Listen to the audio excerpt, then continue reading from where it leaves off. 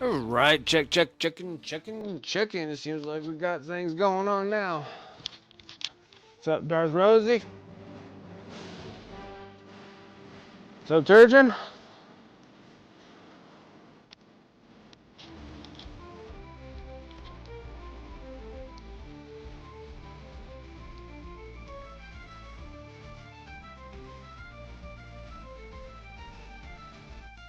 Okay.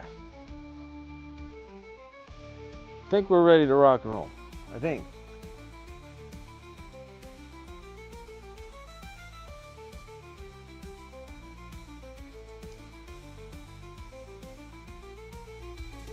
What is up, everyone? My name is Brent, and welcome to Wicked Minis. How's everyone doing on this Friday? It is nice. I had to do a whole bunch of crap. Always something, right? Always something, right? All right. Oh, hold on. What happened here? Maybe that wasn't a good idea. Why don't I do that? Does that work? No, maybe not. I don't know. Maybe I'm screwing things up. Who knows?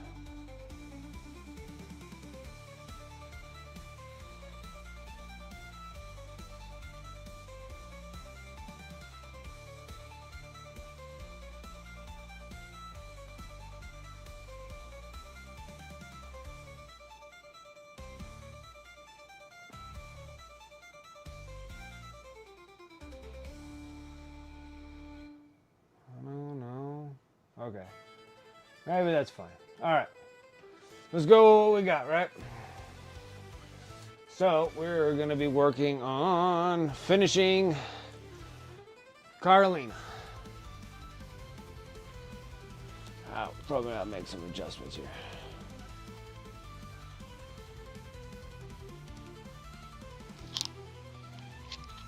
Okay. Now, there's another thing I wanted to test because this was Alright, so this is the construction paper. And then this is the black cardstock. It's a little bit better. A touch bit better. Alright, now let's start getting back onto the candles and get them the colors that they're supposed to be. And everything else is just going to be a lot of object source lighting, shadow effects, which I'm going to have to get a flashlight. I forgot it. So let's see how far we get with all of this. Wyatt, what's up? Alright. Get her out of here.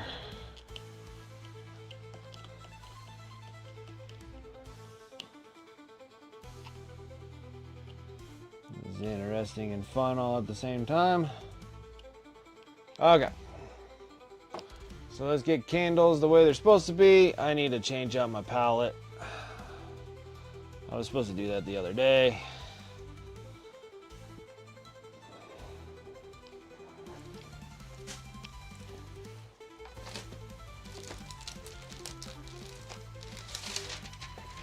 Do some fresh stuff since we're not really working on any. Practically, I don't think we're working on any non-metallic metals. I think we're pretty much done with all that. We just need to get the base going, get the shadow effects, get all that wonderful stuff. Putting some water in my palette. Starts drying up a bit.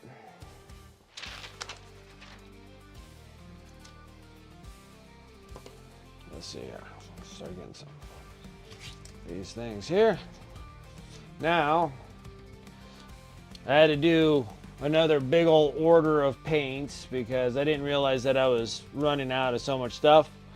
Then I somewhat organized all my paints on the racks, and then now everything is just an absolute mess. So, we'll get there. Probably take me a little while to figure out where the heck I put everything.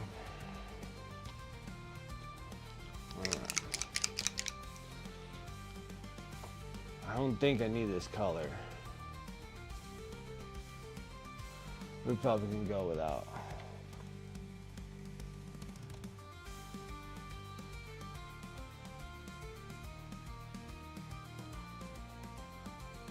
Nope. Do a little bit of bright ivory.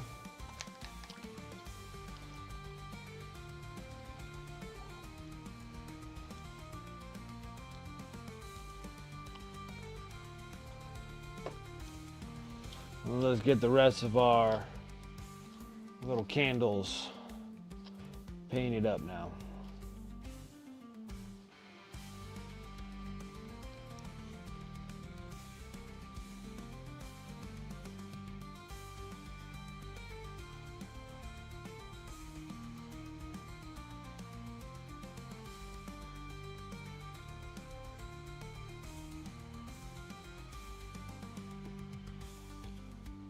And then after we get all the candles up, then we got to make all the little flicker flames pretty bright.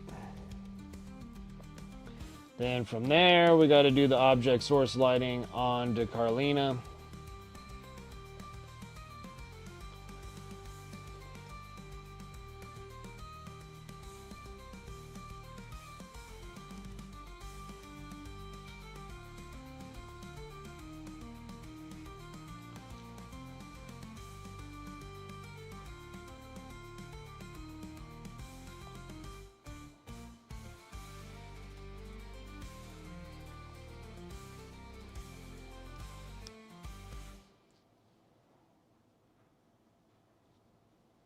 And I'm hoping to get this model all wrapped up.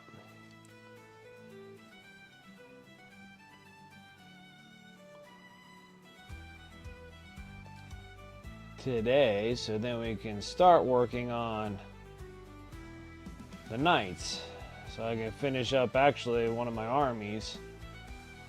And then with a little bit of customization on it, so I have like two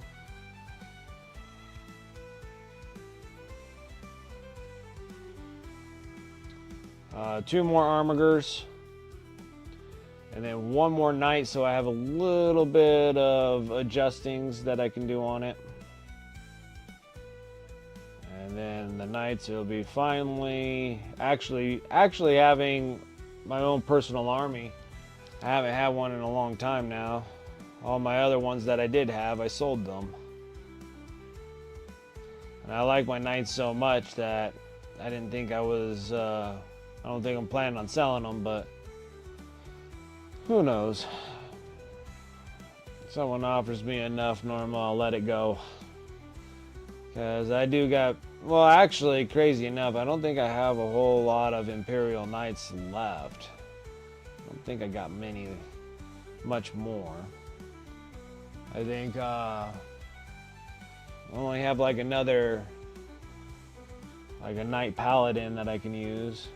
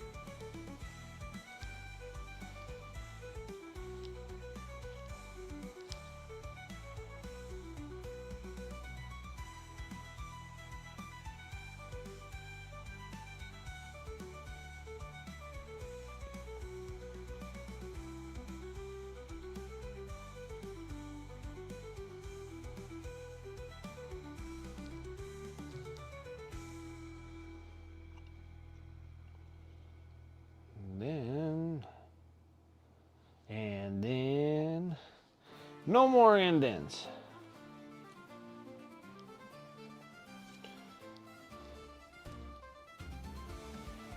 Pizza's always good. Pizza's always good. I miss it.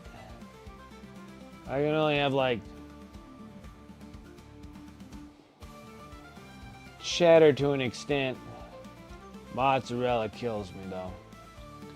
I miss mozzarella cheese.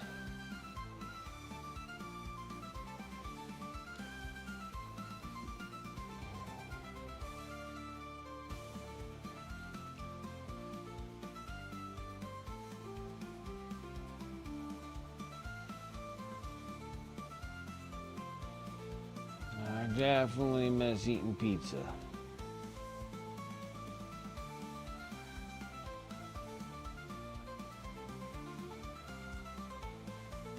Pizza's always good.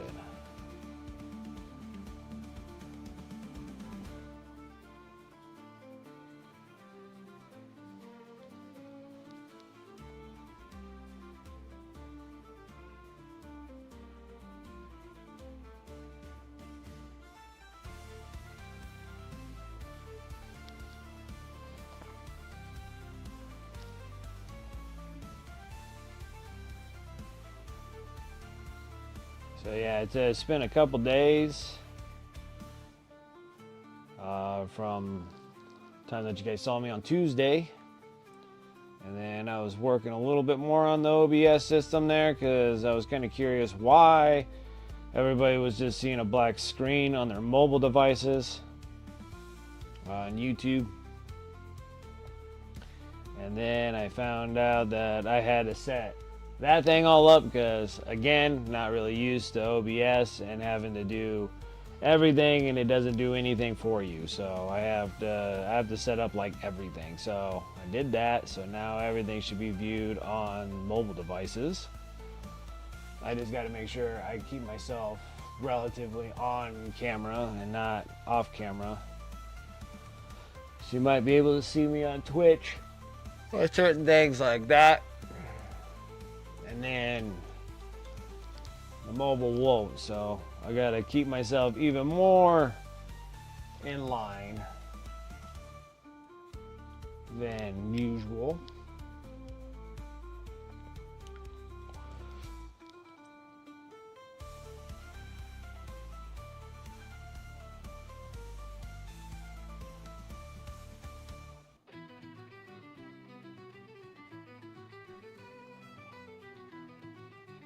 Perfect. Alright, so we got these candles.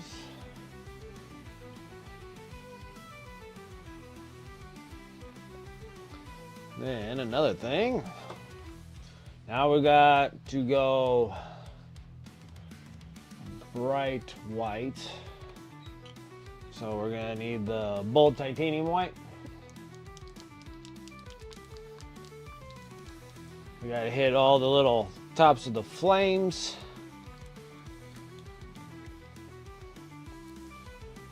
And then, yeah, so I was going like inventory, going through all my inventory, seeing like what I have, what I don't have. Made another order to Pro Acryl or Monument Hobbies to get my Pro Acryl paints, and ordered like 25 paints, and that was just the regular paints. That has nothing to do with all their signature series that I might have to get. I'm gonna have to get them later down the road. Plus, I don't have any of the amp paints either, so there's that. But if I got the amp paints, I really don't have any room. I don't know why I have a big giant table and I don't have enough room. It is a real big pain. Big paid table and not enough room. Seems like this is a story of my life.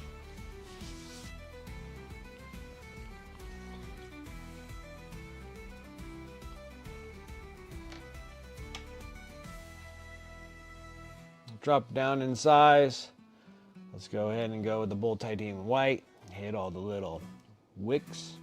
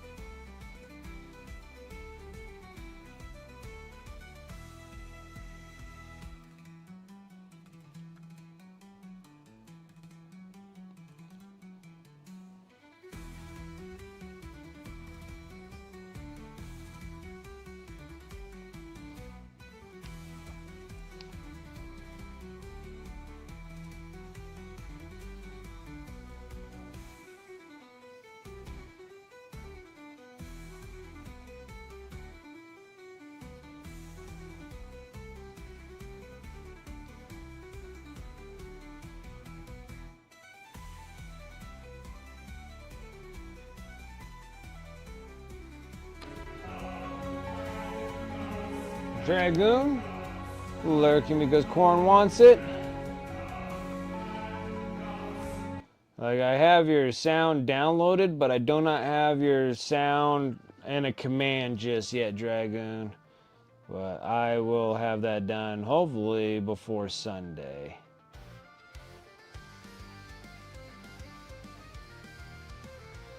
And then with Turgeon, we gotta just figure out your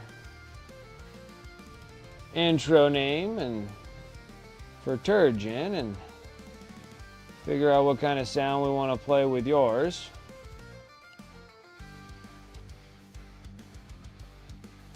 And I can get your command in there as well.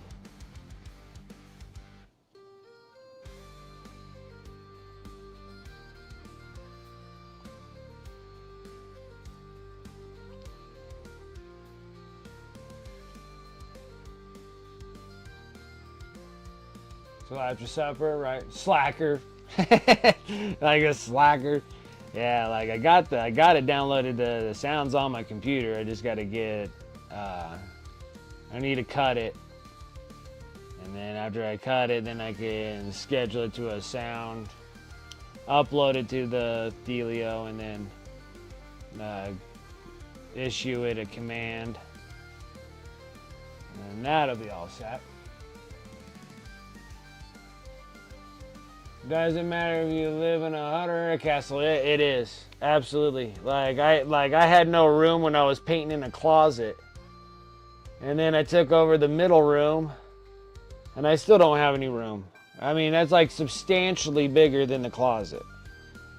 And at first I was like, oh, I got so much room. And then after everything's like placed and organized and looking nice and everything else, and I'm like, I really have no room. Like, I literally need like a whole nother place. And then even still, I'll probably be like, I have no room.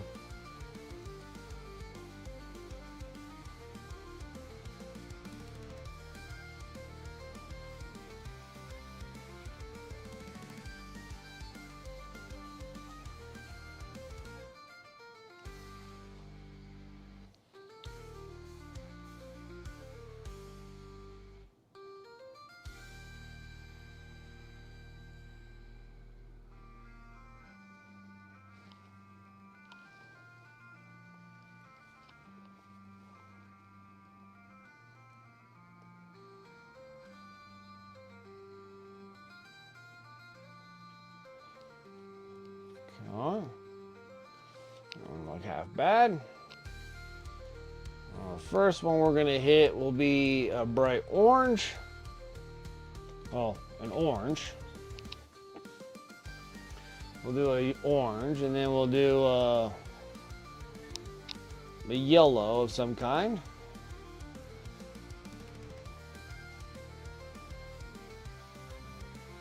I think that'll work.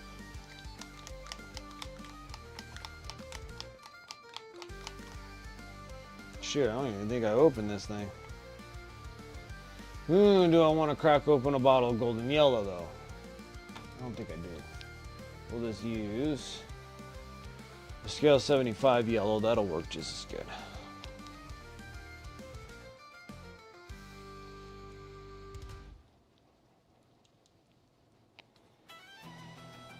That'll work.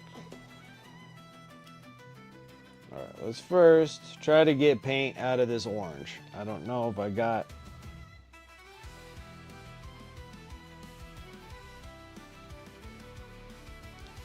I don't know if anything's going to come out of this poor bottle.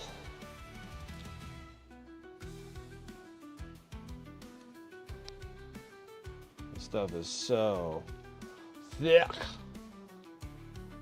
Gotta do something here. Ah, I know what to do. How thick this stuff is. It's like peanut butter.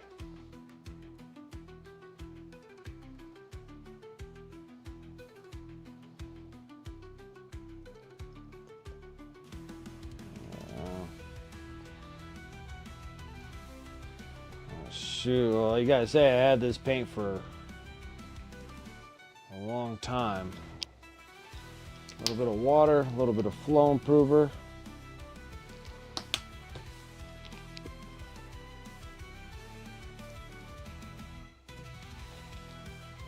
A little bit of vortex mixing. We're gonna get something going here. What's up, Nemo? How you doing? Not enough room, not enough time, not enough money. Always the same. Yeah, it's not enough anything. I don't have, not enough everything.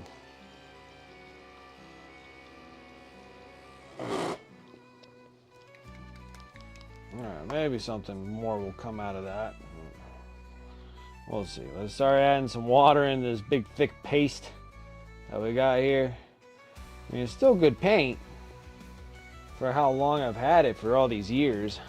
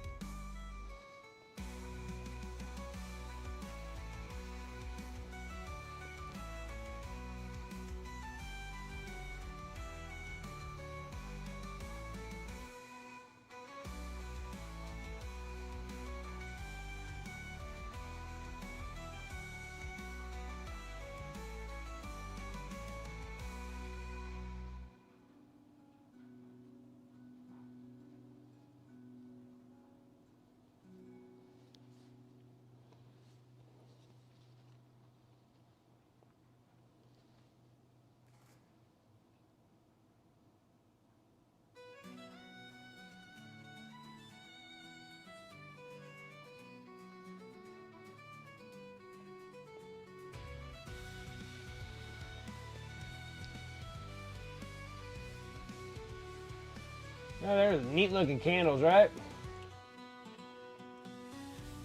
Still got quite a little bit to do on this base. I'm not gonna keep it too plain Jane, but we first got to get the brightness up to where we want it, so then we can make the object source light work.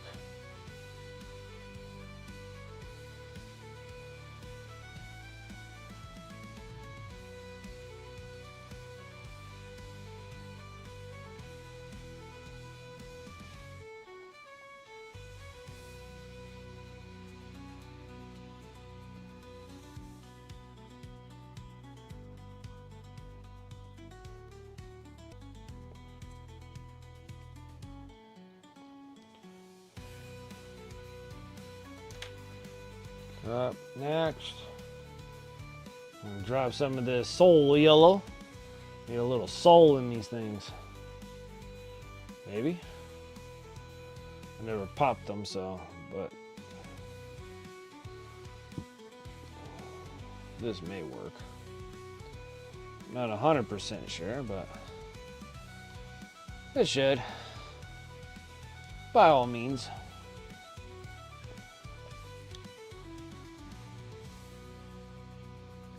Let's see if we can actually get something to stick on this. Nope, it's not going to. Okay, next is white. Going back into the white. We gotta hit the tips.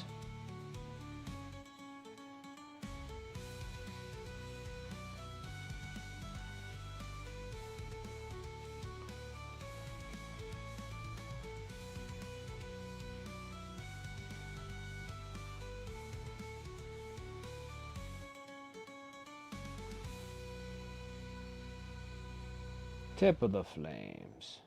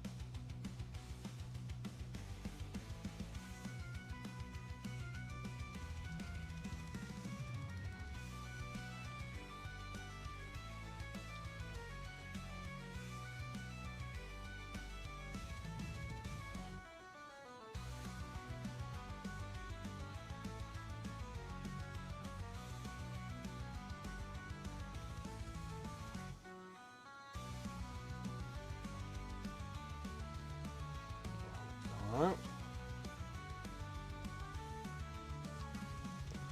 Now we'll go back into yellow. And then this should start going a little bit brighter now. There we go. Now they look like little candy corns.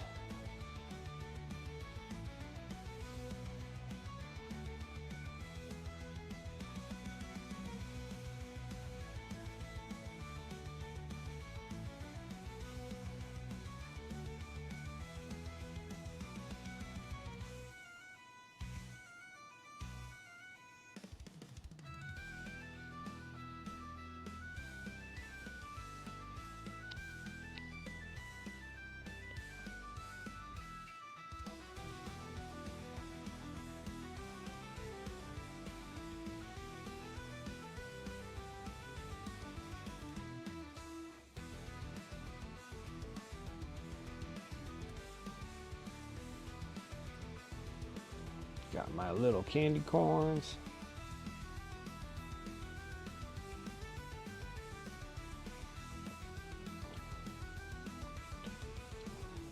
Alright.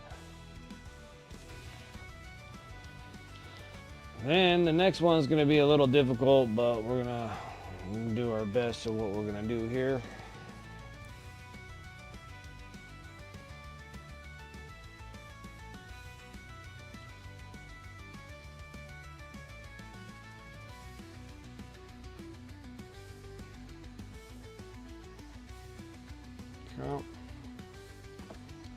Now, with her being in place,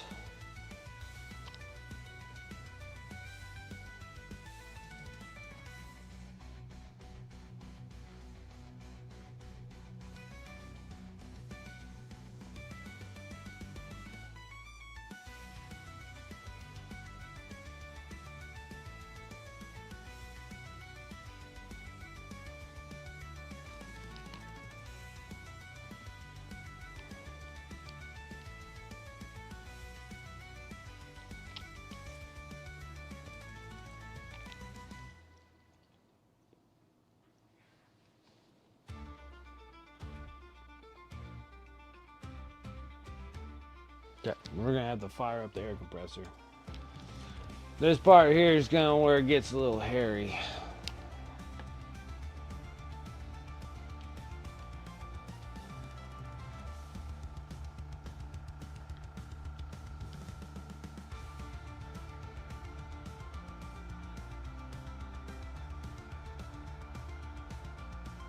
Not yet. There's another thing I want to do. There's one more thing I want to do. Wherever the heck I put them. Here's the trick of the game. It's right here. Summer undergrowth. I think this is what I need.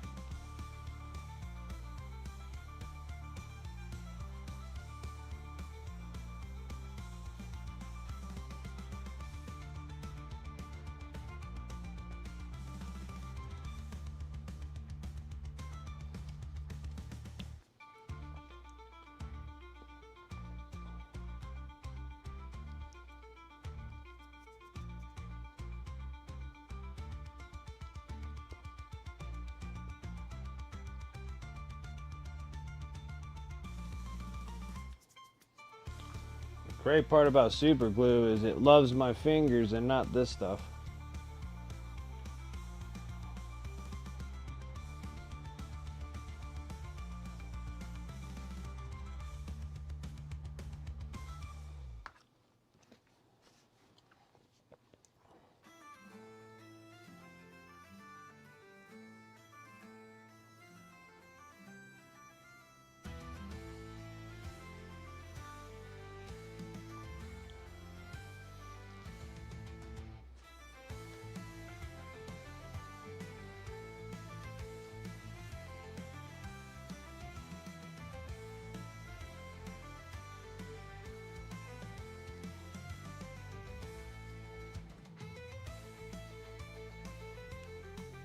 Like I said, fingers, not this.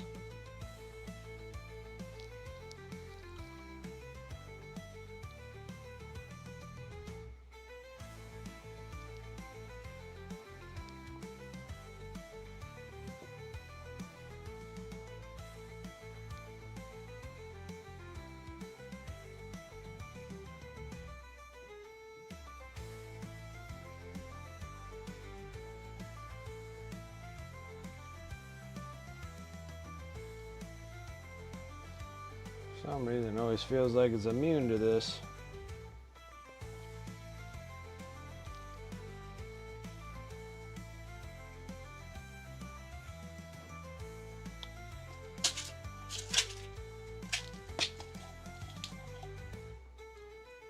Yeah, spray glue would probably be even better.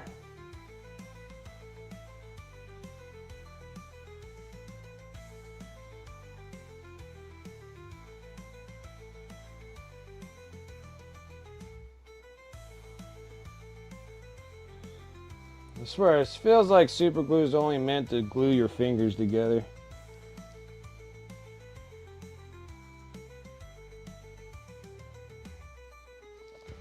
I want you to go right there.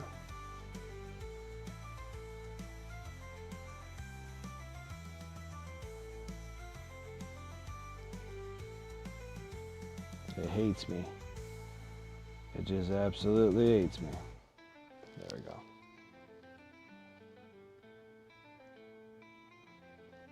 Much better. Need that.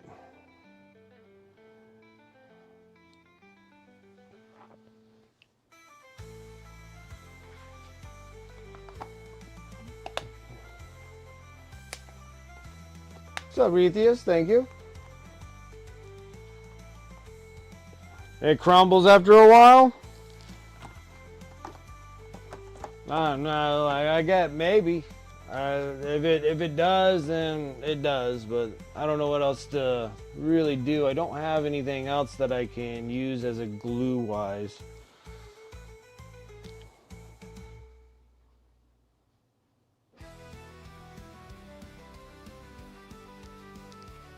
Okay.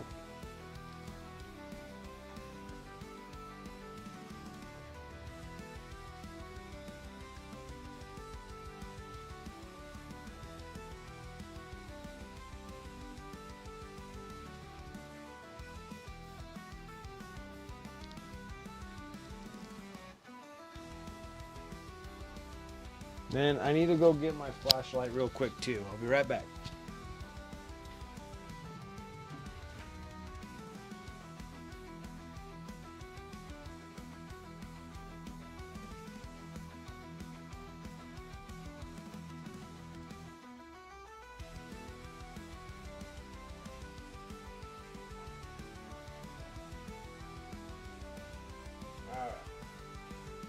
Here's the next fun one. Is what we're gonna do is we're gonna create a shadow on this. Put that on the right way. Okay.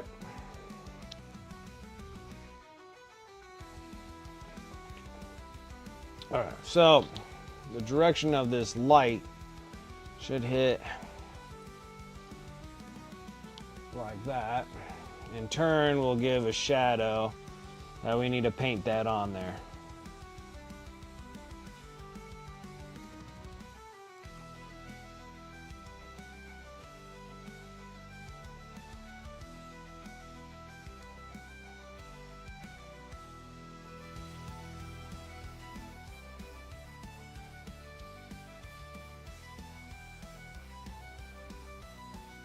Something of that sorts.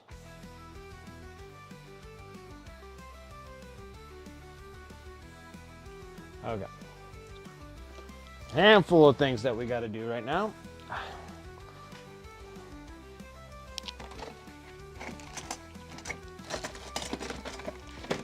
need this so I don't screw up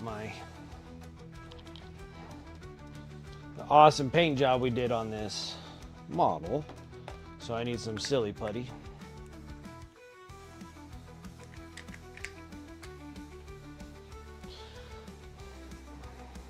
We gotta warm them up in the hands.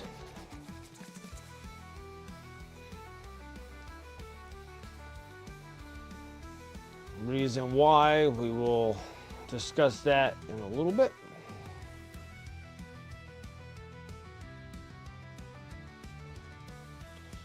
As soon as I get the whole front place covered, then we gotta go in with the highlights.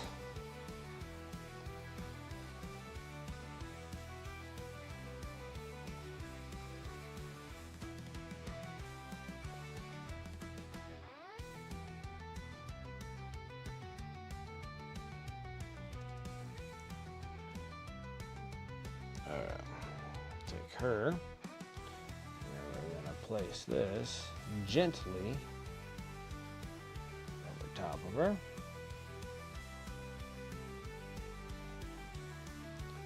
hopes of not breaking stuff.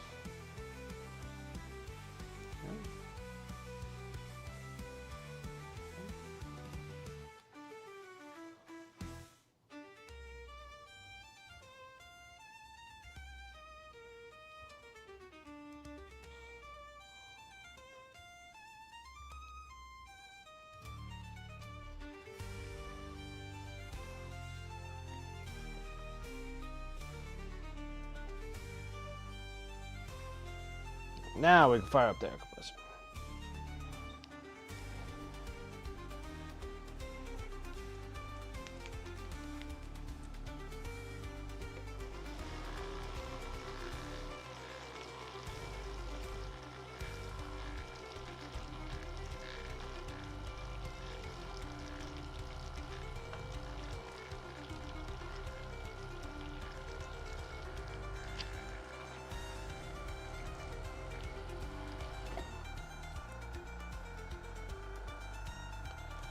I'm gonna try with transparent white, but it's been a while since I shot with it, and now I can't really remember what the heck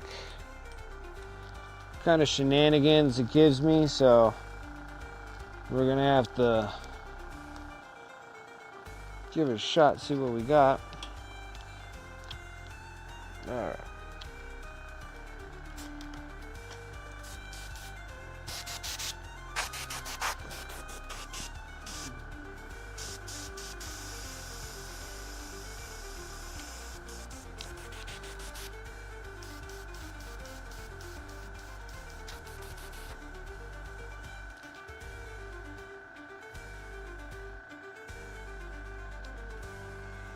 I'm gonna come out of this.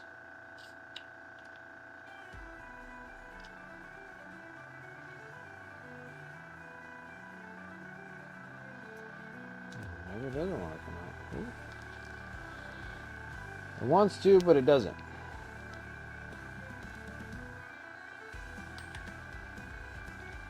Okay. Well, ain't the first time, I'll tell you that much. What do I do with my toothpick? Oh, this chunky crap. Oh, wonderful. First time for everything, I guess.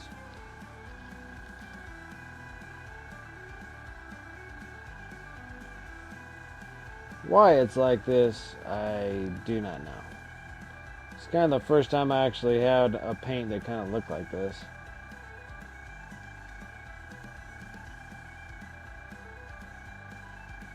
Looks like it's been mixed with sand.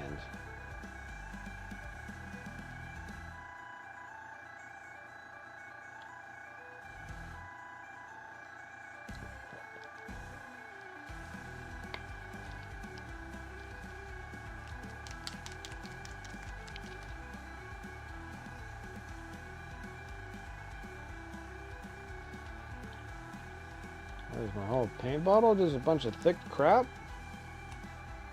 It is. Transparent white is gone poo-poo. Alright, another one to add on my list, named transparent white.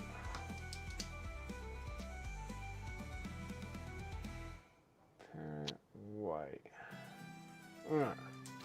Now we're gonna have to go a little dangerous. We'll just try to thin it down as much as we can, but we'll just take the bold titanium white. We'll just try to thin it down enough. A little bit of flow improver in this.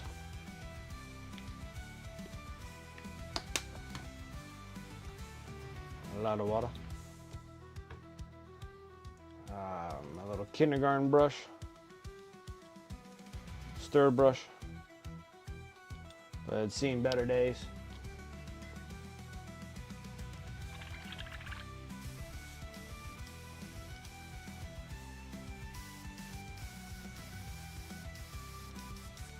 Yep.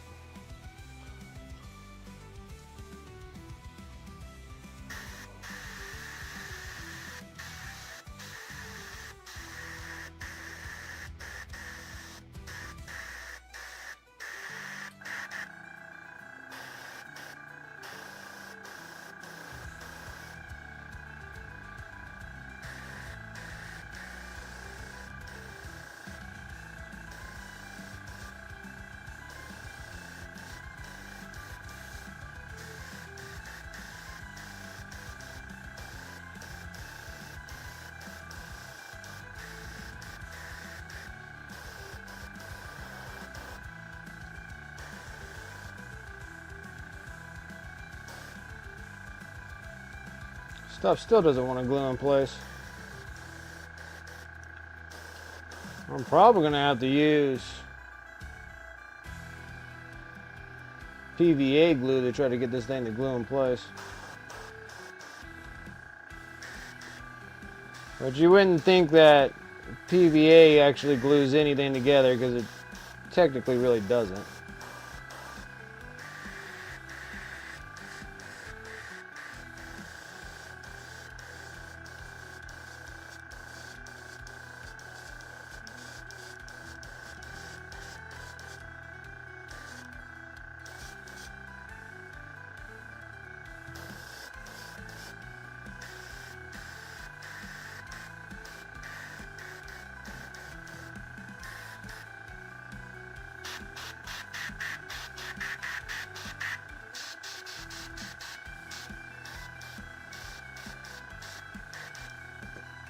Yep. Here's my paint bucket.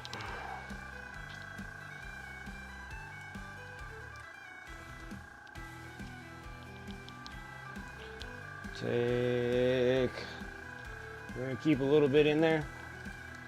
I'm gonna drop this orange. Come on. I know you're super thick, but come on. I just mixed you. I think I just got so much crap in the thing here as well. Should come out of there.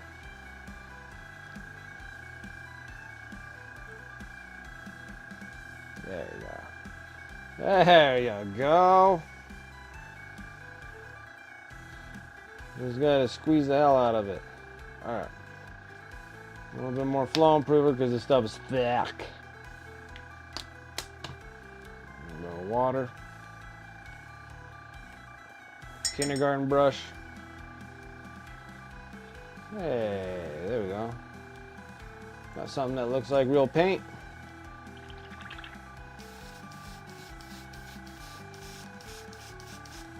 There you go.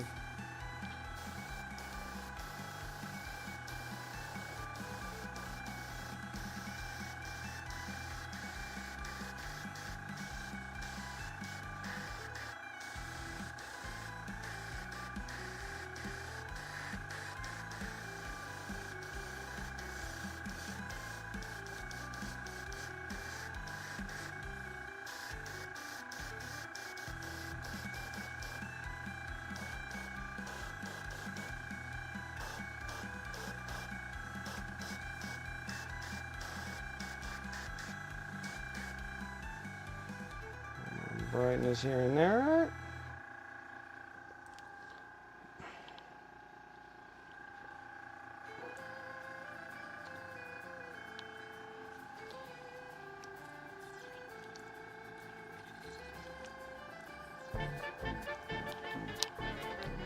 What's up, Devon?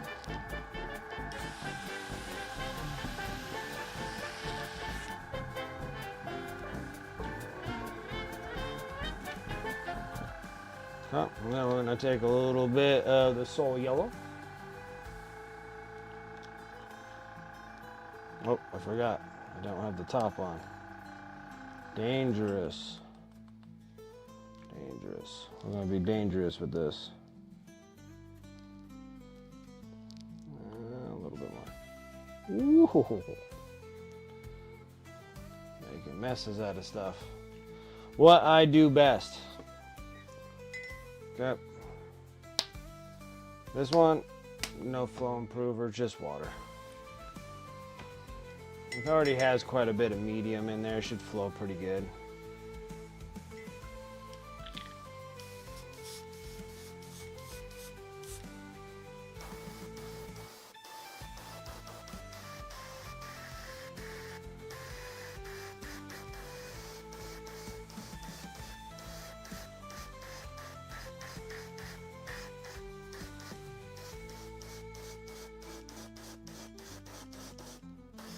This here, I'm kind of hitting on the orange because it doesn't really make much difference there on the orange. But then it's kind of hitting all these other areas in the back there that causes like reflection off of the stones.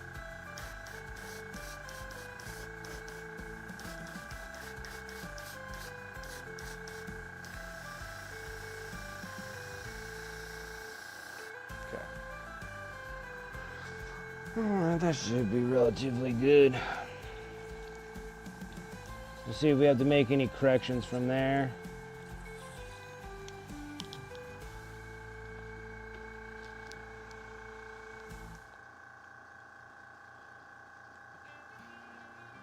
First time with green stuff, it's not bad. If it starts sticking to your fingers, just make sure you dip your fingers in water. Or it starts sticking on things you don't want it to stick on to, make sure you have water on it. Kind of helps out the process.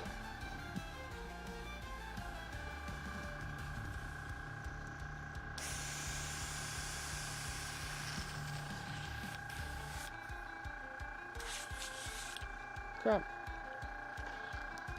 We'll get back to the airbrush in a little bit. Now let's take this little piece.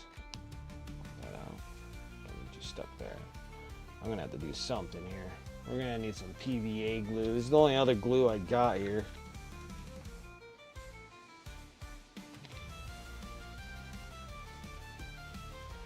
And I got this. Another issue. Since I don't use PVA very often, everything's always plugged up.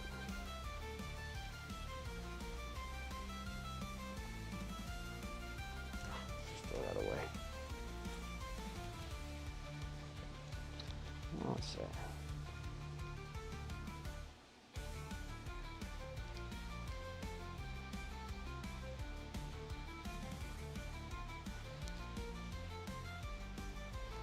Wow, this stuff is literally being a stubborn child like the one I have.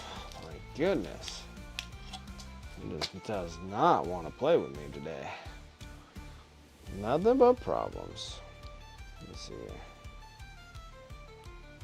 There's gotta be something here. Just plugging this in the way. I feel it.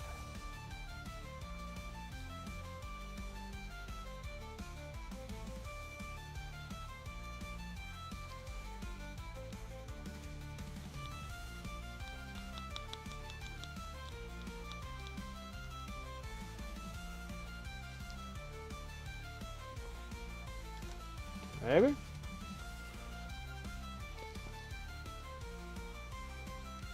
Well, some are coming out.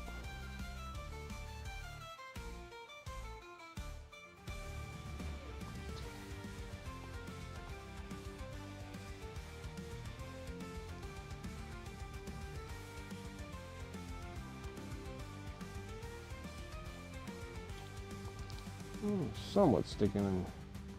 Can't say it's sticking much better, but maybe something.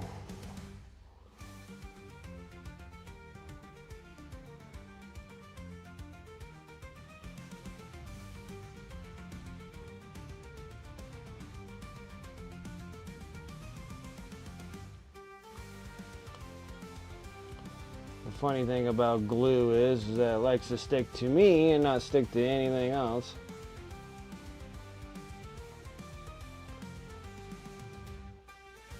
Literally giving me sticky fingers. What's up? Oh, okay. I know what you're doing. Nada? Nada? Nada, nothing. My goodness. I got stuff like all over me, guys. What the heck is wrong with me? Stuff everywhere on me. All right.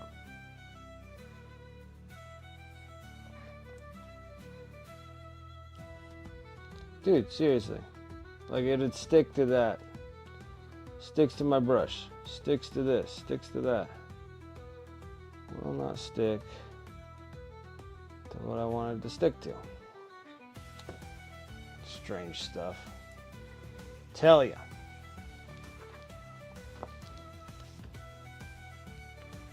Now, try that for a little bit and see if that'll do something. Now, trying to break my bottle. The trick is not to break my bottle.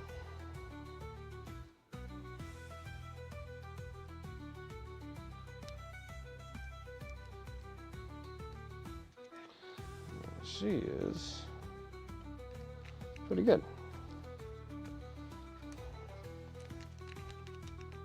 All right, Now I can probably station her right inside there. And then we're just gonna have to build up lights and everything else around her. Yeah, it's not turning out that bad, huh? Okay, next up, let's get her in stationed in the model here. I think maybe, just maybe,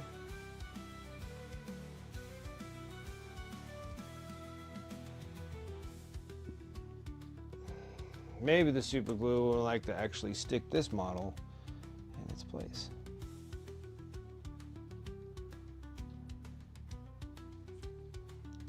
All right, that looks good.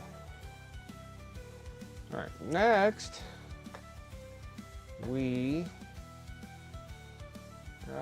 gotta get the shadow part in her back, right? So let's get the color out that we're gonna use. I think I want to use, I think black is a little too much.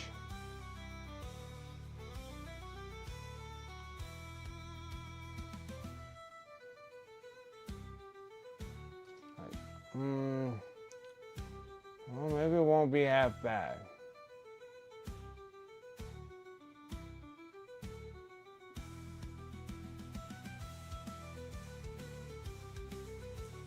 Well, actually, you know what? The gray will probably work. Okay, so what we're gonna do is we're gonna drop black. We're gonna mix in our dark gray. We're gonna make the gray a little bit darker.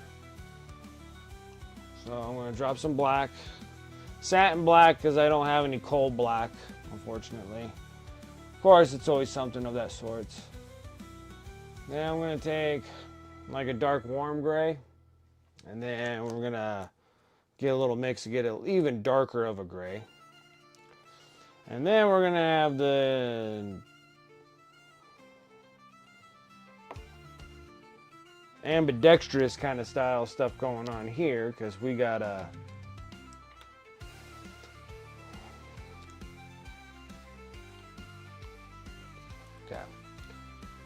because I gotta hold the flashlight and paint this at the same time.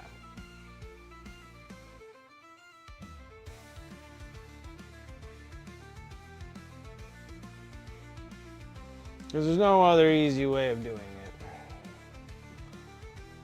It's like I can't really show it where you guys can see it and actually get, well, maybe. No, I don't want to screw it up, so how about we do this instead? So we're gonna do, I know it's gonna be a little, well, maybe I can get this thing to cock up a little bit.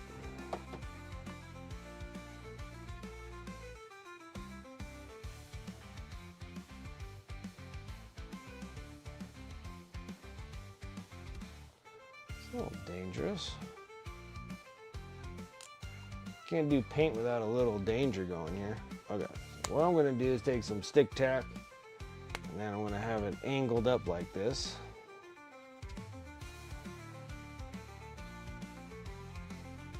And right here. Okay, so I have it tacked in place. Then we'll adjust the camera just a touch. Think that'll work. And we're gonna hit it like this.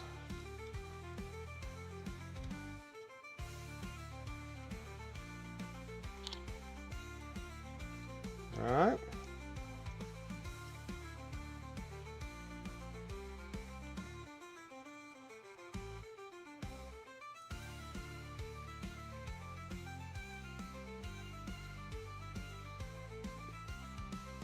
Okay. Now the trick is to paint it without shifting too much. That's not fun. Let's see here.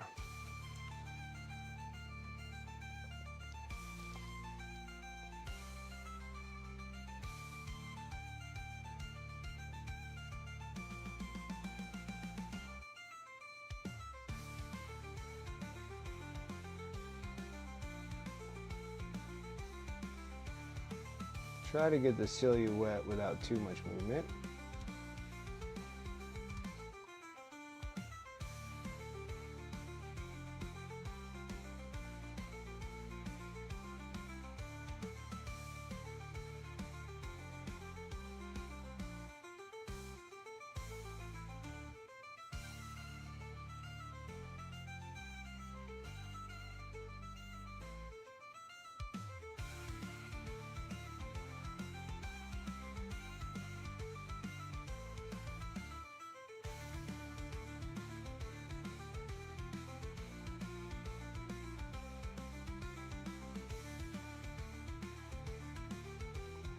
Is this cheating?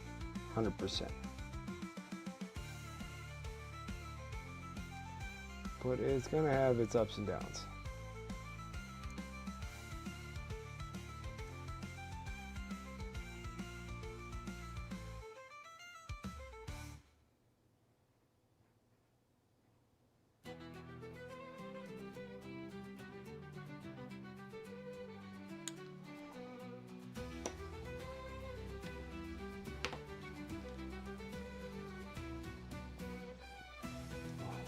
Oh, actually, there's one more thing I need to do. I gotta hit her like that.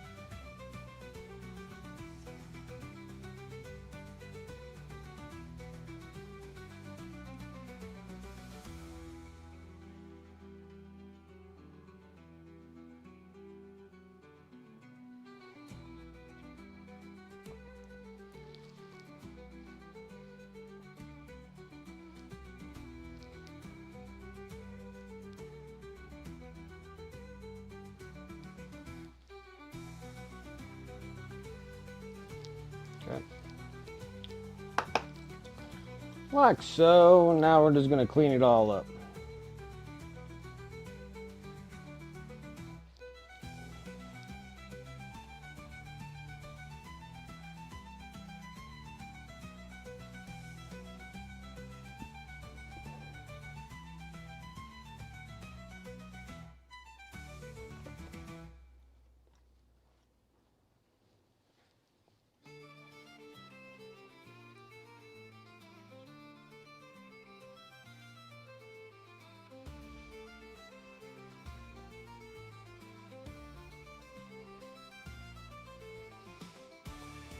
A little smaller of a brush.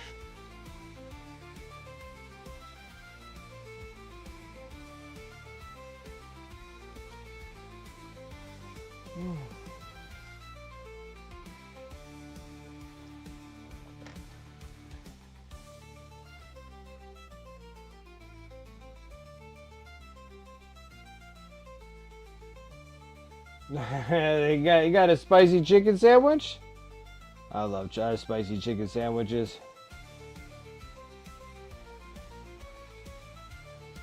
I love spicy chicken sandwiches.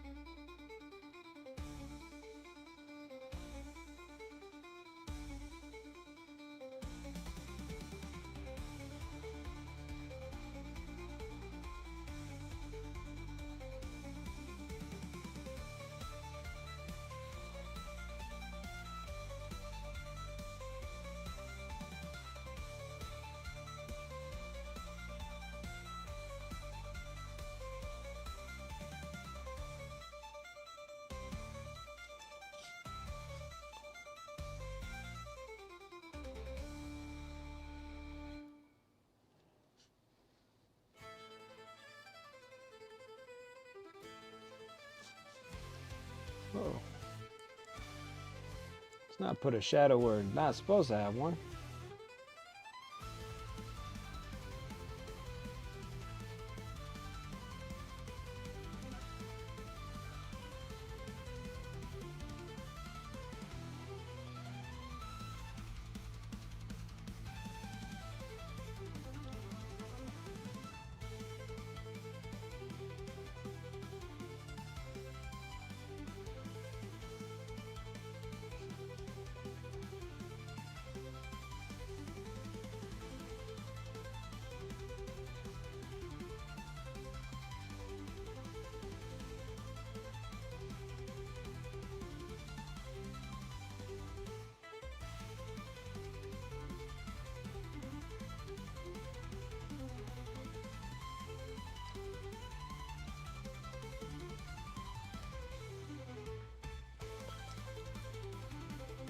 Very cool.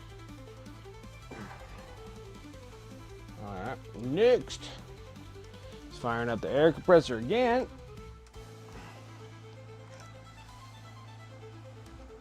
And we're gonna need a little flow improver. A little bit of water. Kindergarten brush.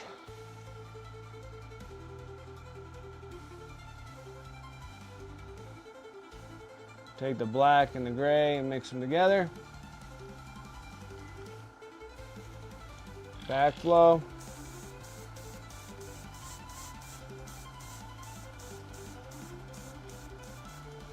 Yep. Now I gotta hit all this shrubbery.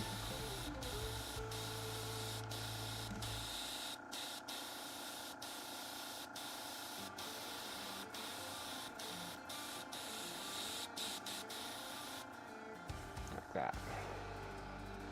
Perfect. Rinse out.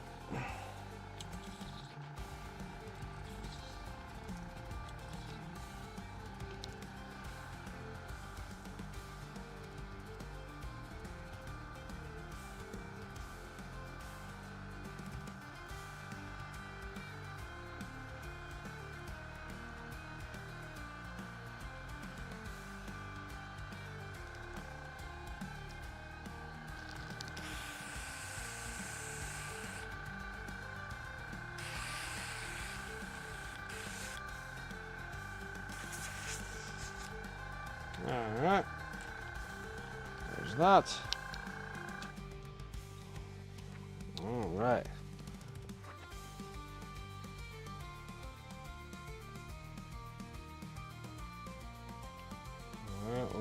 Well, actually, what am I doing?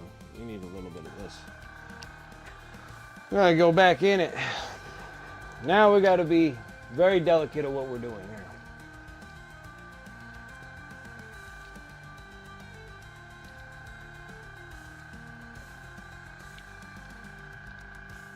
Trying to get the orange to come back out. Oh, hey, look at that. The orange is actually coming out this time, instead of being a big old fight for it.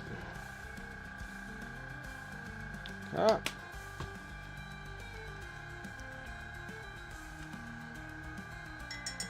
The reason why I'm doing the airbrush, it's a little softer on what we're trying to do here.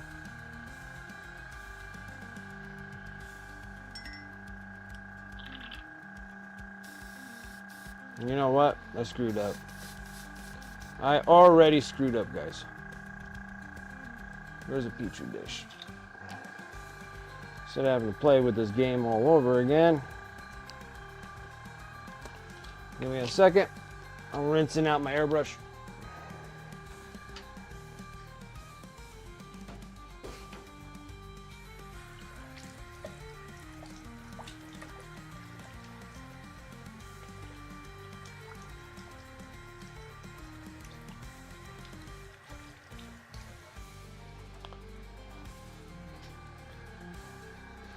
And it's much easier and faster, I tell you. Yeah, much easier and faster. Okay.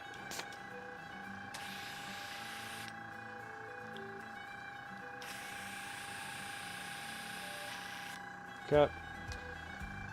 Again, both titanium white. Almost there, guys.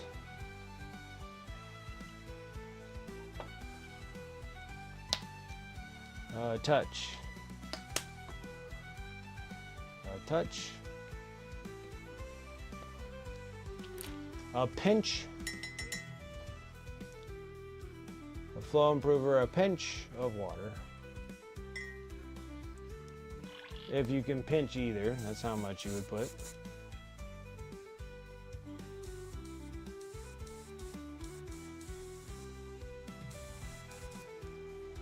All right, now we're gonna delicately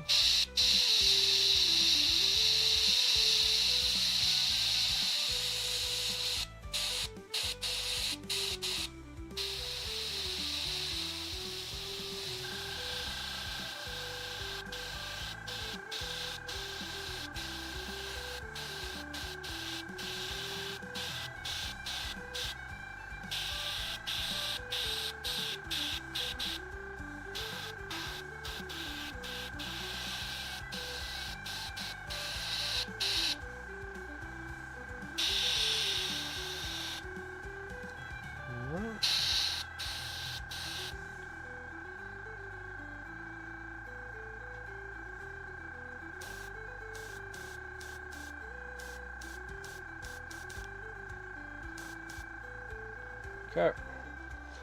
Love touch on the model itself.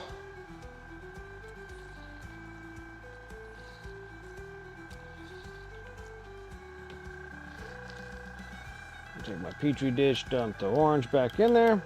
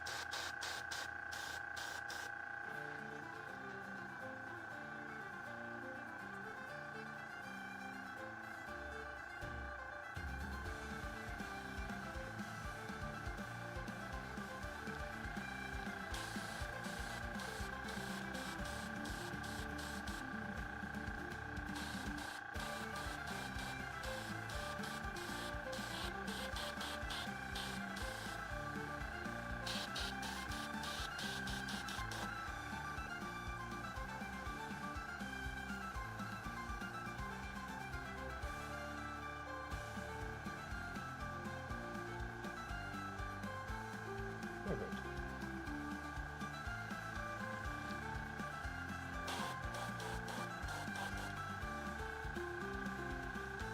All right, enough of that.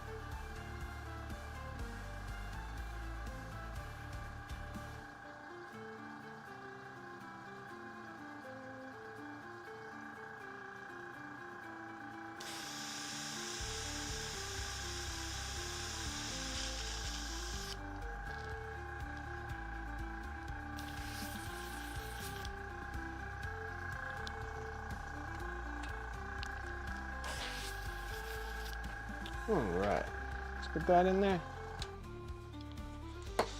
All right, no more, no more, no more, no more.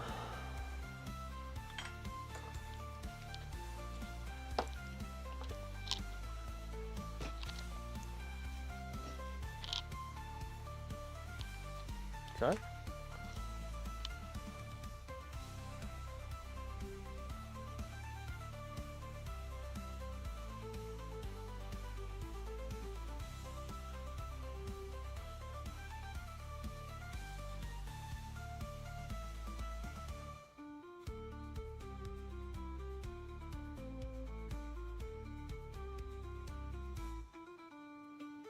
All right. I like it.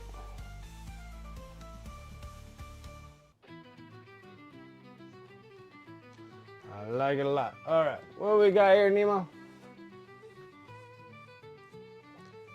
Question, can I do cast of minis apart from green stuff and use green stuff to replicate part, hand, head, etc.? Does it stick? I'm not sure what chemical process it works. I have like press casted green stuff before. It's a little tough because it's an epoxy resin, like 2-part epoxy. It's pretty stiff. You can do them when they're really kind of soft. If you have it pretty soft, you can cast on it, but it still has a hard time pressing into like the real fine details of like the heads and stuff. Like it's kind of sometimes it messes up like noses and eyes when you're trying to, because you got to press it really hard with a casting if you're gonna do that. If you're gonna cast, it'd probably be better if you cast with resin cast instead of 2-part epoxy, but it can be done, it just sucks.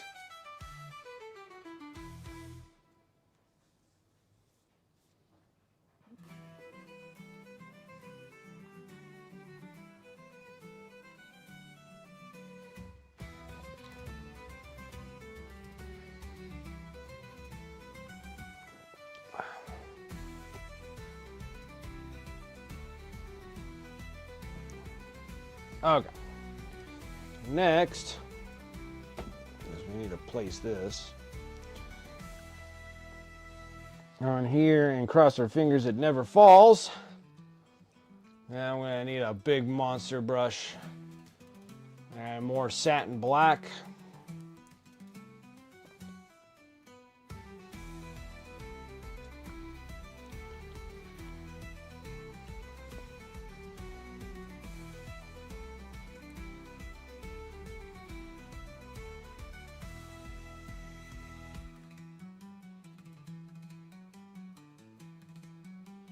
And you're like, Wicked, isn't that a GW brush? Yes, it is. I was gonna do it with a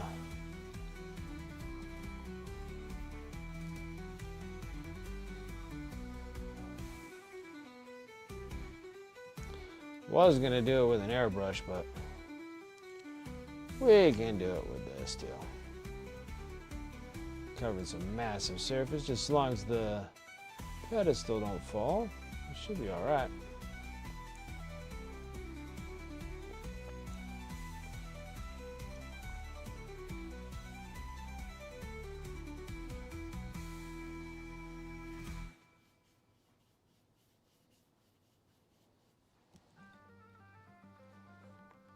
Oh, and of course I stick my finger right in it, like a chum, like a typical chum, I tell you.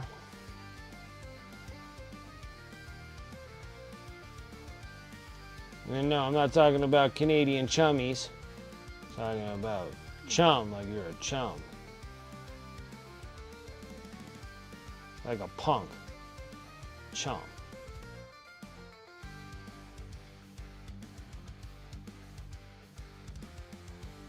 And I did it like a chump.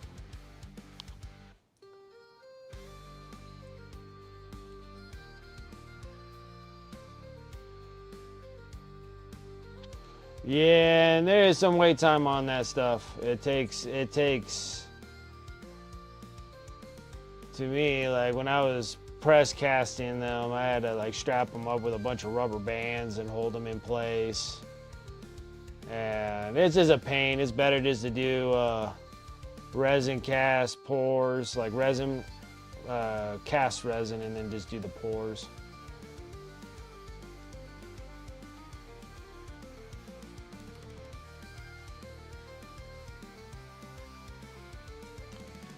Perfect.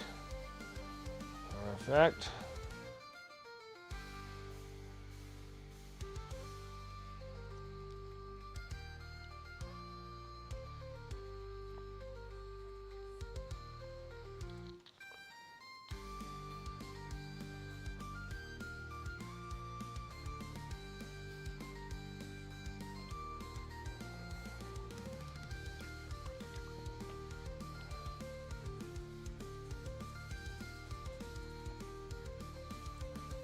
Oh my goodness.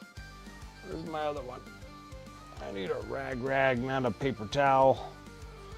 Well, guess what? This thing's all done. We just gotta do, well, I guess I can't say I'm done when I have to do some stuff to it. We just need to put the felt on the bottom, and then it's good to go. Gotta sign it, but I don't know where the hell to sign it on. Can't really sign it underneath when I'm putting felt on it.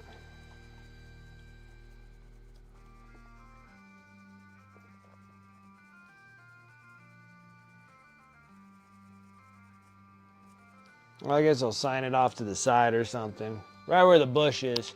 I'll sign it by the bush. How about that?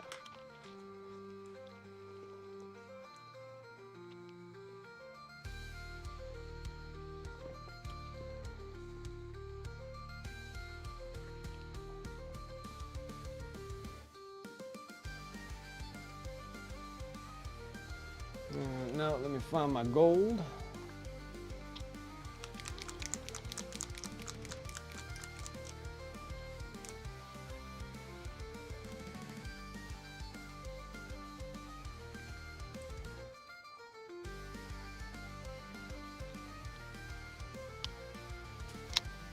Left of that, a new piece of gum. Which I've been doing good. I can literally say no tobacco products for 2 years. Not bad, huh? Just chewing gums. Different kinds of gums, different flavor gums. But it's been successful. And successful tobacco free. All right.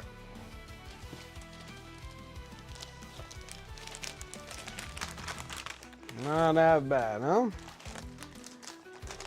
That's no vapes, no nicotine pouches of kinds, because you know you can get those little pouch thingies. Whatever. Yeah, it's been 2 years now. Guys, that's when like the news of the wife having breast cancer was 2 years ago. So, time flies.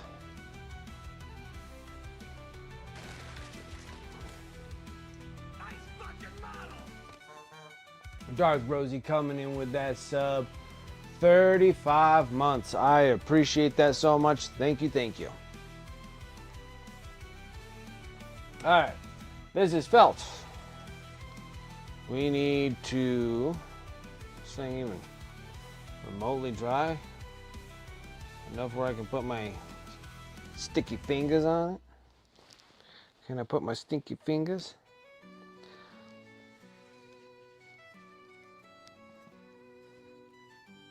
Cut. And then we're gonna need, oh, please tell me this pin works. It does.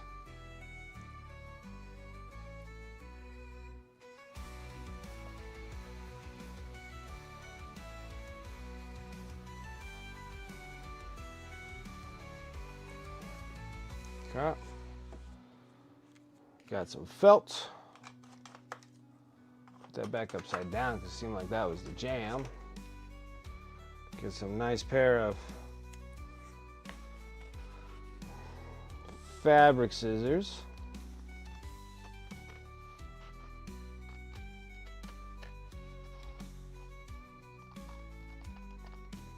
Precise fabric scissors.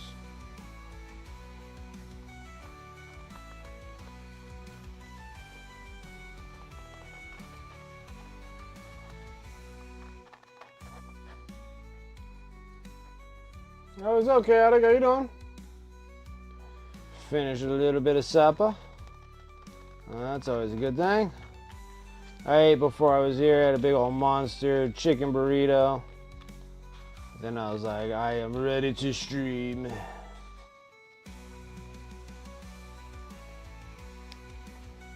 Perfect. These little tiny felt pieces are useless, so I just kind of cut. Cut like this.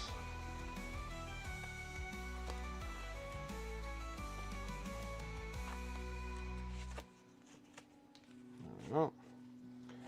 Then we can put this back. Move that bit away.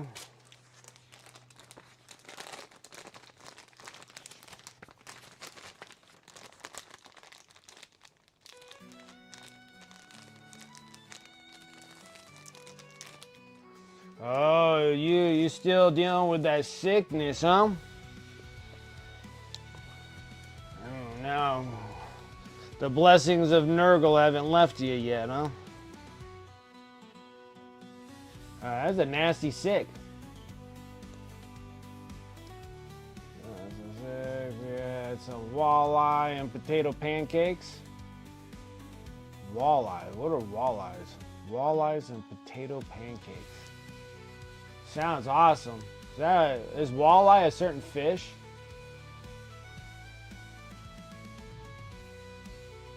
I've been jet lagged all week trying to adjust to earlier hours at work. I'm getting there though. Well, that must be fun.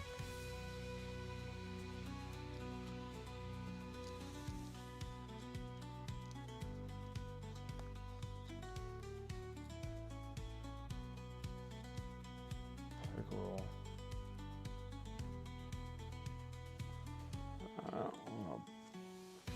Peel it.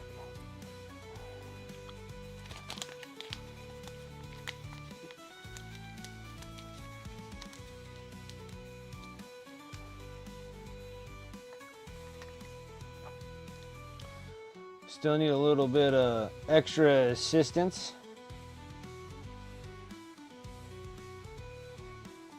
Yep. Take this and carefully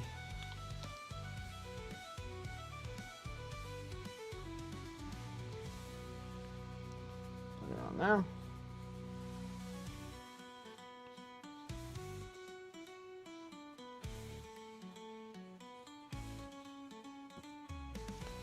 Yep.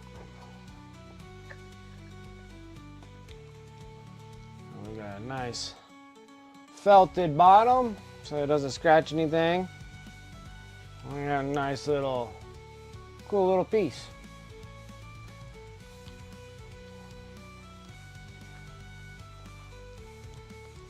All right, next, signing next to the bush, because everybody likes to do something around the bush, right?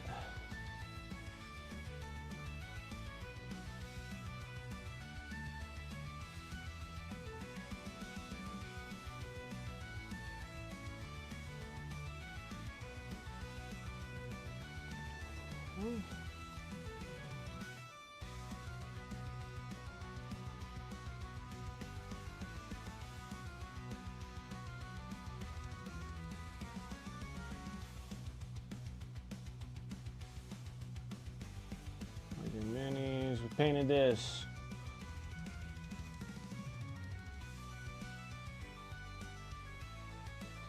Painted this in October of 25. Not a bad gig. Not a bad gig. All right. Now, guys, ready for some other special stuff? I'm going to change things on the Twitcher. We're going to change things on the YouTubing. I just got to change some names. Because now, this thing just needs to be varnish coated. Easy peasy. And then this thing is ready for send off.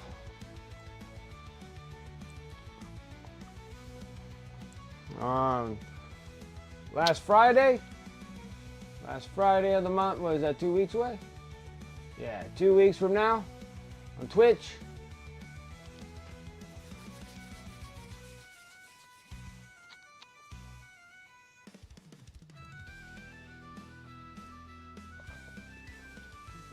Oh, I got a question for everybody that's viewing. So on the bottom of your corner of your screen, are you guys at 1080p or are you guys at 720p? That's the other thing. Or the 9 something, 925? You're at full 1080? Okay. All right. So I am pushing 1080. Okay. Because I think the only thing that I can do to fix the encoder overload on the OBS system is to drop everything down to 720p. But I was just curious what everybody's at. Because if you're actually watching at 1080p, that's pretty good then. My computer's pushing. Or maybe it's just something that freaking OBS just does and there's nothing I can really do. I changed it down. I dropped it down to 30 frames per second, seeing if that helps with the catching up from YouTube, YouTube mobile, and Twitch all at the same time. So the source is up to 1080p, yeah, because I have mine at 1080p, but OBS is saying that I'm having a little bit of an overload, but I'm really not really pushing that hard off of the CPU or the graphics card, the GPU. Yeah, well, it's not with you guys. It has nothing to do with you. I was just wondering what would happen. I'll probably do the next stream, like on Sunday. We'll test it out, and I'll drop everything to 720. And see if that encoder thing actually still hits, and then see what kind of picture quality we still have. And if it's crappy, I'll change it to 1080 the next time. Or if everything's manageable, keep it at 720 and see if OBS will stop yelling at me that I have some form of encoding overload, that it's having a hard time processing. But it is processing to 3 multi-streaming units here. So I guess it goes Twitch, YouTube, and then it goes straight to YouTube Shorts. So I thought it was pretty neat doing that.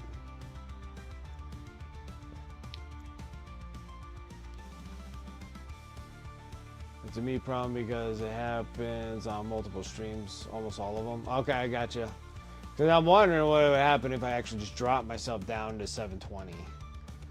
And then maybe it'll help out with the multi-streaming process. I mean, it doesn't seem like it's cutting me out or dropping my frames. I have 0% of that. It's just that every time my CPU kind of goes up a little bit more. And I do have other things open.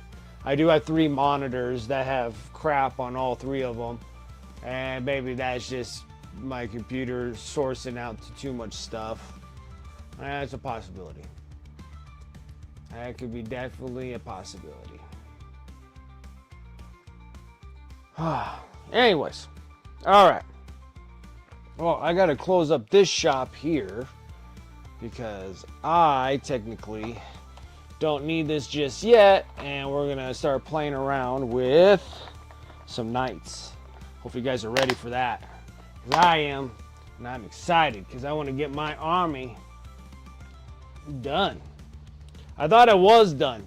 I was technically done with an Imperial Knight army all the way back in like 8th or 9th edition when I started painting those knights a bazillion years ago. Now I got 2 more armigers and a knight, but then I think I want to do more of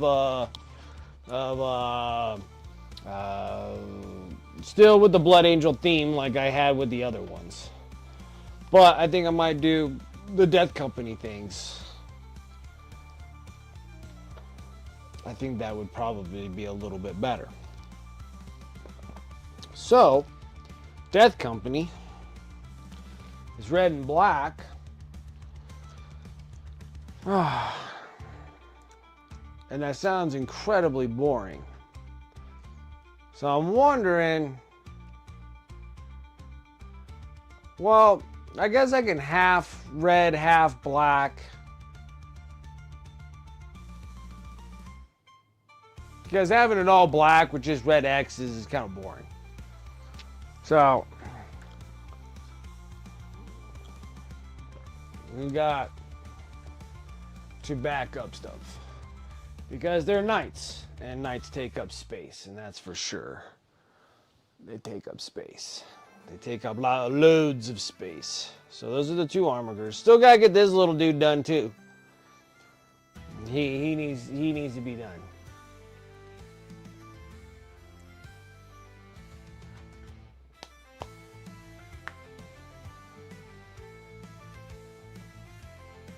And Carmine, he did white ones. I'm not sure how well it would look with me painting white knights. I mean, white knights would be cool looking, but I gotta make them somewhat relevant to the knights I already have. So, that, put this over here. But I think like half black, half red won't be too big of a deal on these. And then on like the main pieces here, it'd be cool to have like real big, thick red X's on things. I think that'd be kind of neat. So all in all, this is a ton of stuff we gotta paint, plus all the bits for the knights. So we're gonna be busy. Yeah, so I'm gonna be changing things up because now we're gonna be doing the knights. I need to grab my other things so I can show you previous knights.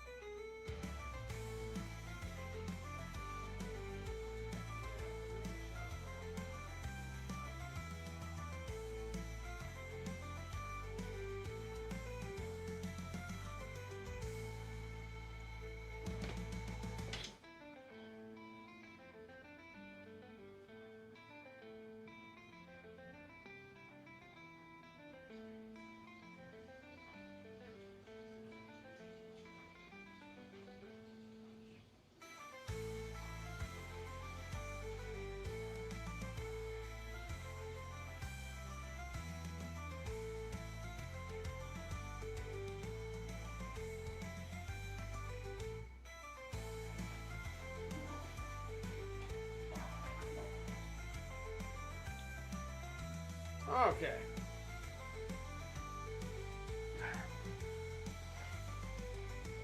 Do a black top transitioning to red. Yeah, we could do like, what would they call those in the auto body when you're like, kind of like a sunset. You know, it's just like red to black.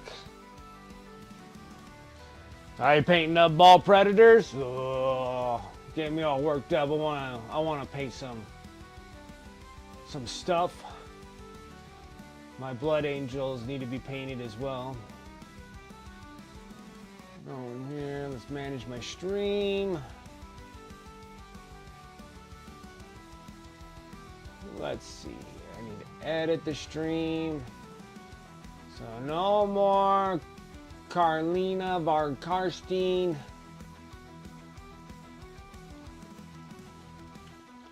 Now we're gonna be doing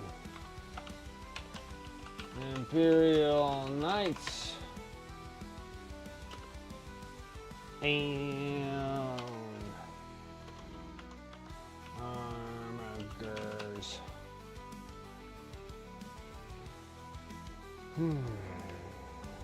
Imperial Knights and armigers. Do that. Now I need to go. Oops.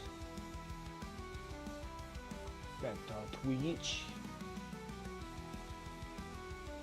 Miniatures.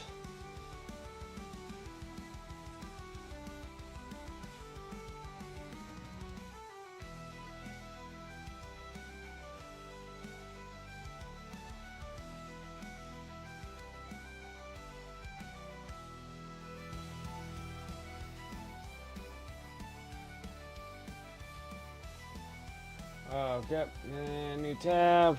I'll go over here.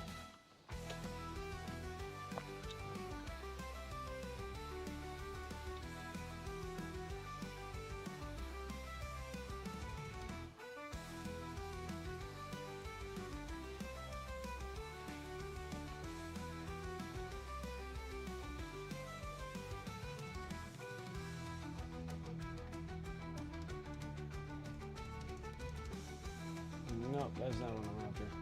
I need to go to my videos.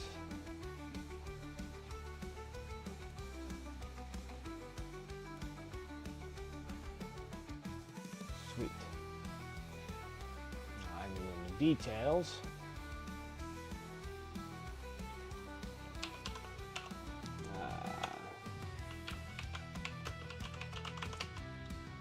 Nights. Whoops.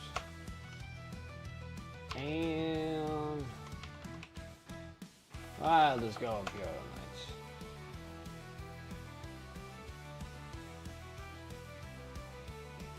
Save. Back. This one. Imperial Nights. Oh, you know what? Probably should put 40K just to make sure everybody doesn't get confused. Oops.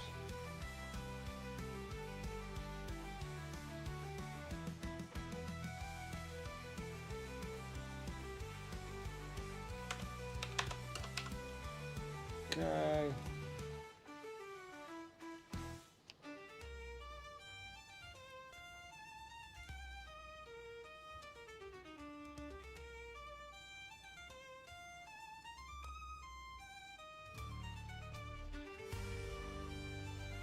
Okay, and then that's done. Let's go here and Twitch. I gotta fix this again. Probably should put 40K in there just to make sure people know that I am painting in 40K Imperial Knights instead of just Imperial Knights. I mean, I think people would get it, but who knows, you know? Who knows? Alright.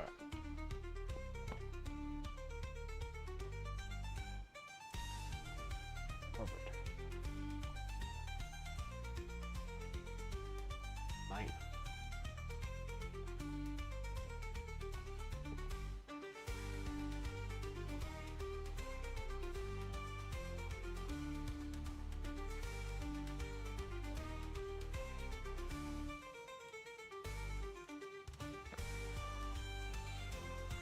Okay, now we're ready. Now we gotta get something that's relatively suitable to the knights that I have. So I still think that we need to hit with all the bronze. So for the Imperial, for the Armigers, I think the bronze would still be cool. And then we're just going to be doing black and red with bronze on these dudes. I got to somehow figure out how to get more of these bases. So I'm going to have to go on Elric Games and Hobbies and see if they got more of these bases. Because I'm going to need 2 more Armiger bases and then a big giant one for the knight. So that's what we gotta do. We still gotta paint a shield on the top there, and then we gotta do Death Company stuff.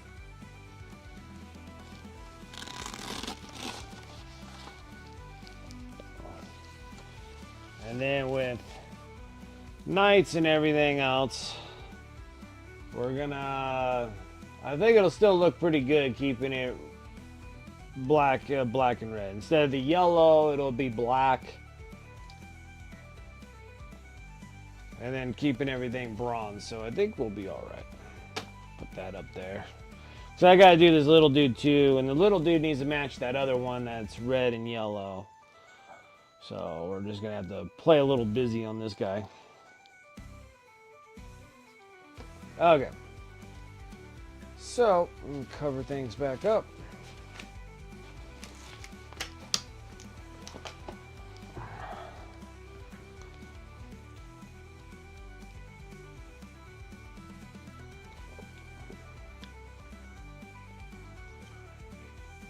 We got a lot of stuff here.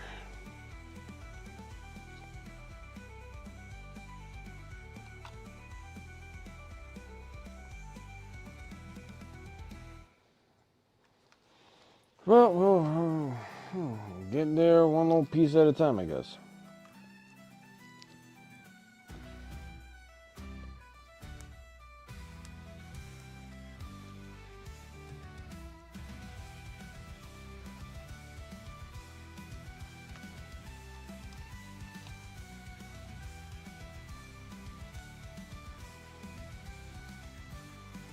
I gotta say how long ago I primed these things.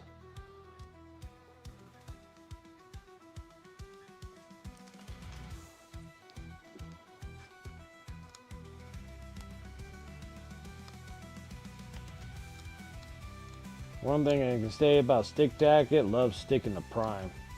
It sticks to prime way better than it sticks to painted miniatures, that's for sure. Sticks better than plastic, just the plastic gray.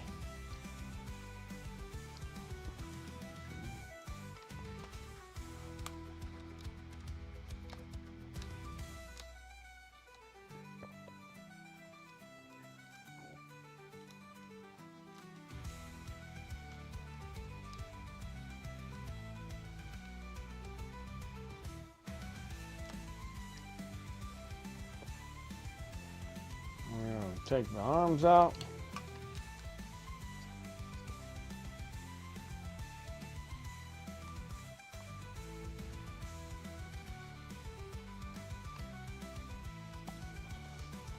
Arms and arms. More panels. Lots and lots of panels. I just know that the armor girders always take a lot longer than the big knights, but we're going to try to get all, at least the base coats all on everything that we're going to do. We got lots of time. Tons of time. Be here most of the night.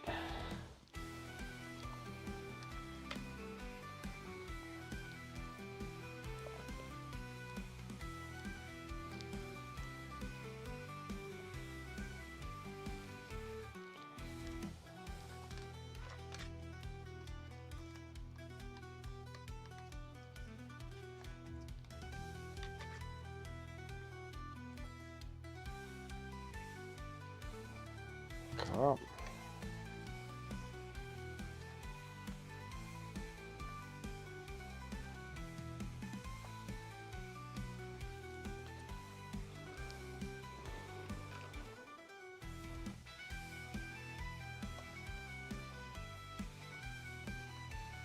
Trying to get this stuff out.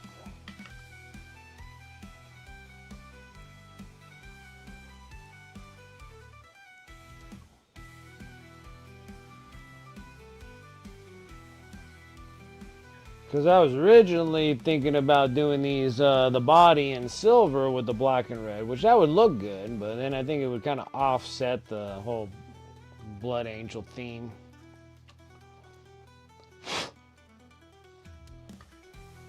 Got. There's one set of BS there. Whole bunch of BS on the other one.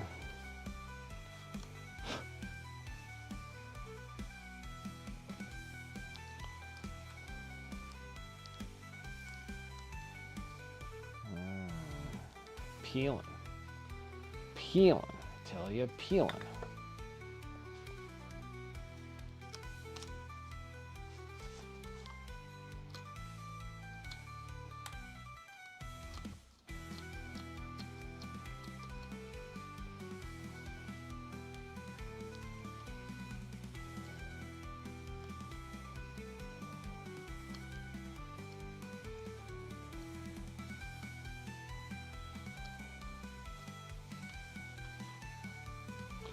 Taking the primer with it.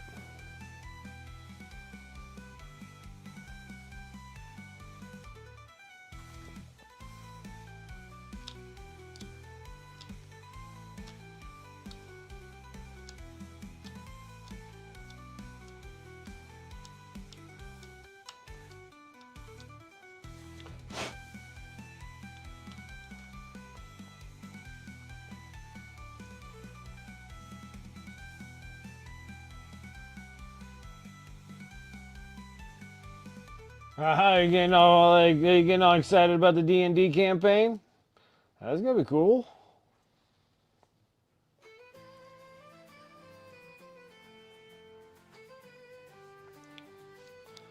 Another thing I like to paint too, a little paint my little mushroom dude.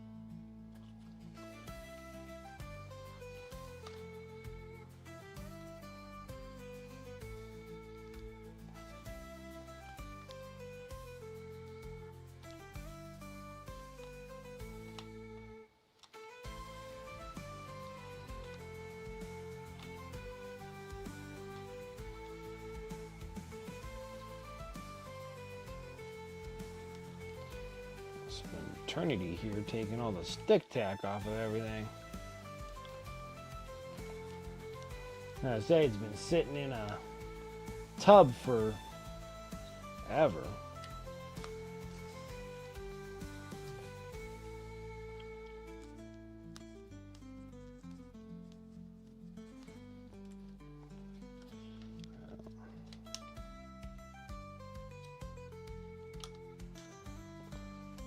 Get these arms off.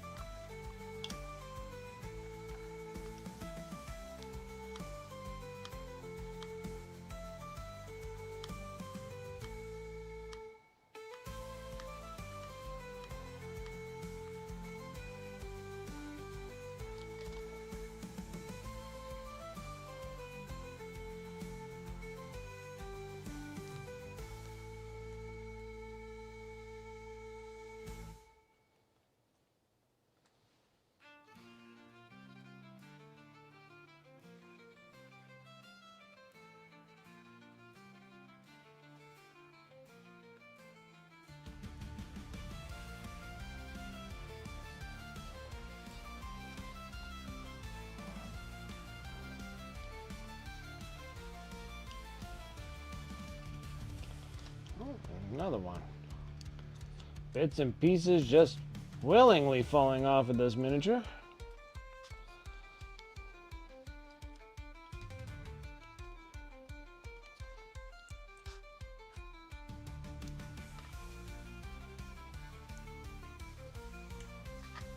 Oop. Put you over there. And your own little secret pile.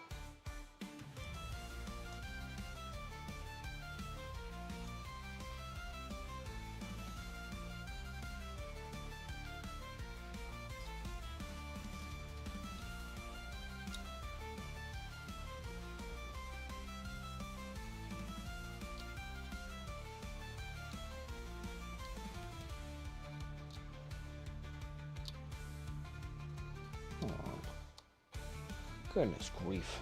All right. I think we're ready. Start laying down some paint. Well, that's cool.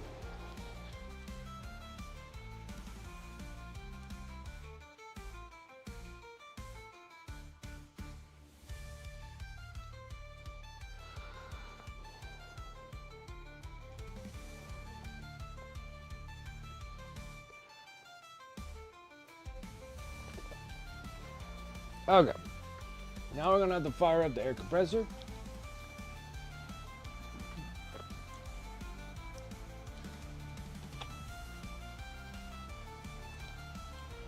We're gonna need the bronze metallic. Light bronze will actually be the highlight, but we're gonna actually dry brush that all on there with a big giant stippling brush.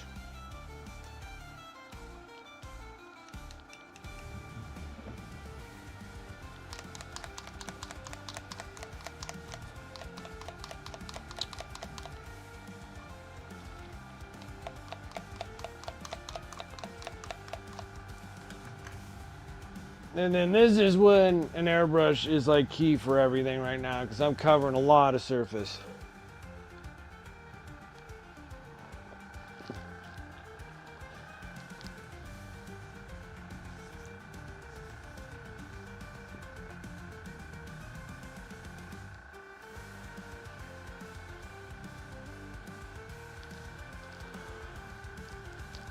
Like, I honestly don't know enough about D&D for anything, to be honest.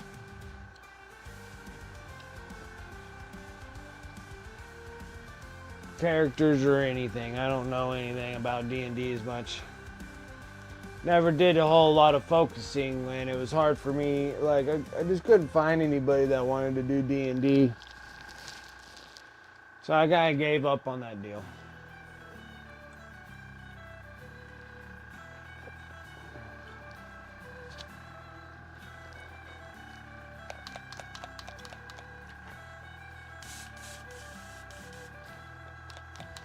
Okay. Bronze and loads of it.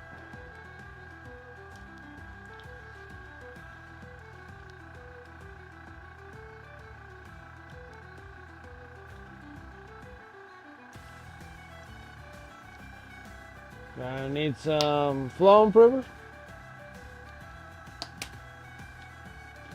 Definitely need some water. It is pretty thin, but you're going to need to thin it even more.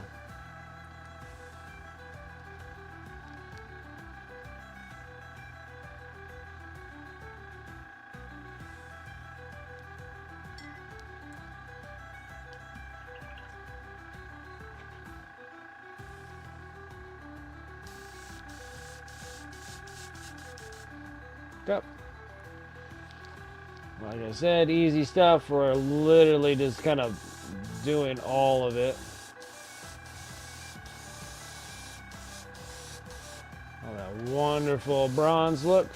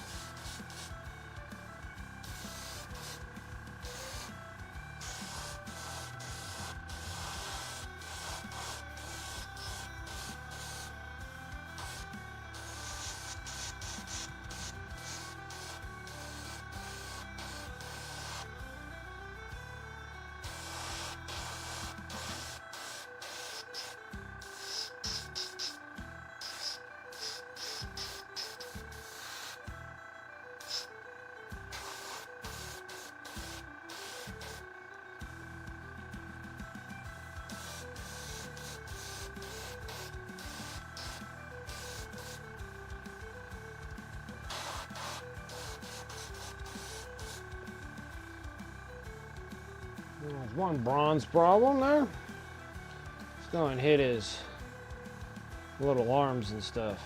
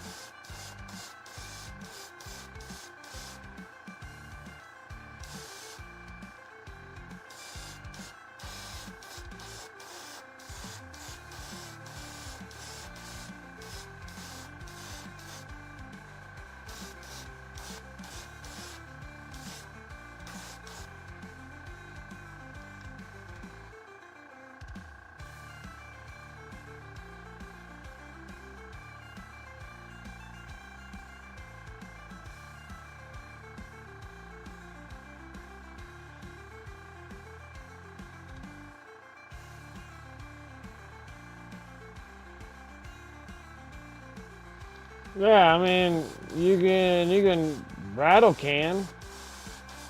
Like, I'm pretty sure that GW has metallic rattle cans.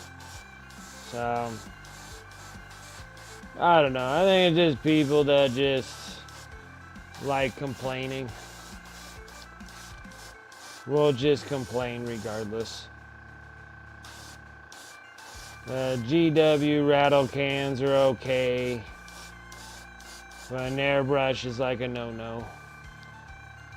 I don't know.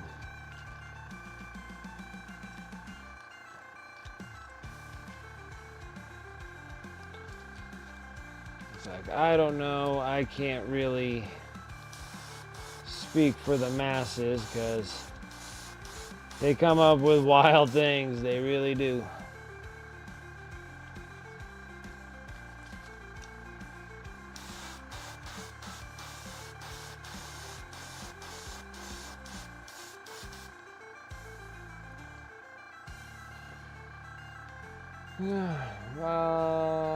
Better than rattle can base? Yeah, exactly. Wrong with printing 4 of each gun options for a night is painting 4 of each of the options. Yeah, at least for final highlights. Yeah.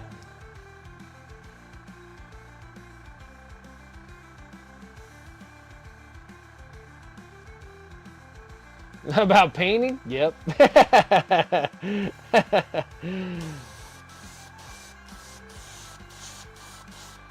Yeah, well, even the nights are slightly easier than um, the Tau. That Tau took me a bit to get through all those weapon options.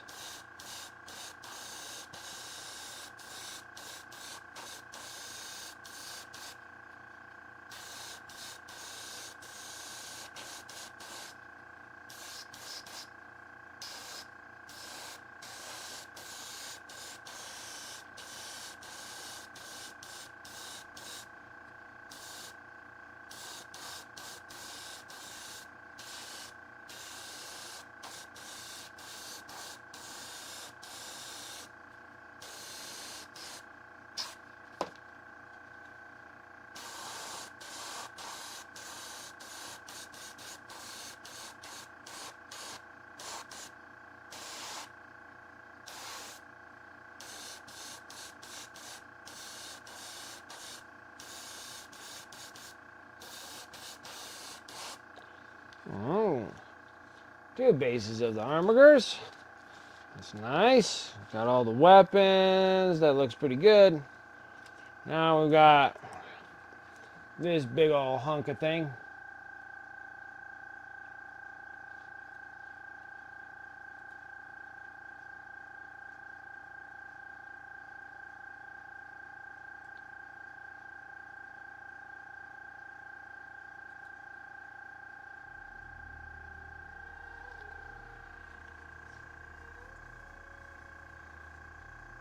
And then what are these ghosts for, antifreeze?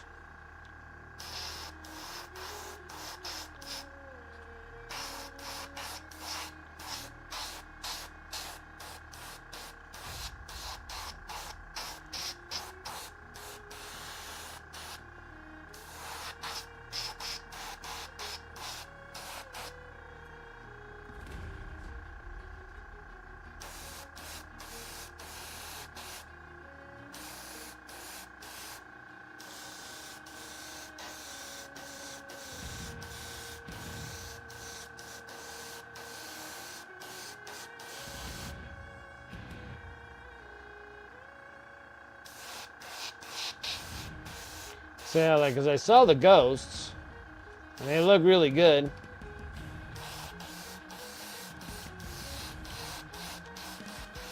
Just wasn't sure what the ghosts were for.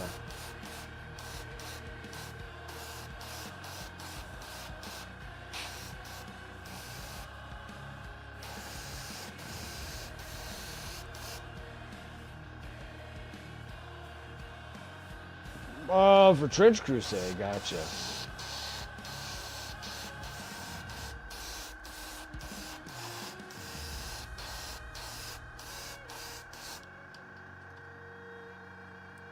Did you back that project when it was out on Kickstarter?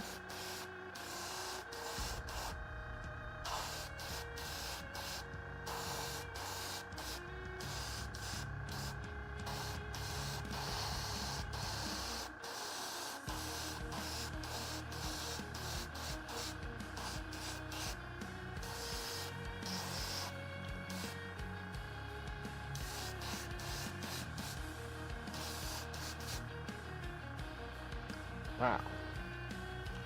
Now we gotta get this part done.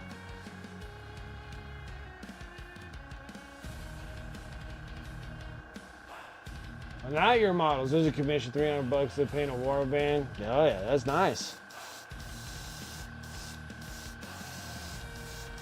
Look at you being a commission painter.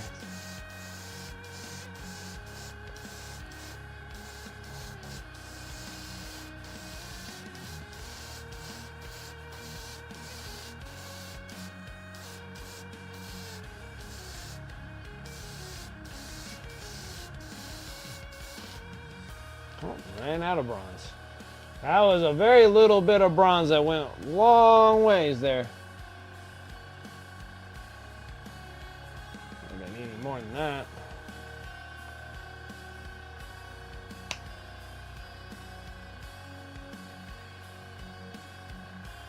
Oh yeah, is there offering work at the shop?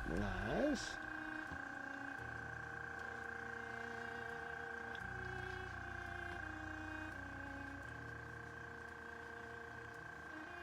Combat patrols or kill teams. There you go.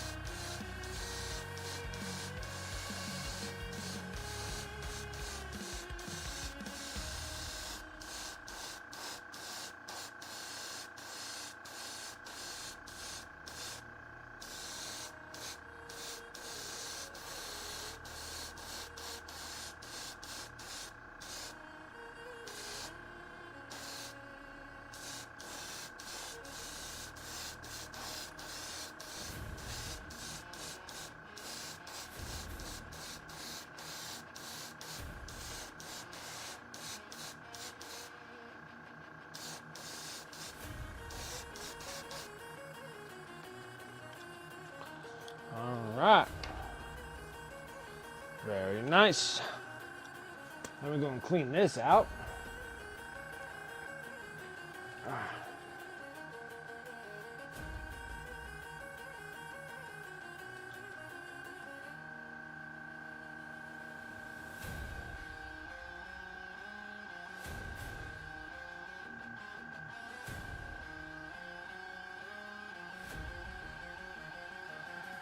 Okay. Let me go and clean this out real fast.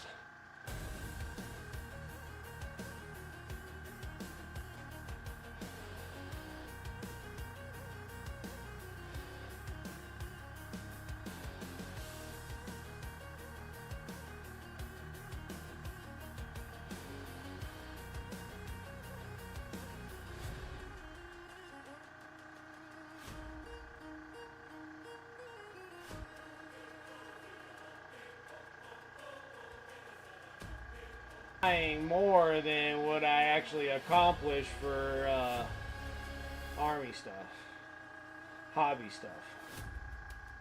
So I'm doing good. I've been stopping buying majority of things. I did do the Kickstarter for Berserk though, because I cannot not do that. Been trying to pick up all the manga volumes. There's like 14 of them. And those big old black leather bound Berserk ones, you gotta wait for like Prime days and stuff because they're like 50% off. So you're paying like 20 or 25 bucks for them. So, and the Saturn 9 Pre-8 are nice.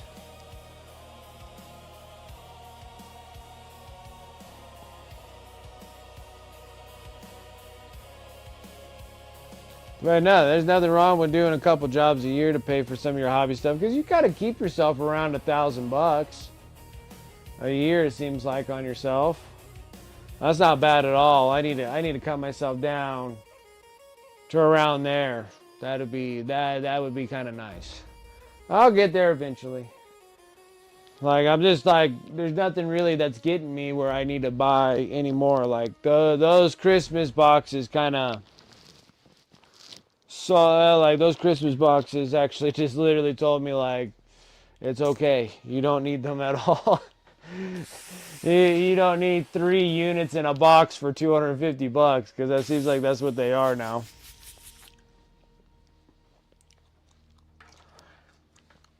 Half the models. So, more money. Oh, what am I doing? I screwed up. Gosh dang it.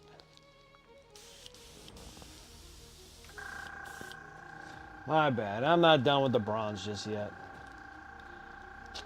Dang it, I did all this job cleaning it all up and everything.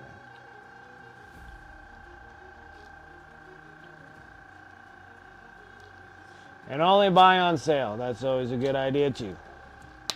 And like right now, it's like how much boxes and everything I bought from Hair Games and Hobbies and how many points that I got with them. I got quite a bit of gift cards. Like I can cash in some of those points for $50 gift cards.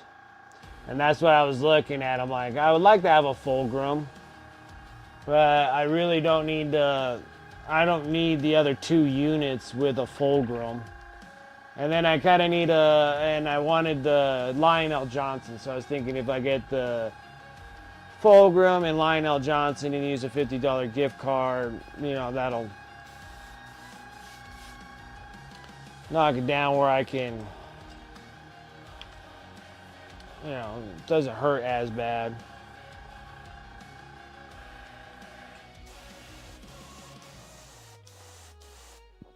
I forgot all the stinking guns that are on this night. So let's not forget these.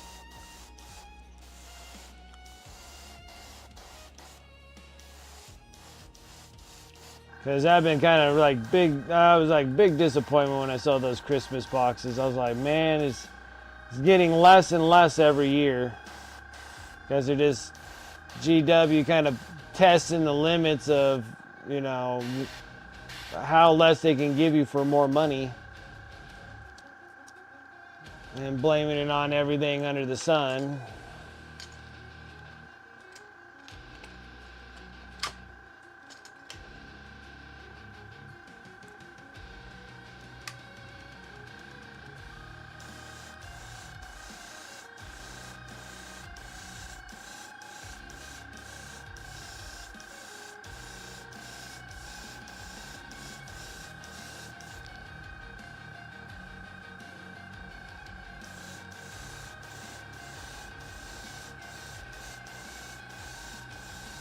But yeah, I did pledge for the Berserk board game. Because it'd be cool to paint some of those miniatures. I bet the game would probably be kind of fun too.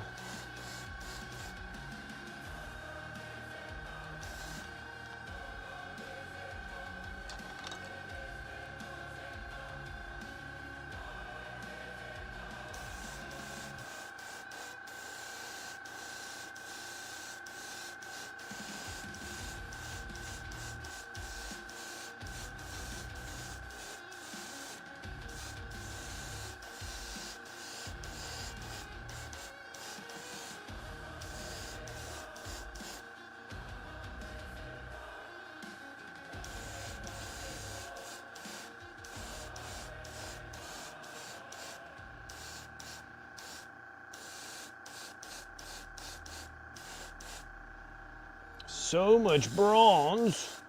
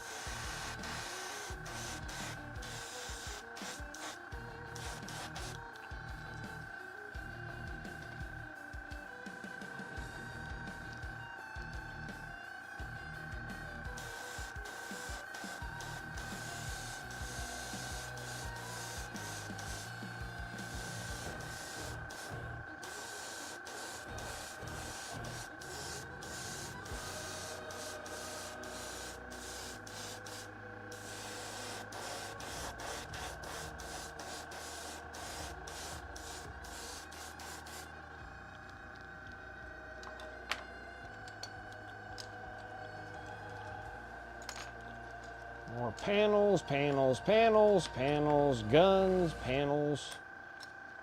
A million panels.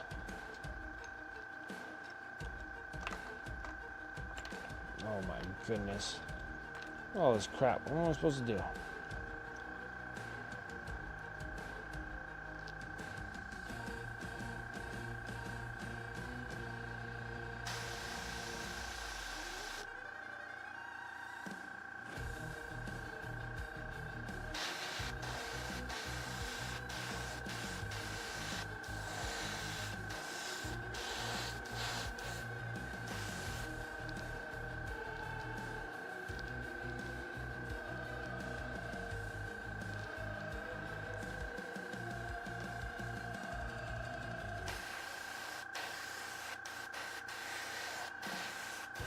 For the Emperor!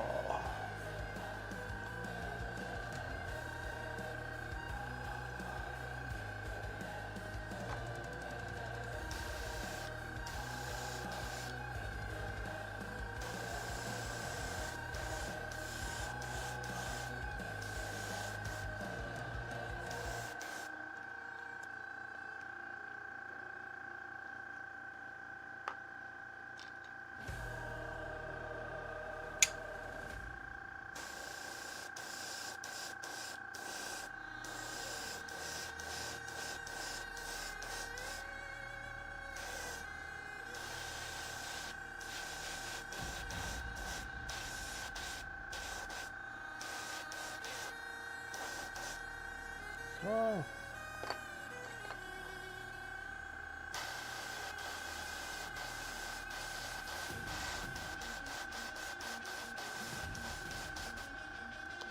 One gun. Another one. All these customizations. We have plenty of practice with the towel.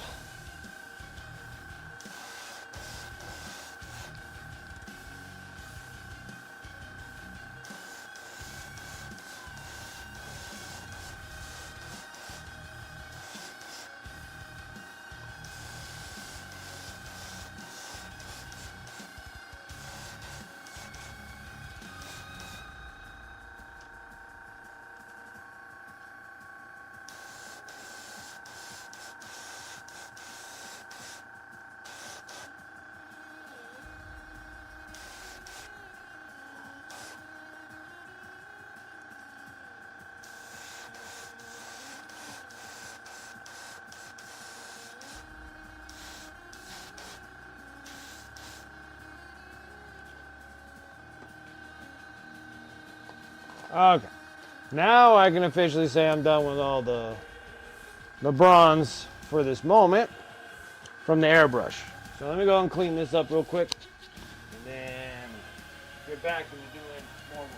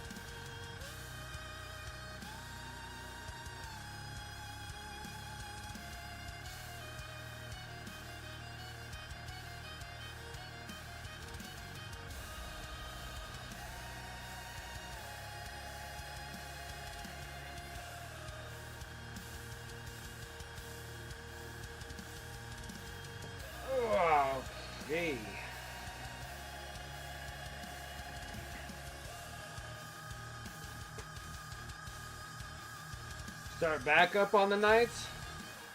I thought you were all done with them.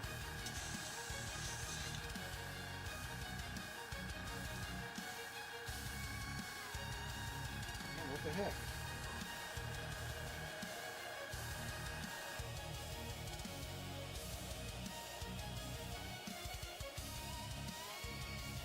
Wow.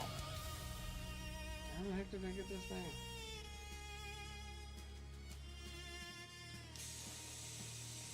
Like, how did I get the needle stuck? My goodness. Alright. Put that there.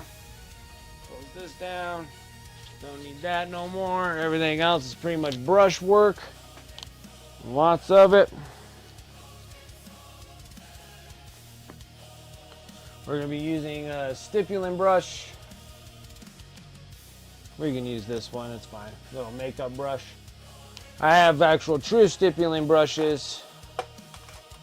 Just whatever one you want. You want the Army Painter, the Mighty Dry Brush. But I'll just use this one. They all work the same. Go in the makeup department in the grocery store and you can pick these things up like a dime a dozen. Alright.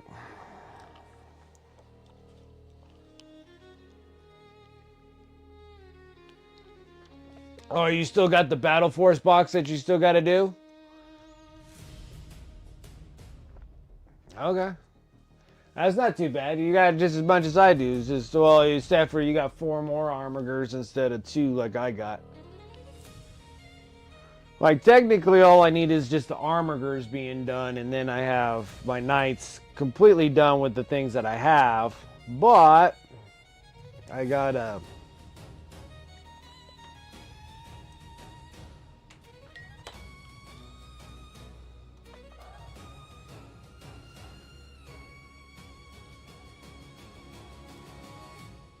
The 4 armigers won't be bad. Yeah, it took me a long time to get the 6 that I got done. This feels like they have a little bit more smaller crap to deal with. Alright, so next on the board is doing... Actually, I'll be right back because I'm almost done. I'm going to get a new beverage, and then we'll start hammering out the highlights on the dealio here. Cheap makeup brushes, dude, they work great. Nothing wrong with cheap makeup brushes.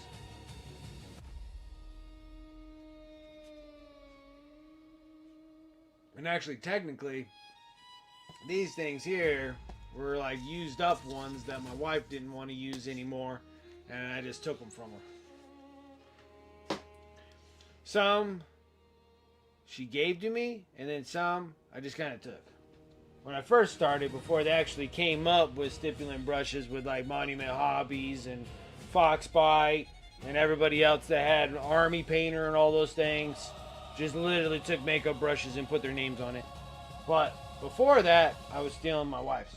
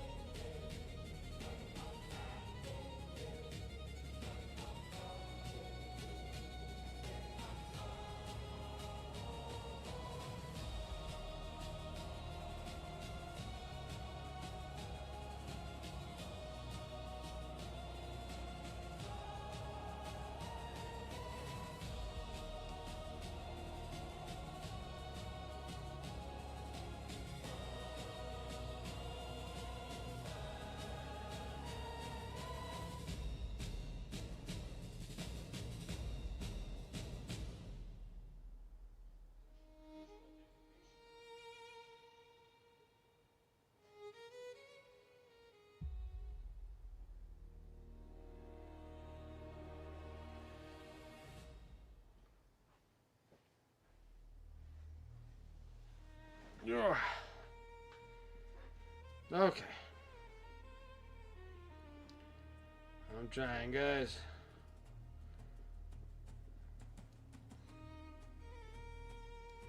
I had a slight Really hard day today, so I'm slightly gassed.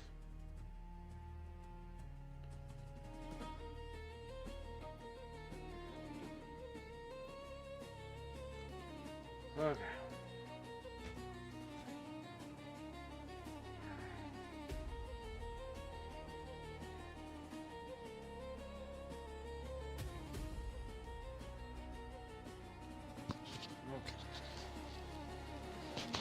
Now, I need my pallet, but I don't have any room for the pallet.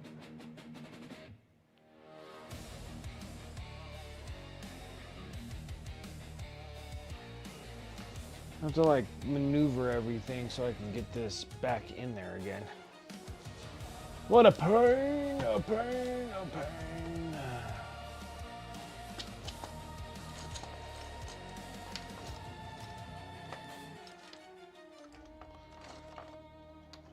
Oh, armager. Big night. Push that over here.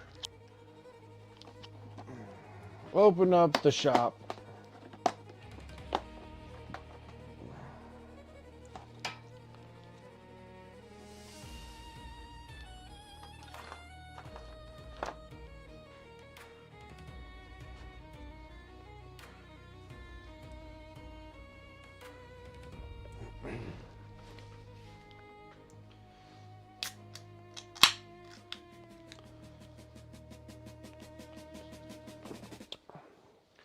Still want that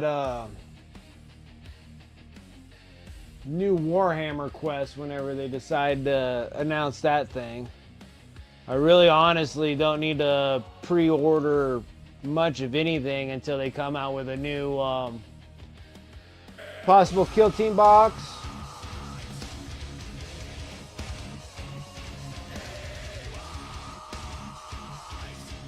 Paint's coming in with that raid. I appreciate it. Welcome, Raiders.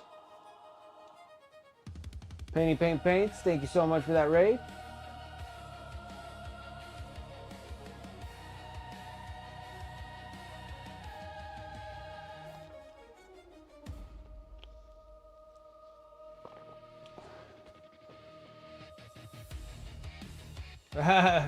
Wow, not Tau, yeah. What do? I know. Now we're all into Knights, baby. Knights, and then we finished up Carlina.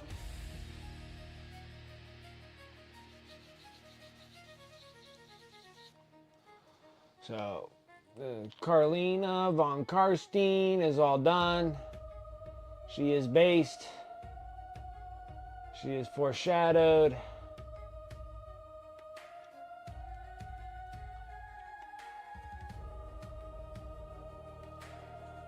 A bunch of stuff everywhere.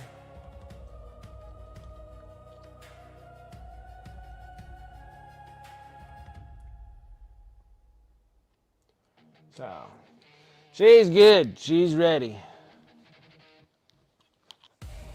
She good. Now I can start working on my Imperial Knights because we're not going to match them exactly how I did my Imperial Knights because these are what my previous Imperial Knight was.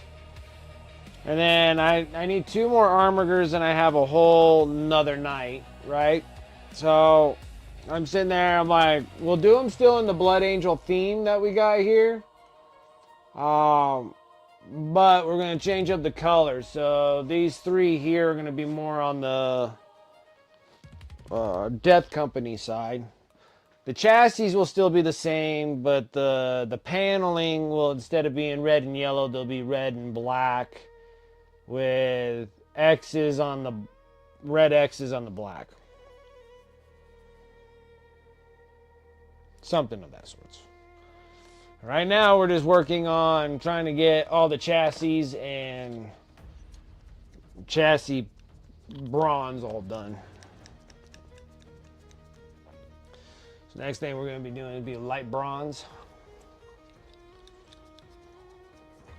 So I got some bronze fingernails now. It's going to be a new fashion statement here. Let's bronze it, baby.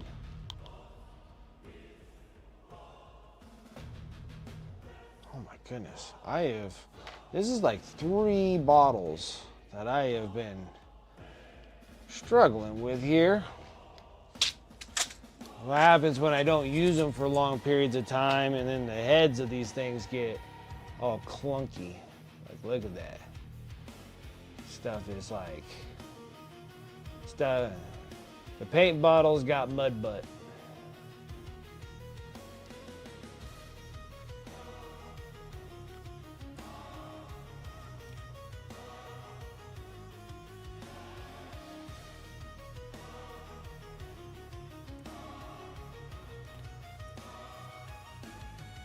I mean, no matter how many times I wipe it, this doesn't seem like it's clearing it.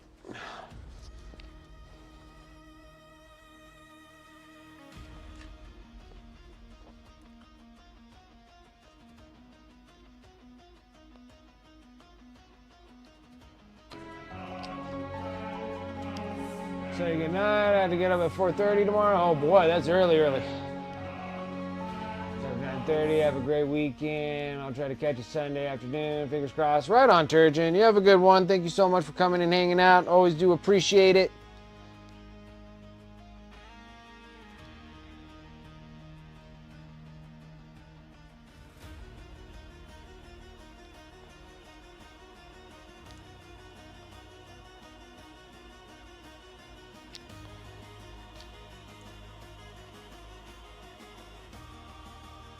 You just wipe and wipe and wipe and wipe and wipe. It's like I'm wiping myself with a magic marker.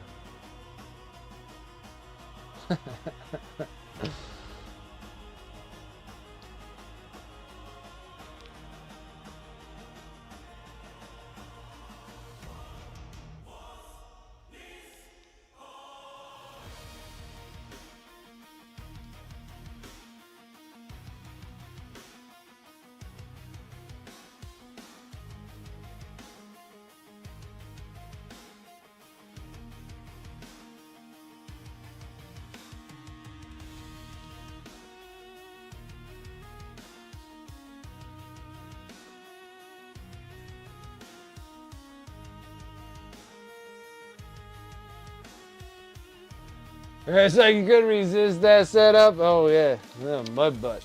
Had that earlier. Everybody has that. You just wipe and wipe and wipe. Eventually you just give up and just take a shower.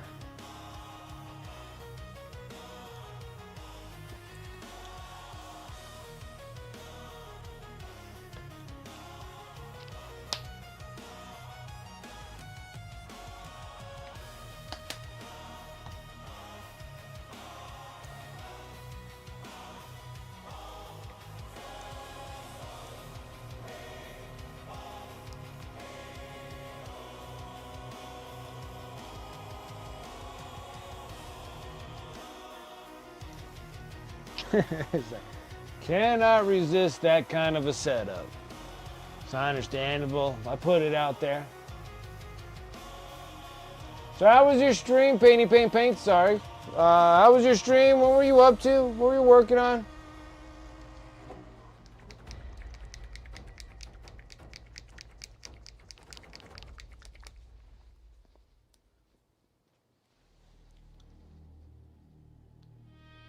There we go. It's starting to come out now, all purty and smooth.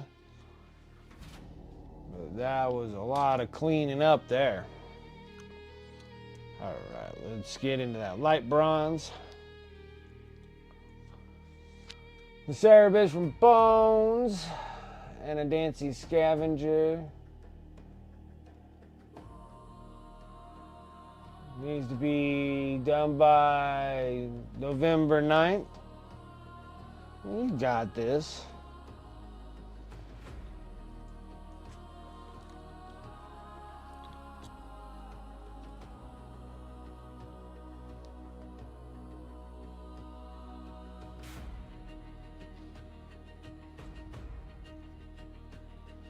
So much shiny.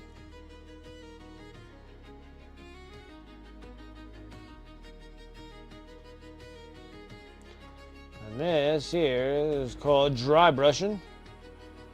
I'm just hitting it lightly.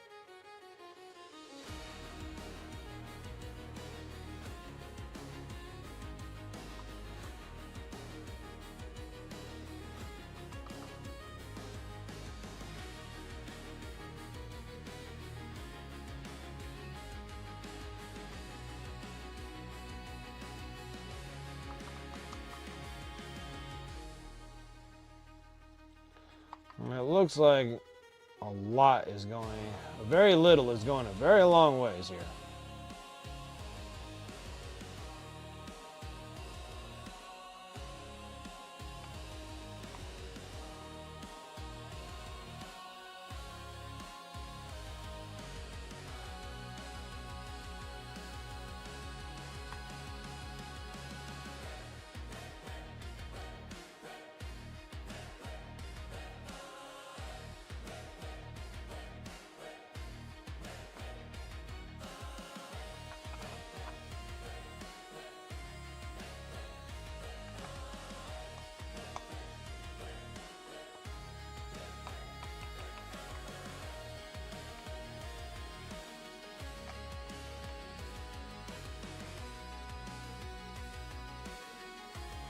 Super shiny.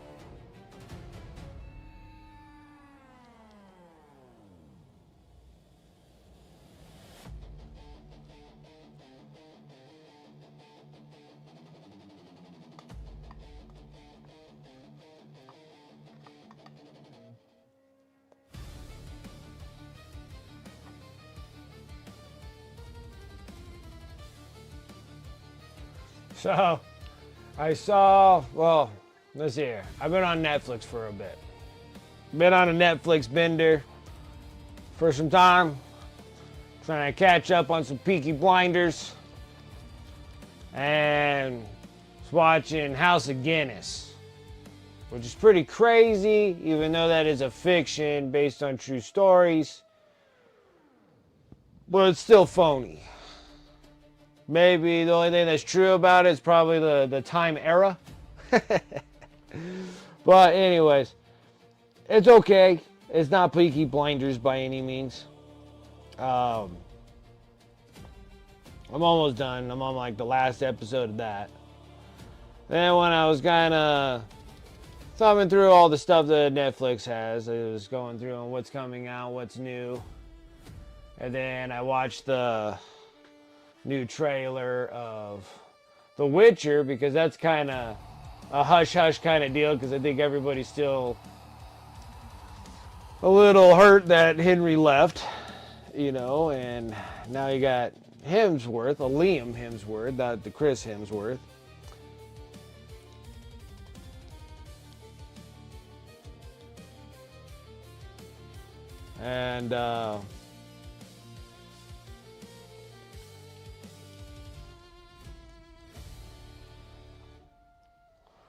And so I watched the trailer, and I'm like, boy, they are really keeping this hush hush, because I didn't even know that it was getting released this month, like on the 30th. Like, it's getting released on like Halloween. So I'm like, or day before Halloween or whatnot. And I sat there, I was like, boy, they are just like, they're hushing that baby up like nobody's business. But I'm almost done with House of Guinness. It's okay. I wouldn't say like it's a spectacular thing. If you missed it, it's not a big deal. If you were gonna watch it, okay. If you didn't watch it, you didn't miss anything. Other than that, I was watching. Let's see here. I was watching the Lara Croft series of Tomb Raider. It's freaking awesome. I think those things are awesome. That was a great cartoon. And then I'm watching the new Splinter Cell. If you guys haven't been watching that thing is freaking awesome too. It has that Lev. Oh, what's his face? All I know is that he plays Sabretooth in the Wolverine series with Hugh Jackman. And he's the voice of the protagonist in Splinter Cell. So it's pretty cool. Animation's awesome.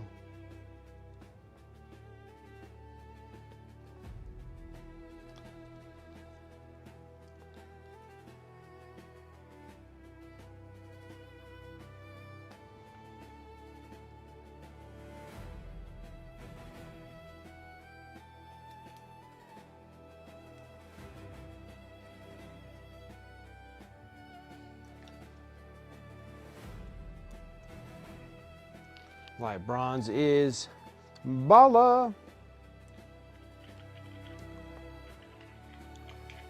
Something about this crap. Oh, this crap over here needs to go over here. Where all my other crap is. Yeah. Next.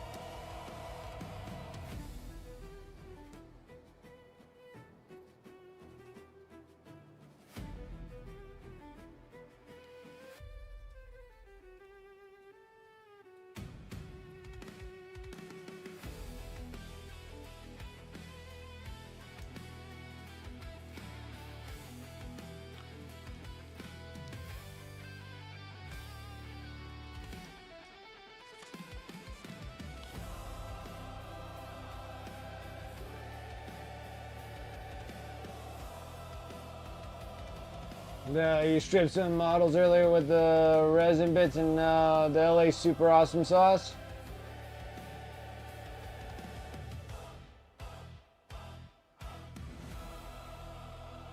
Did you use hot water?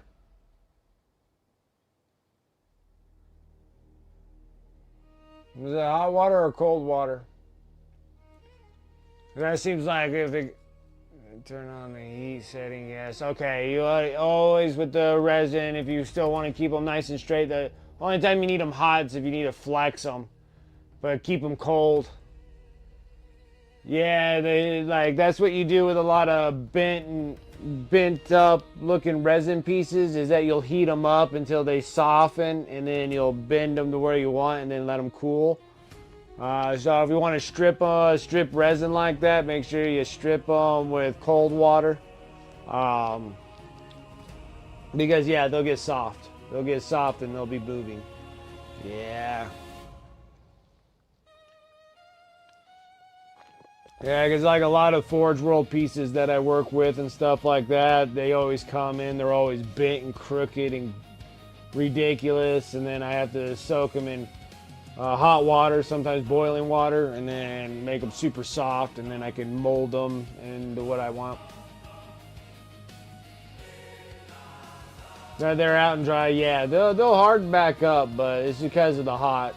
You got heat going to it, that's why they're so soft. And it works great if you ever need to straighten them out and stuff, so you'll warm them up to straighten them out.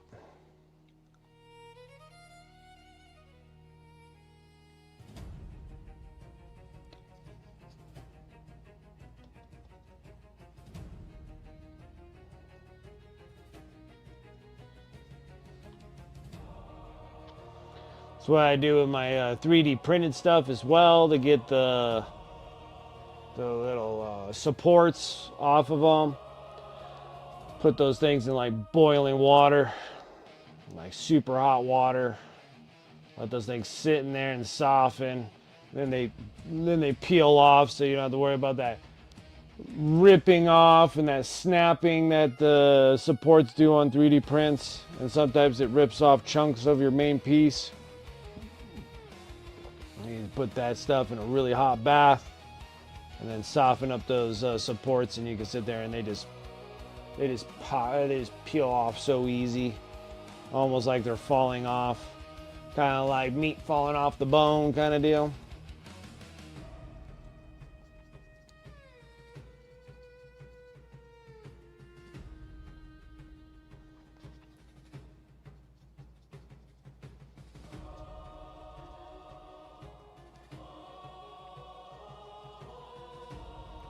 Easy there.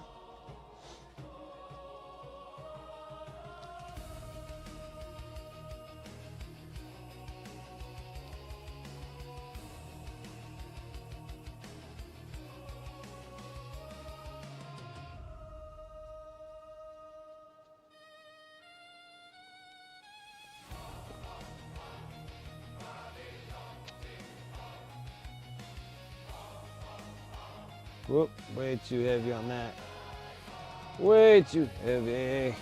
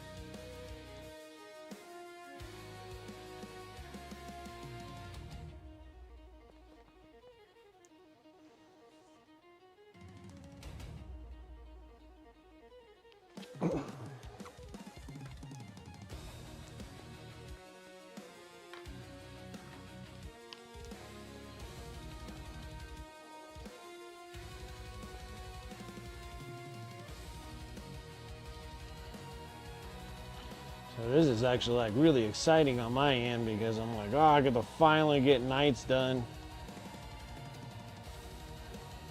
And then we got 2 solid weeks of working on nights. It's gonna be freaking awesome before I have to do the other giveaway model for next month.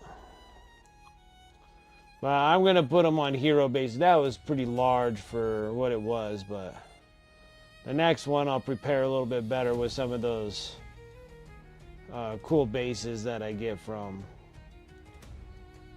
Zaba or whatever on my mini factory.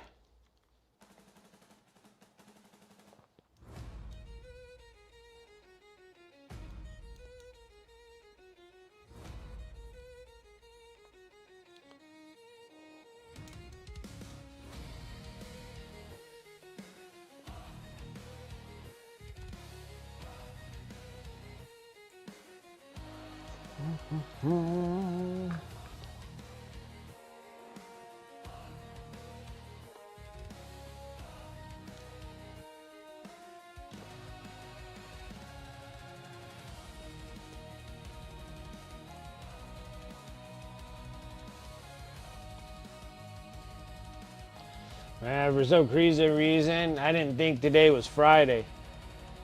I thought today when I woke up this morning and doing jobs, I thought it was literally Thursday. I really thought I had to go to work the next day. I'm like, oh no, I gotta go to work tomorrow? And then I was like, oh, it's Friday. I gotta hurry up and get my streaming stuff up and going. And start getting some streaming things.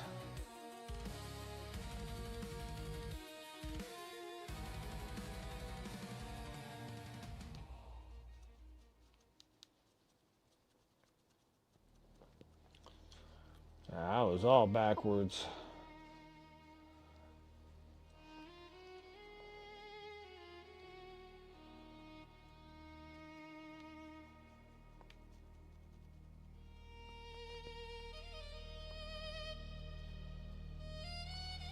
Is there anything cool for the new FAQs? Didn't they just come out? I know you said that there was rules that came out and they were the same old, like they screwed up. But didn't they just release new ones?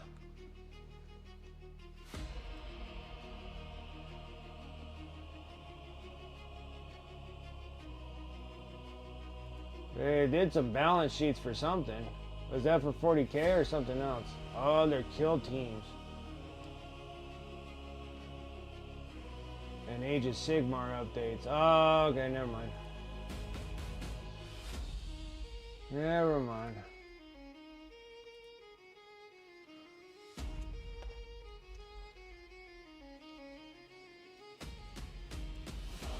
Yeah, and you said that they were like the same old, like nothing really changed on those. I thought the new ones today I thought they were something with 40K, but they were just kill team and Age of Sigmar stuff. Balance sheets.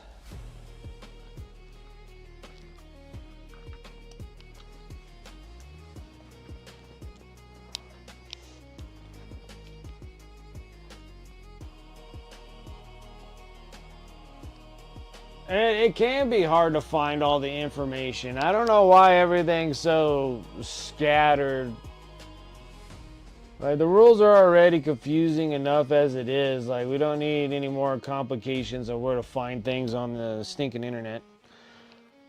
And especially on their stuff, too. It's just like, where the heck is, like, all their updates for the FAQs? Ooh, how are you going to paint your Eldar? I don't know. I'm always such a stickler by how their faction colors. I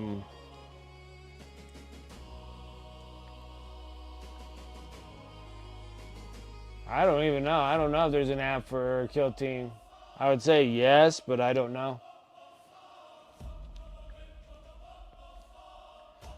How should you paint your Eldar? Like, I know my Eldar. Why you want to do something so difficult? Oh, you want to do something that's like not part of the Eldar.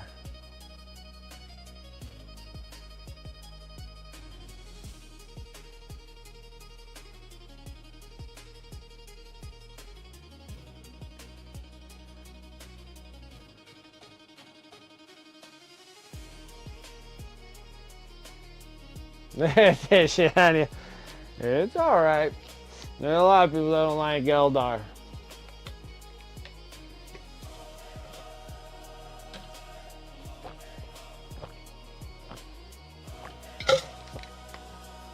Because my Eldar, because I'm going to paint my Eldar yellow and blue. I always like that color scheme better. I want that yellow and blue, and I want to paint dragons all over them. Like serpent dragons. Even on the little dudes, they'll all have serpent dragons. All serpent dragons. Blue and yellow is serpent dragons. Yeah, that's my favorite. That's my favorite. Now, I do like the Corsairs color scheme. But they have that jade-looking color to them. And then, of course, I always like the red ones. Like the red Eldar are cool. But my favorite ones are the yellow and blue. Like, the yellow and blue look so cool.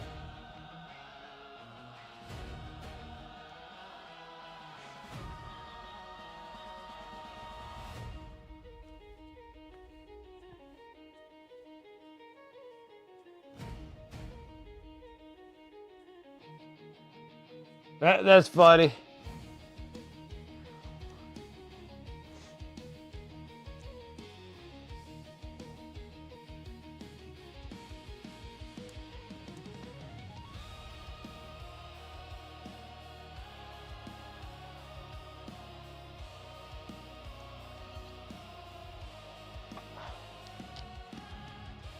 That is funny.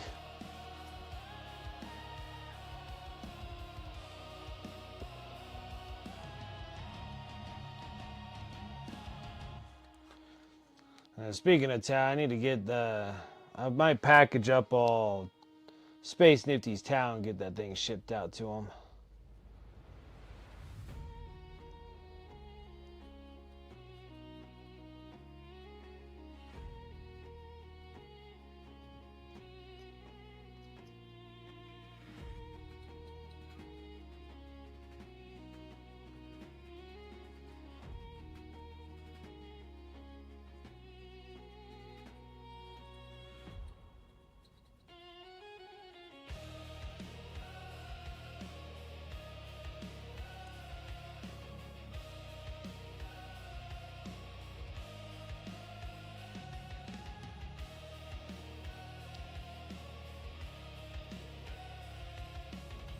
They can be, but I think like Tau got like the most hatred for some reason.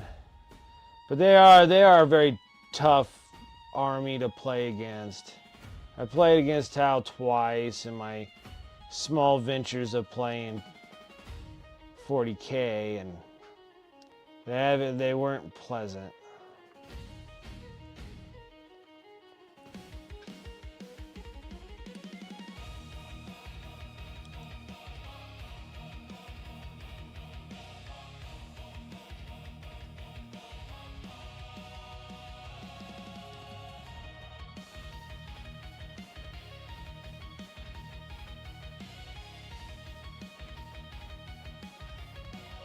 They got a bad name in Tau in 8th. They were a little ridiculous in 8th.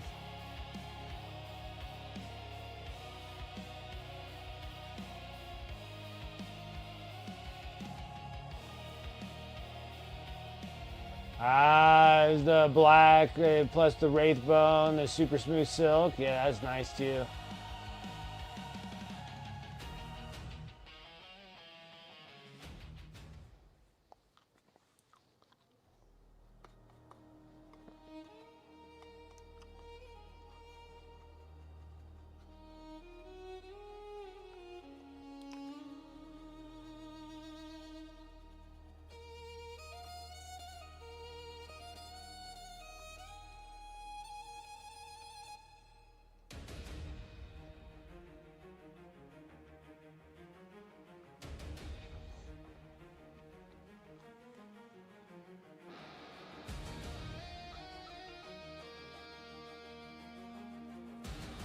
And then the other thing that I like concept art wise, that have been done on the Eldar 2, I like when they look like galaxies.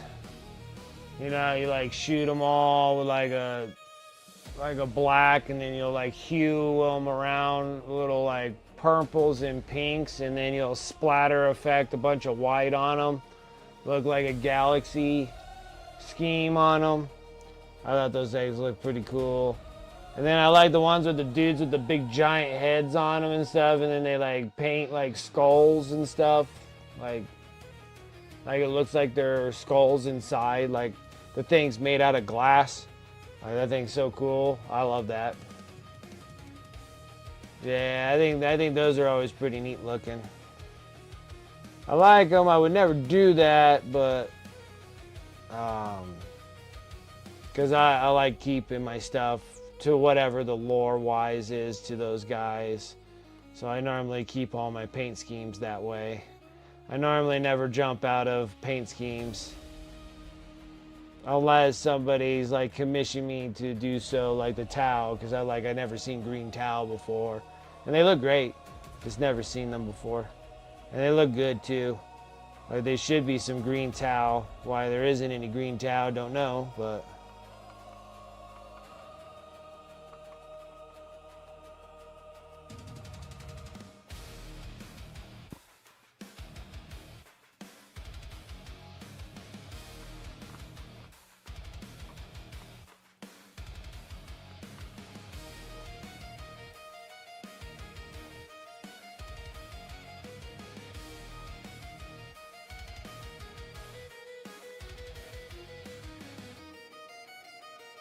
Yeah, you did a custom scheme for your knights, but you're like planning on keeping them. Every time I paint, like the only custom I did was my knights too, doing all the Blood Angel themes. And then I'm like, I'm keeping these ones. Unless someone offers me a good chunk of change for them, then I'll sell them off, which it could happen. If I play them enough times over at the game store, maybe someone will offer me a chunk of change for them. And then they'll be gone. Be like, I had them, and now I don't have them anymore.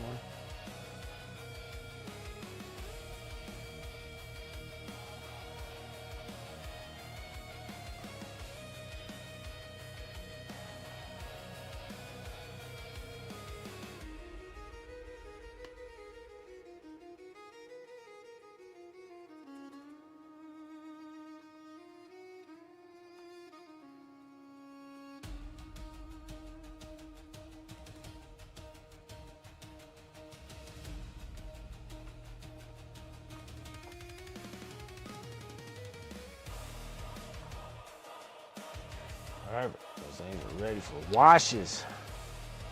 I like it.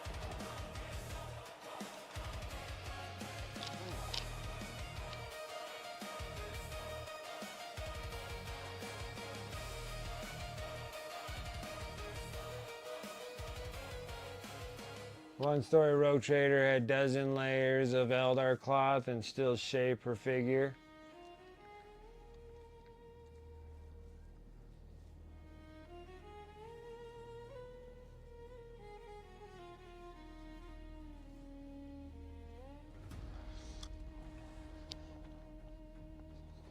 I was like, Eldar, Tau, just, what a terrible go with Tau.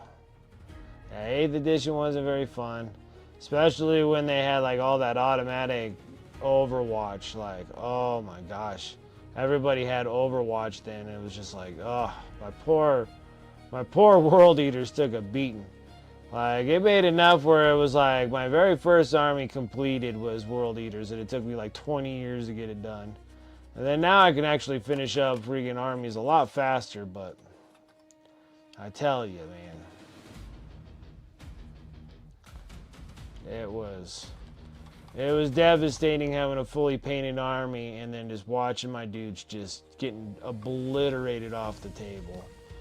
I was just like, this is unreal.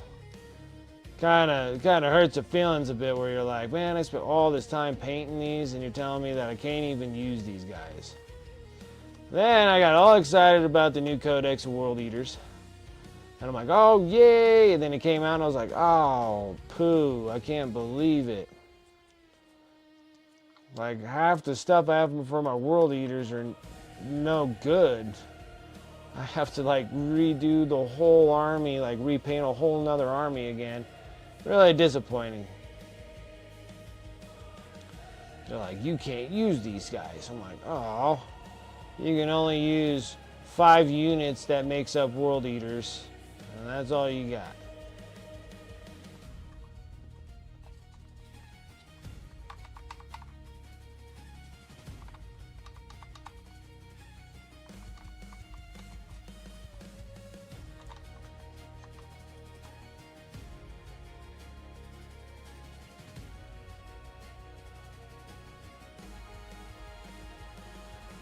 Zombified? No one ever offer you a price that would make me consider getting rid of your Chaos Knights? Really? Yeah, I'm like, almost everything I have is like practically for sale. I mean, I've sold one army just at the game store, and someone offered me money for it, and I was like, yeah, after I'm done with this game, you can have it. I'm like, don't even have to pack them up.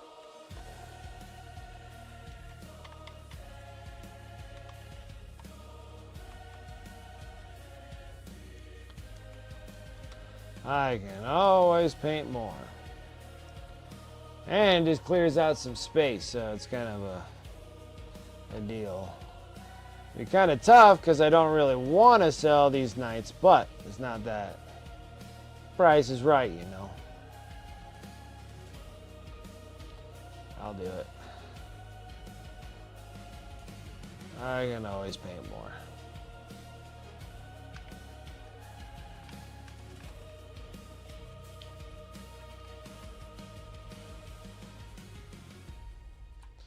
I mean, especially in the nights. I mean, shoot. These guys go by pretty quickly in the paint jobs world. They're not too terribly hard.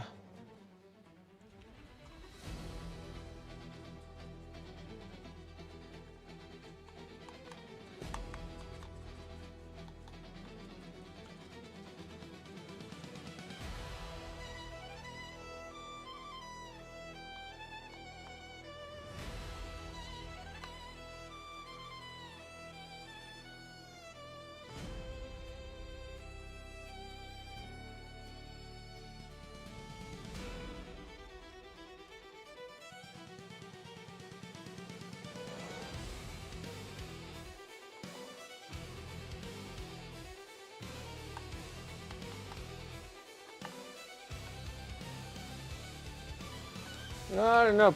Oh, what the heck was that? Did I just drop something?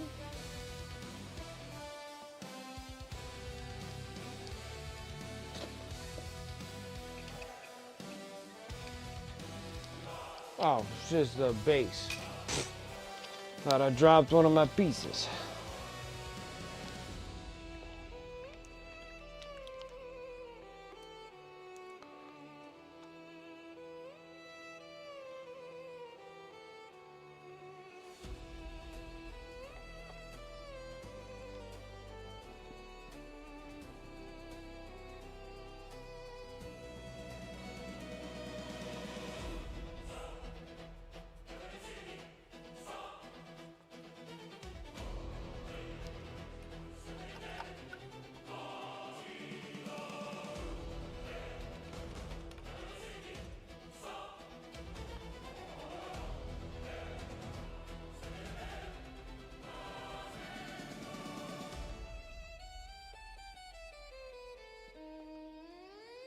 And your first full painted army? I get it.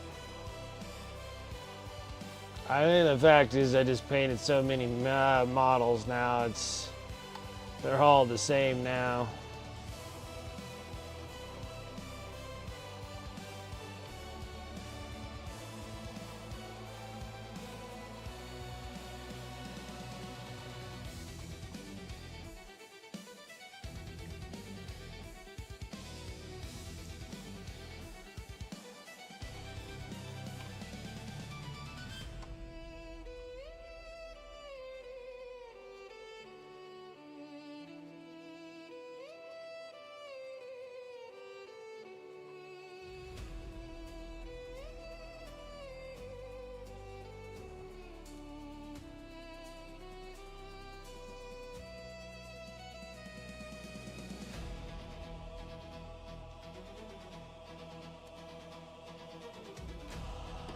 Cool.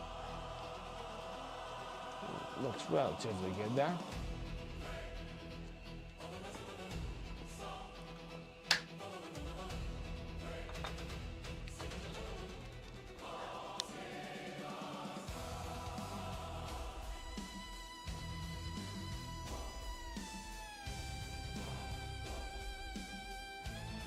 It's like, and even here, like when my stuff wins like best painted armies and stuff like that, it gives it even a higher selling point. So I always like that when they do win stuff.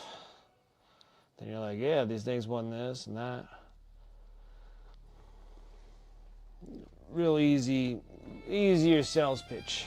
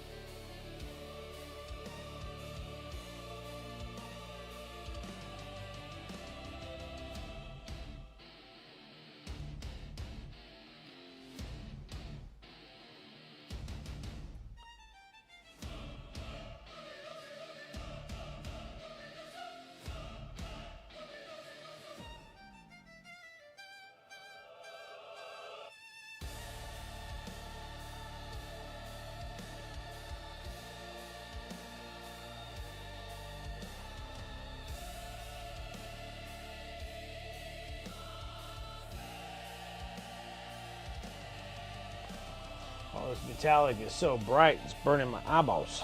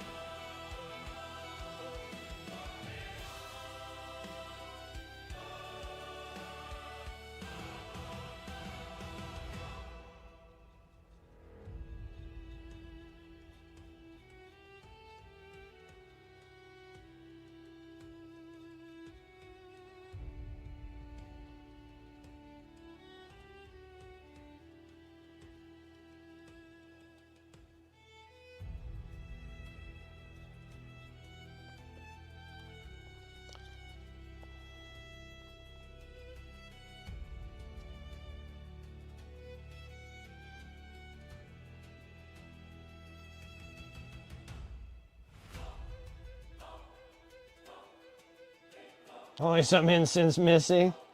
Yeah. Yeah, this metallic is very nice. I like this stuff. Not too much.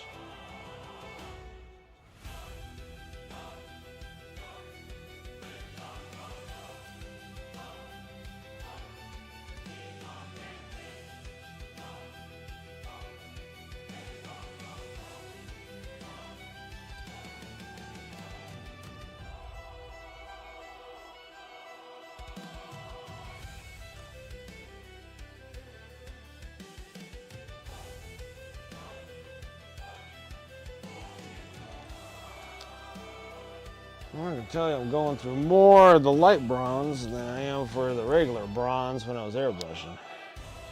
Dry brushing always takes up more paint. And I got a lot of weapons. Like it's a lot of magnetized weapons, that's for sure.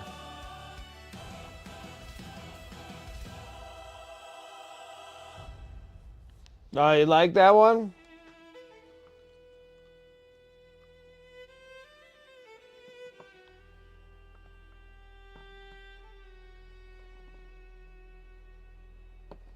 Yeah, here's my that's dwarven gold. Oh, so the elven gold, you like that one?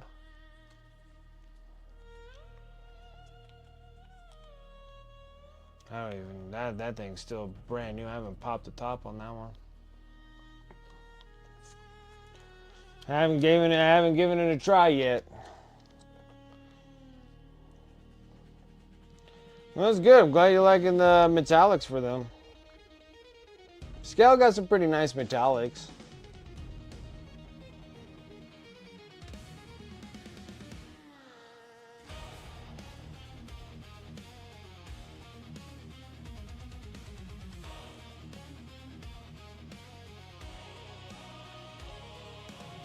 Holy smokes.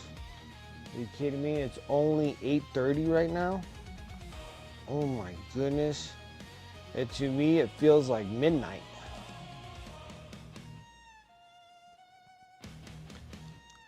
I've been struggling to get up in the mornings. I've been struggling getting going.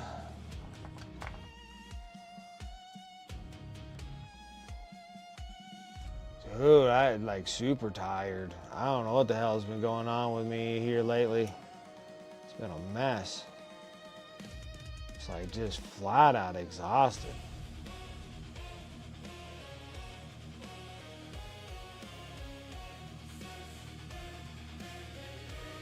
Well, it's like I have a herniated belly button. So umbilical hernia. Because of work with the family, family business and everything, I have to make sure that I can take the time off in the time where I'm not so busy. So I got my schedule appointment to go in for surgery that happens in December. So I still got 2 more months. I'm getting some of the work and stuff done so I can take the time off so my other 2 family members can kind of take care of things while I'm out, because I have to have 6 weeks of not doing anything but like sit here and paint. That's like all I can do for 6 weeks. So that's gonna be nice. At least it gives me some time. Yeah, going in on December, then I'm off for 6 weeks. Of just recoup, don't do anything. Which the worst one is I don't know what I'm gonna do if I have to sneeze, because that thing I could fracture ribs. My sneezes are so hard. So I'm gonna have to freaking figure something out.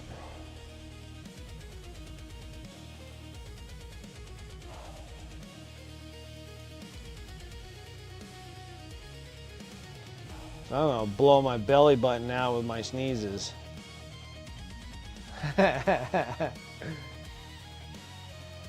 Absolutely, Paints. I appreciate the raid. Thank you so much. And thanks for coming and hanging out. I really always do appreciate that.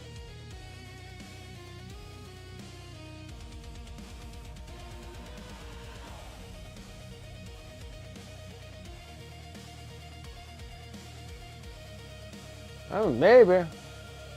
I'm not in like too much like pain. It doesn't cause me a whole lot of pain until I start doing like stupid lifts and stupid pulls.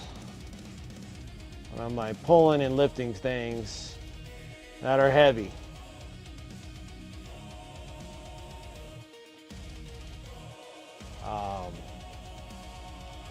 That's the only time that it actually like hurts. It doesn't really hurt otherwise.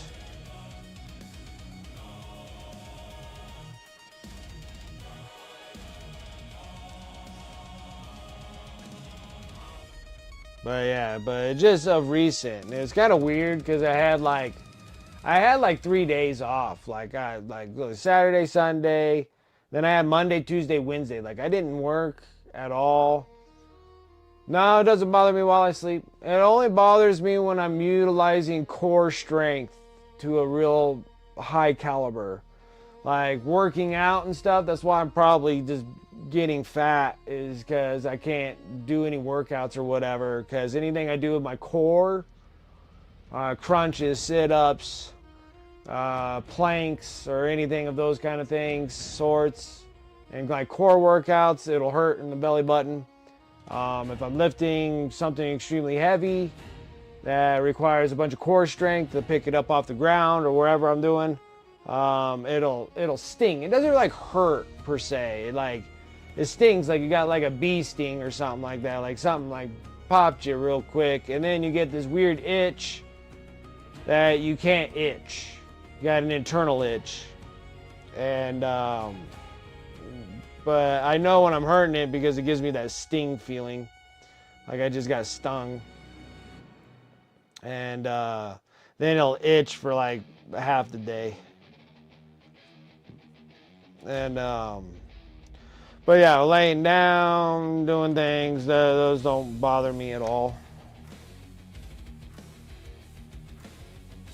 Don't say you can't sneeze, dude. Yeah, but like you guys all have witnessed me sneeze on stream. They're like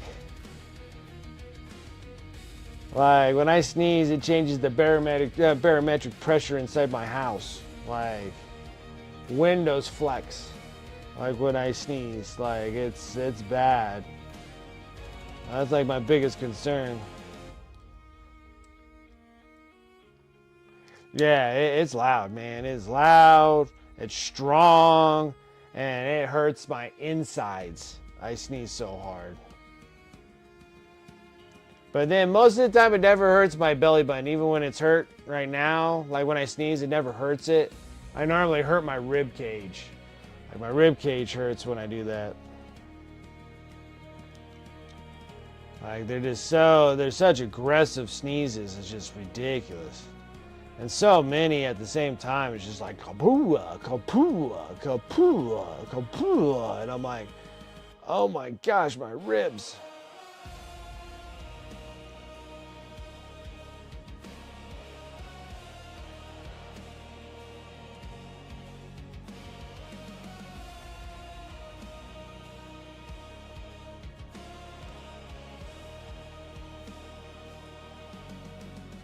Yeah, the Kamehameha.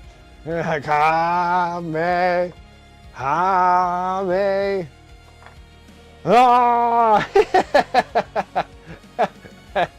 That father of the Kamehameha. That's funny.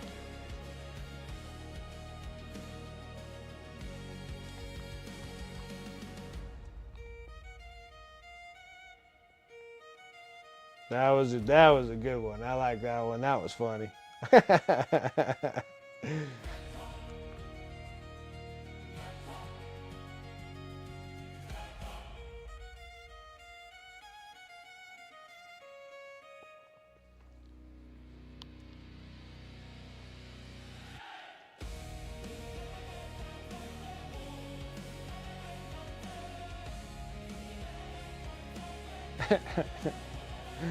The Kamehameha sneezes.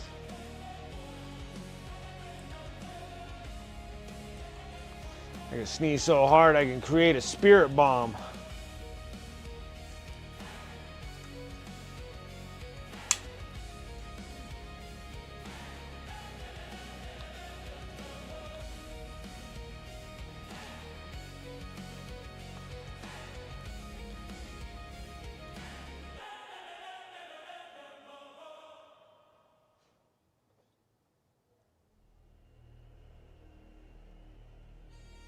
Still no fight with Cell with Gohan? That's funny. Yeah, I remember that too.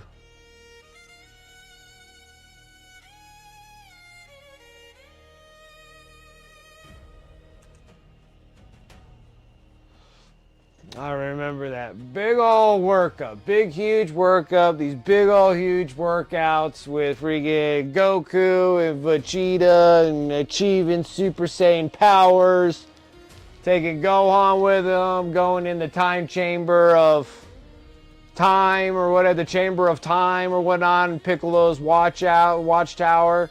Like I remember this like it was yesterday. I was just a kid watching Dragon Ball Z. And they're all training like crazy. Vegeta just getting all worked up and upset.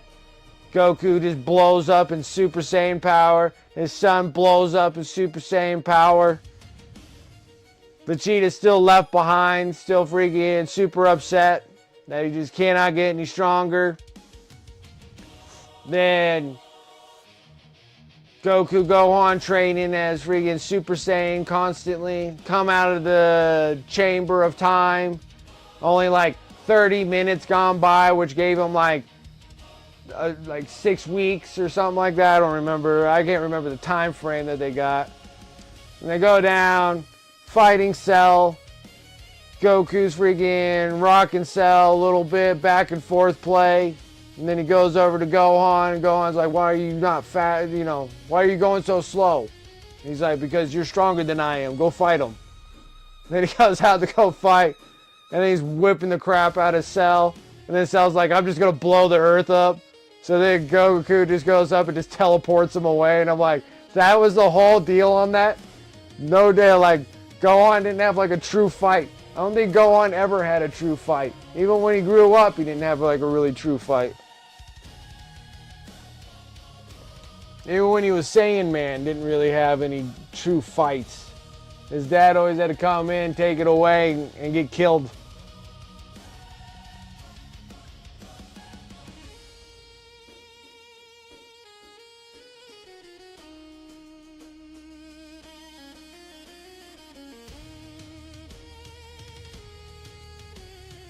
If Goku's a good father, I don't know, he's never around.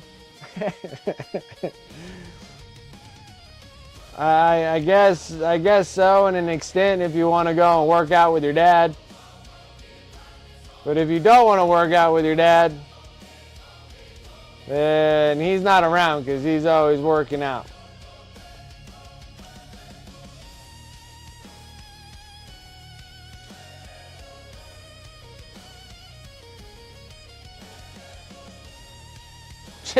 Just somebody that likes to go out and fight all the time.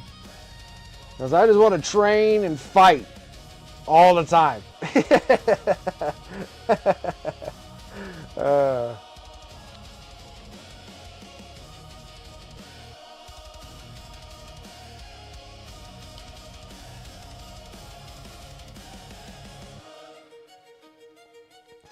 Is Piccolo your number one?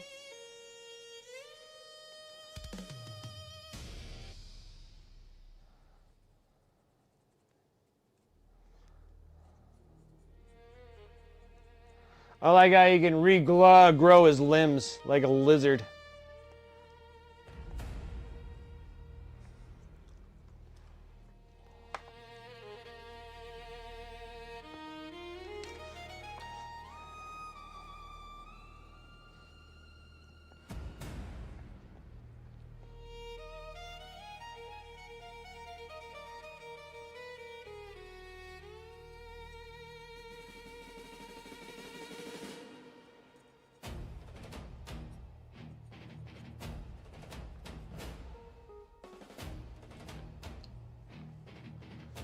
Like a slug.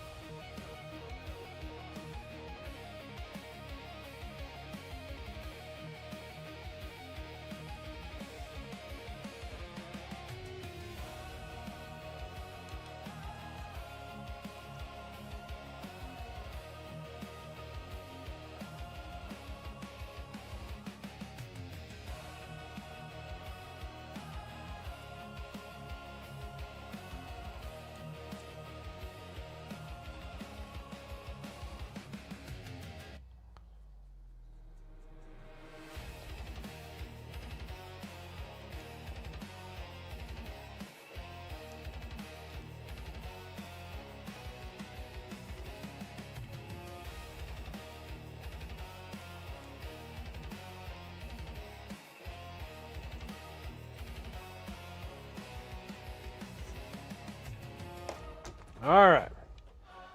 Got that part. Now, it's got to just be paneling work and stuff like that. So we're just going to sit there and start taping things up.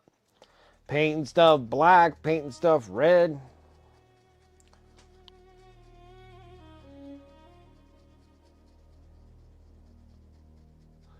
Now, there's some pretty serious rumors about a game that would be like Total War but 40K.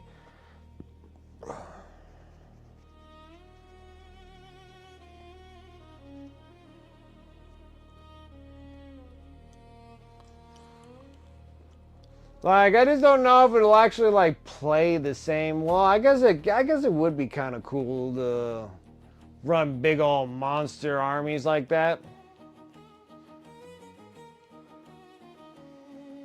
Like if you had like just a big army, I think like that, or like even if it was like Total War, like 30K would be kind of cool too. Because they kind of have that with like, that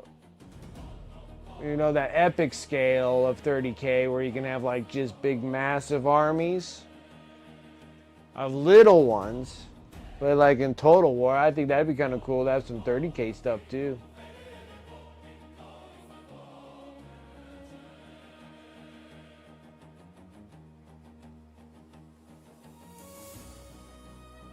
Total War games, Shogun, Shogun 2, Rome. Yeah, those things were good. Let's see, I think like the original Total War games. What was the one that I used to play? I swear it was like, oh, maybe it was the original Total War. Like, I think the original Total War, where I think you're a part of the empires. Back in the day of the empires, like you could be like the Turkish Empire, the Roman Empire, you could be the Persian Empire, the Prussia, stuff like that.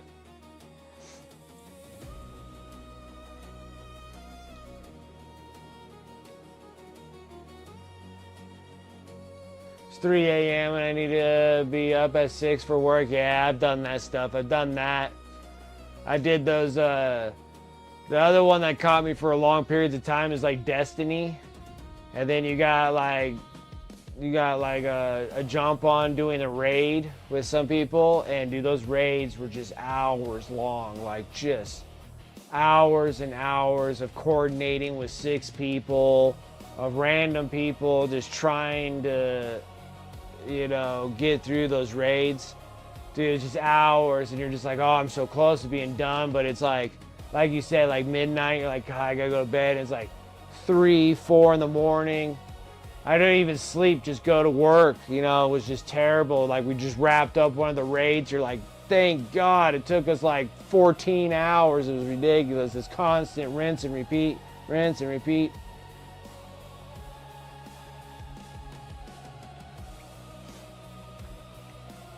Was it just Empire? I thought it had the same thing as Total War, though. You had like the same kind of group of people and you take over other countries and stuff like that. But it could have been Empire. Was it a Total War Empire? Okay. Maybe that's I think that was one that I played a long, long time ago. Because I just remembered that. Like, I remember you could be like Persian Empire, Roman Empire, the Prussian empires, and you're like trading off, doing all that trash. The Napoleon one was pretty good too. I remember playing the Napoleon one. But yeah, there's countless, and then WoW, like just non-stop, countless hours in WoW, countless hours in Destiny, countless stupid hours in Call of Duty. I can't tell you, like Call of Duty, like it was like, I think it was like the original Black Ops. And dude, I just spent like just countless hours on that. Prestige like a bazillion times. And you get like nothing for it. Like there's like nothing for it, just chasing badges. I don't know what the heck it was. And then and then I had to walk away. I'm like, what in the heck am I doing to myself right now? Like, I'm just literally just doing the same crap over and over and over again. Yeah, the Napoleon Total War was really good. Like, it is really good.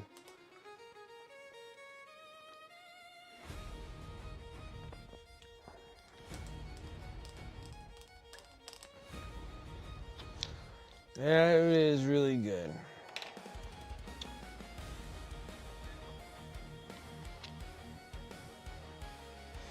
But like this video games in its entirety just had to stop on certain things. Like I just sank so much time in so many of those things. It really got in nowhere. And like League of Legends, oh my god, League of Legends, Dota. Like back in my high school days, like Dota, League of Legends, like I was relatively good at that game. And then had to stop. Friggin' girlfriends always consuming my time spent on video games. Had to go and waste money on movies and dinners and stuff. Oh, but I could have spent all that time playing video games.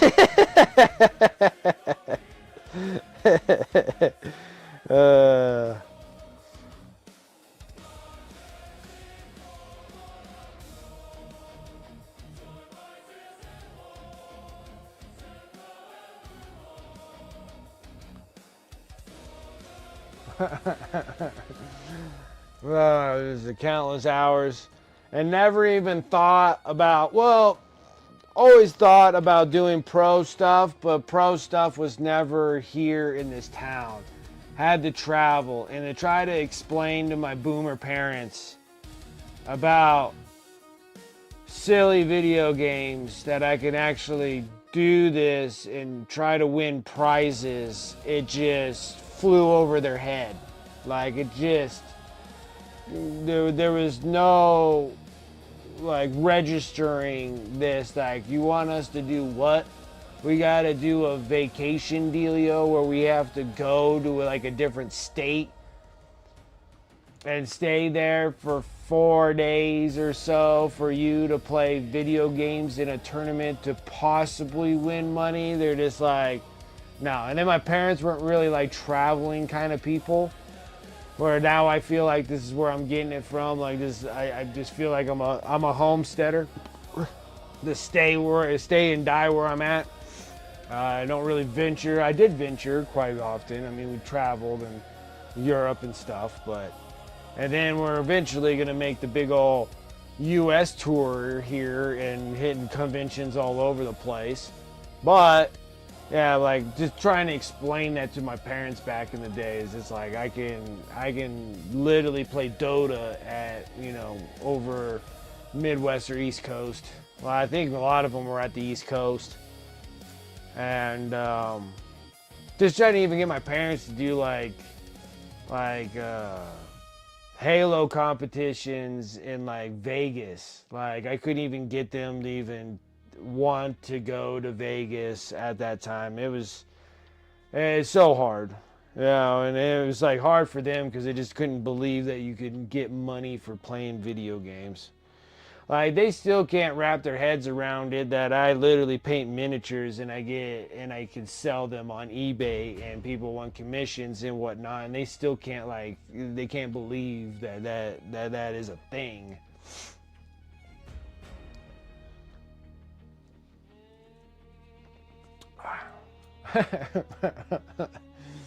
My parents are funny.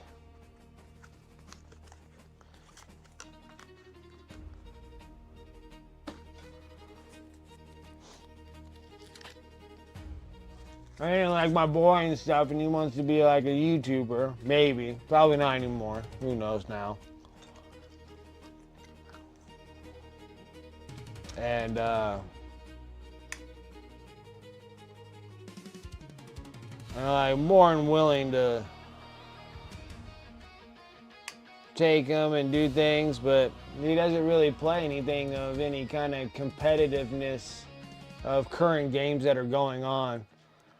Like, I guess you can do like Fortnite competitions.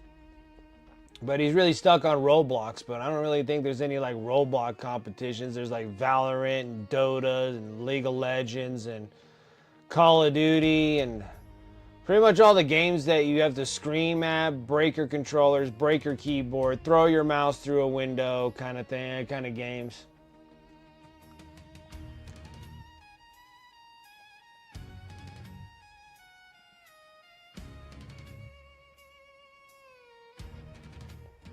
Yeah, but that's the thing, Dragoon.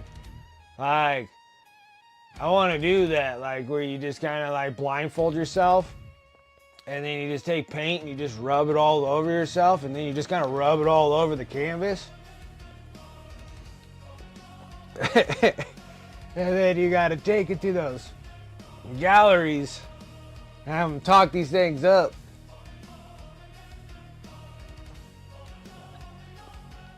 Like that what is it called?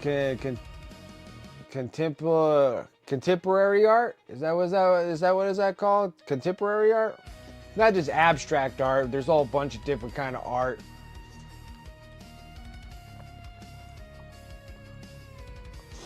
But yeah, I think it's contemporary art, something like that. I don't remember. Like the ones that blow me away is like the ones that are like millions and millions of dollars, and they're literally just like photo prints, and they're not even like, and no one painted them. They're just taking like the negatives. That's where you see like Marilyn Monroe black, you know, like the negative part on the film, and then you like printed it out. And those things are like worth millions, like millions. I'm sitting there like, really? For a photograph? I don't know. This is like, there's some things that. Hold up. Do you use magnets on Canon? Yeah, this thing here. This one has a magnet on it because this thing takes the. Where is it? There it is. I think it's this. Yeah. I believe it's this. Yeah. So you got to put this thing on here. And it takes that. So that's how you get the Canis Rex with this. And then you pop that off, pull this off, or you have this, the kind of thing, like this. And then you'll have the Canon on there. So you can have the whatever this one is, the Volcano Cannon. I don't think this is the Volcano Cannon though. Whatever this cannon is, or it takes this one. Actually, it takes two things. So you take this, and then you get this one on here, like that, or this, and you can put the giant Melta on there.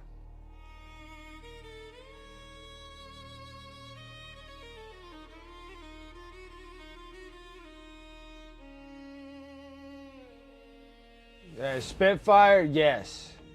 Acetone will melt plastic, dude. Well, guy makes it into putty.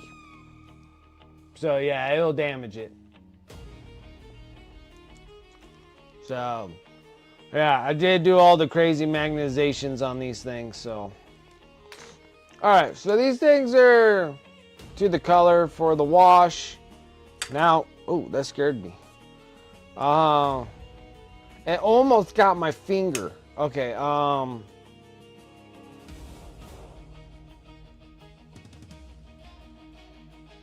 pretty sure this goes like that. Yeah, that goes there. Yeah.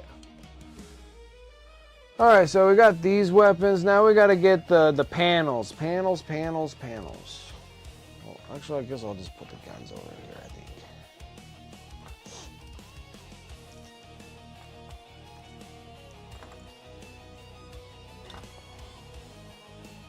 Okay.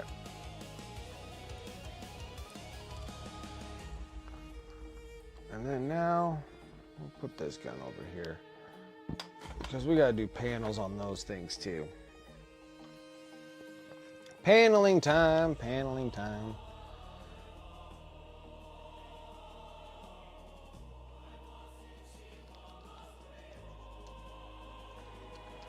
This one here, I can start. Well, let's not do that. Let's do the big pieces first, and then we'll do the small ones.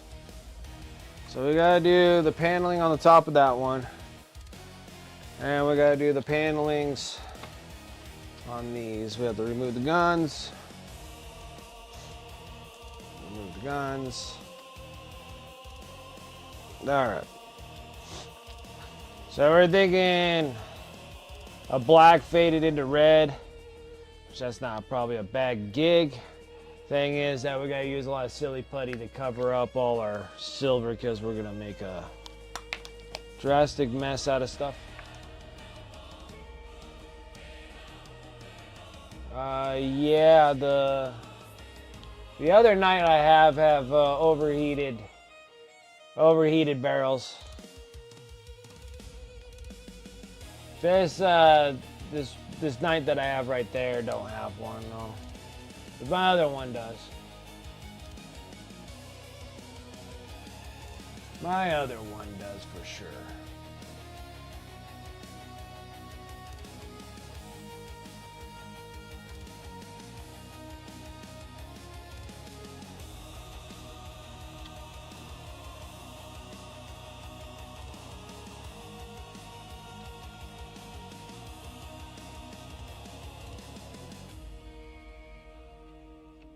Big thing here is just trying to get it where I don't make too big of a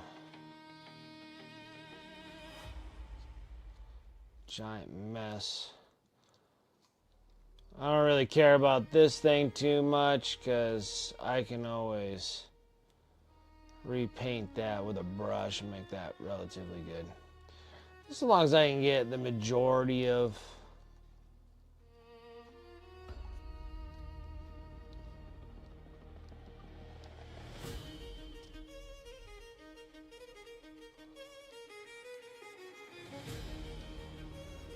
sorry, thought I was taking it off the camera.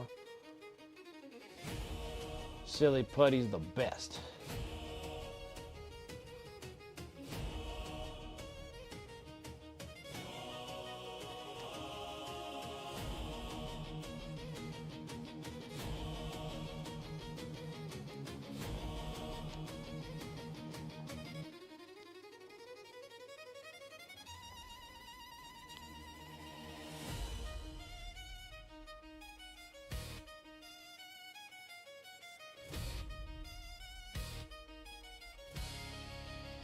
Today is day 5 of freehand and hazard stripes. Like a colossal pain. It can be. Tamiya paint. Oh, Tamiya tape, sorry. Tamiya tape. Oh, so you can tape them off and do them?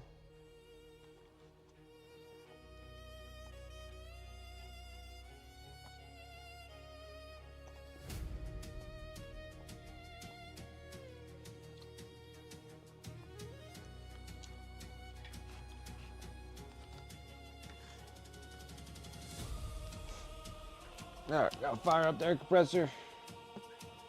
Wherever it's at. There we go. Okay, we're gonna need...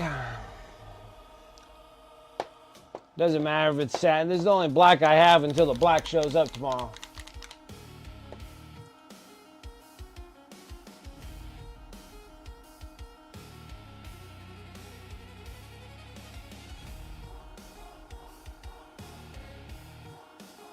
Drives right, and then freehand them after using that as a guide.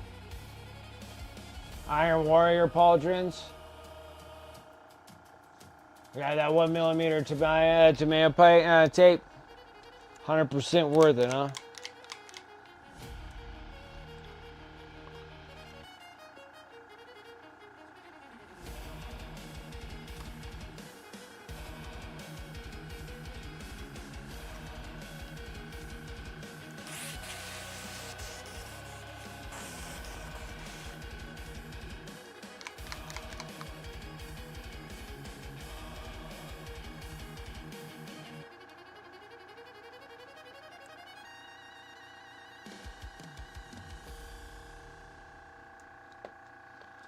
A little bit of flow improver.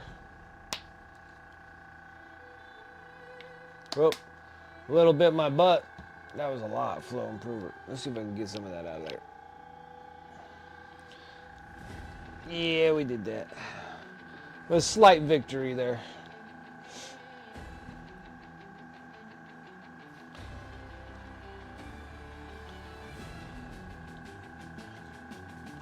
I think you guys seen me do a bunch of freehand stripes on stuff.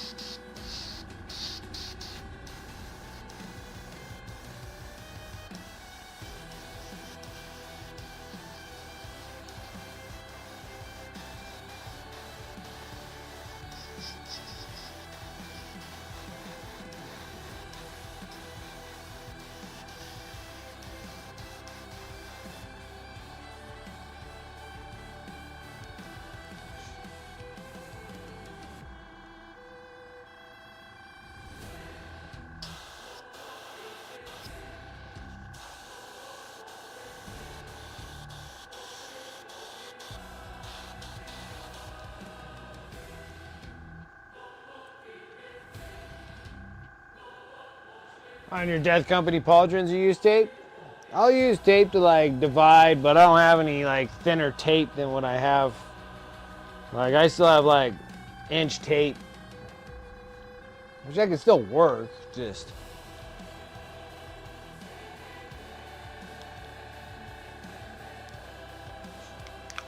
Alright, so I still got a little bit of this black in here. We're going to utilize that.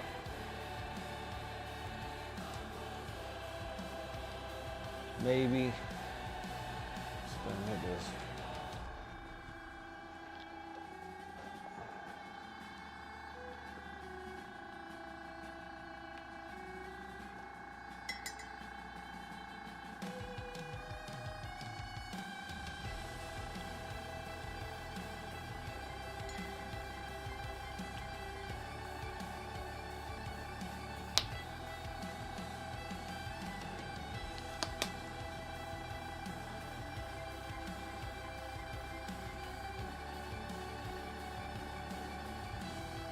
Because if that's going to be the shield, because we're going to be painting a shield on top of it.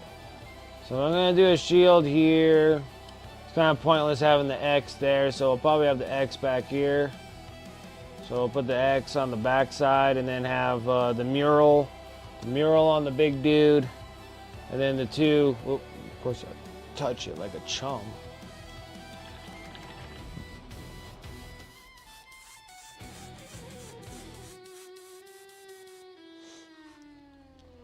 So what I want to do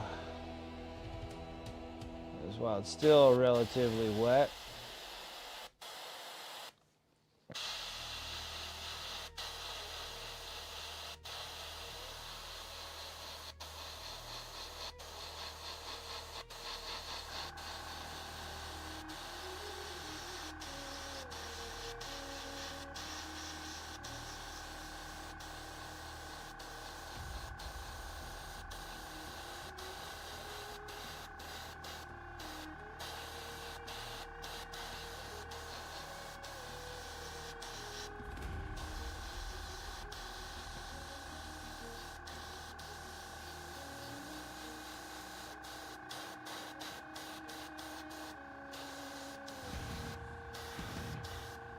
uh-oh.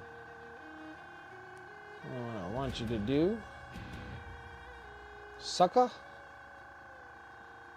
What happened there? Okay.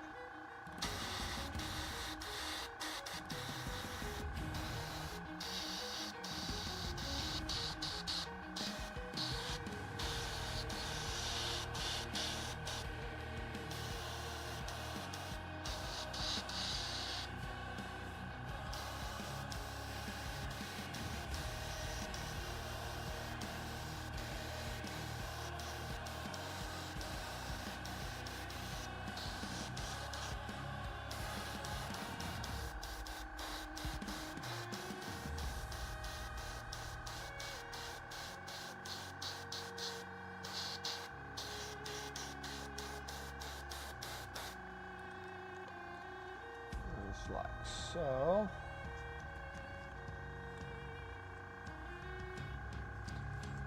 DeGruin, what's up?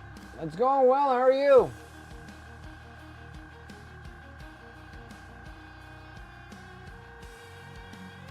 A Badger guy or an Iwata rolling? This one here is an Iwata. I have a Krios, which is practically the same, just a little cheaper than Iwata. And then I have the Harder and Steinbeck brush, which is really nice. I don't use it very often, but it is pretty nice.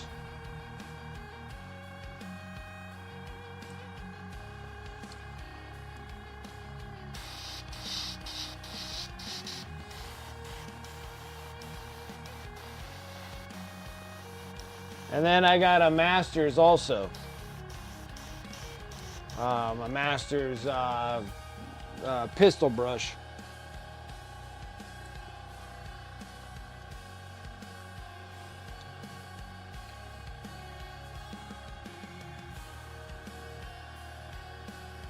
Rolling these rinse bottles.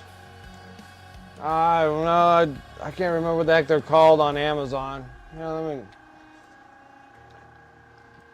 me see. I can't remember.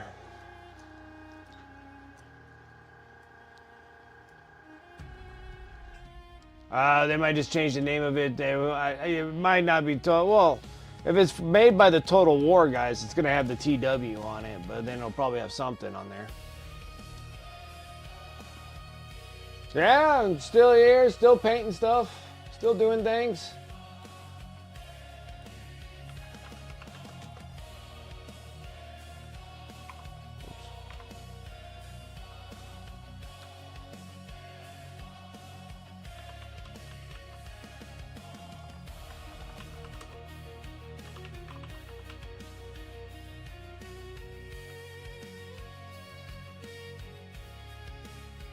See here, mine are 250. I would probably go with either, I don't know. You can do the 250 ones here. I'll drop you a link here.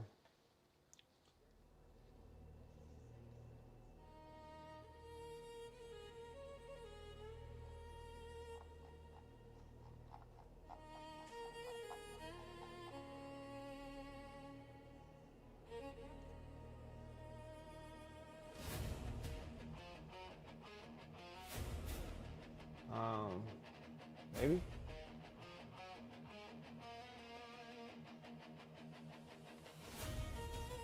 Like 2.5.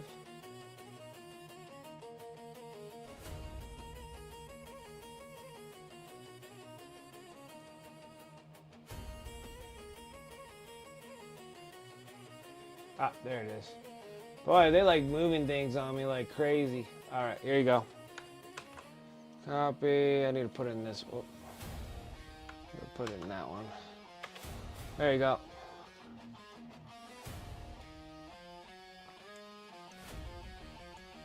Those are like the ones I got. I'd probably prefer 500s.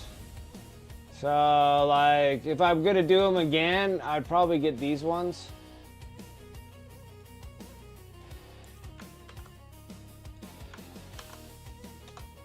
I'd probably get those ones. Because the 250s, they run out of water pretty quick when you're rinsing out and stuff like that.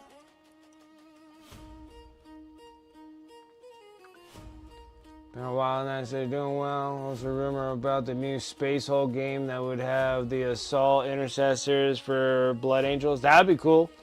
That'd be cool. That'd be cool if they have a Space Hulk game. That'd be awesome too. Been on Twitch hiatus for a bit, but now I'm back with chatting more and hanging out with the cool mini painting kids. Feels good. That's great. I'm glad that you're coming back again. First 2 player character sheets done for the game. Damn, they were good.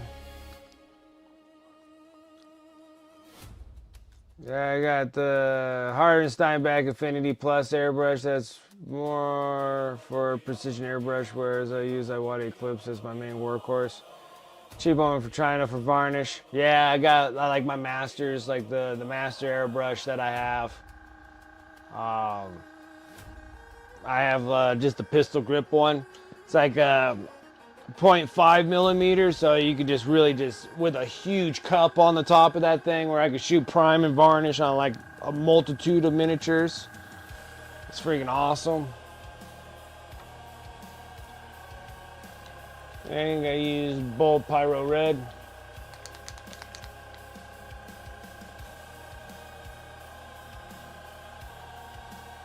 Less clogging. Brand that has less clogging than cheaper ones. I don't know. I think they all have their dealios. Just depends on how much you clean them. Like, and I treat my brushes badly, even my airbrushes. Most of the time, I'll paint with them for a little bit, and then I'm soaking them in soap. Really. Either the LA Awesome Sauce is my favorite one to go to, but a lot of people can't get that one. So, like Simply Green or whatnot, just a cup of that. And I have all my airbrush broken down and sitting in those. Like clogging wise, that just kind of depends on paint primes, varnishes, age, what kinds they are. If you're able to thin them down a little bit with like airbrush thinner on your varnishes and your primes, they shoot a little bit better. But then on top of it too, primes are just plastic. I mean, you're like literally shooting like a latex on them. It's like an acrylic plastic that you're really doing it, so they're always going to have their moments of clogging. And for how long you had your airbrushes for, depending on if the needles need to be replaced. The needle tips might need to be replaced in there as well. Stuff like that.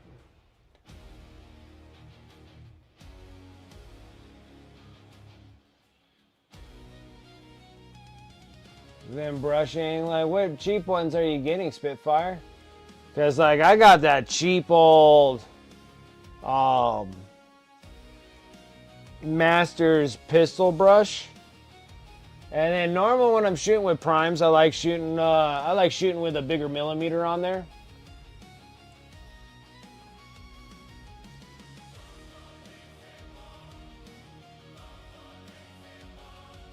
I've only had to replace my needle once. Yeah, that's my problem too, is because of a drop. But like on your 4th nozzle, you'll replace nozzles quite often.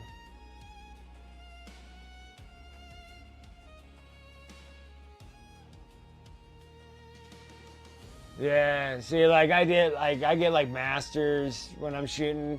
And if you're gonna use it for shooting prime and stuff, like I like my Masters pistol brush. It has the pistol grip on it, the trigger brush, like the pistol grip triggers. I feel it has like a giant pot on the top of it. Now I'll shoot it until it goes empty, and then I go and I rinse, and then I scrub and clean the front.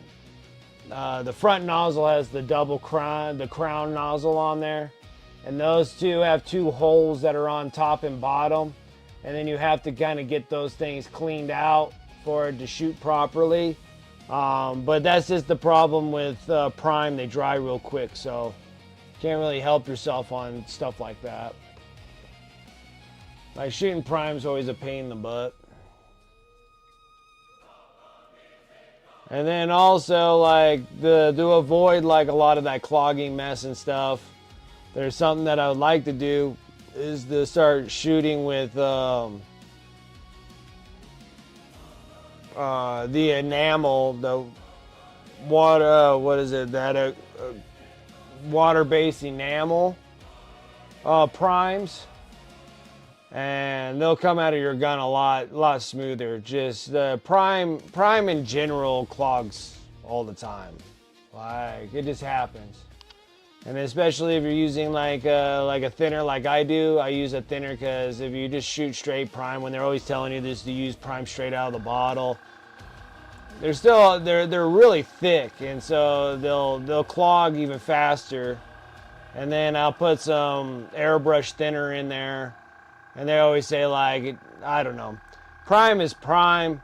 And honestly, I put thinner in all my primes, and they all stick just about relatively the same. Except for the one thing is, I gotta say that Pro Acryl's prime is a little soft. Even when I don't put any thinner in it, it's still very soft. Very, very, very soft. So, guys, it all depends on the primes too.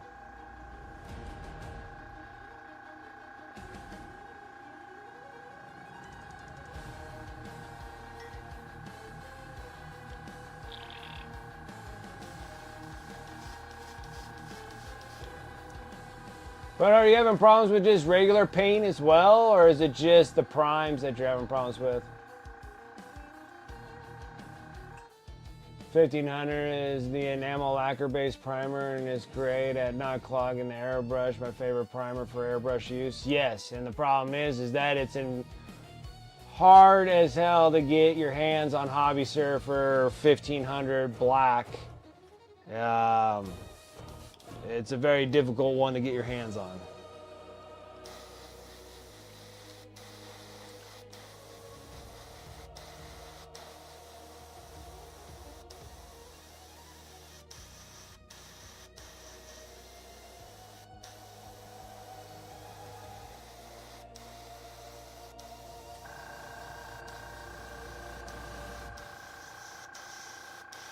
Sold out everywhere.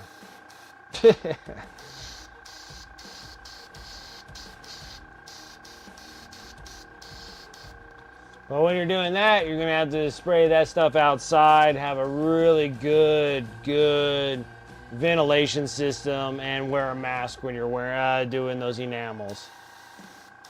Like even still, like it probably is a good idea if I was wearing a mask while I'm painting like this.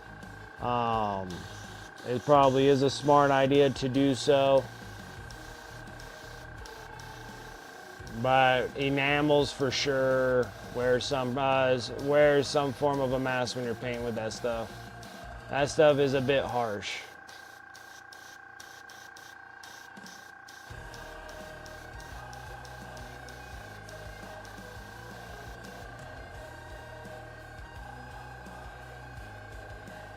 Pretty cool looking.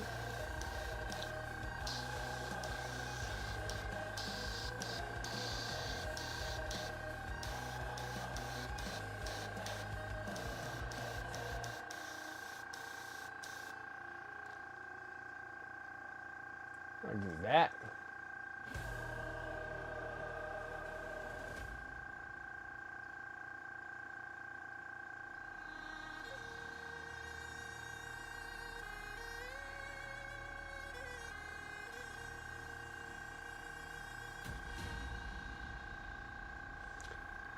Yeah, I've been shooting Vallejo primes. It just depends on how much prime you're shooting. Like, if you're only doing like a handful of things, like if you're doing like these 2 armigers in a night, you should be fine priming those without too much clogging.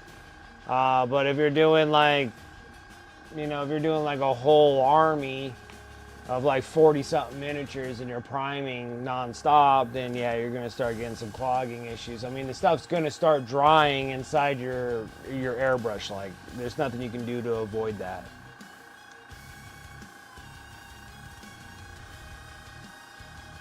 I gotta give this a minute to see what it's gonna be like when it dries. It's like a tequila sunrise.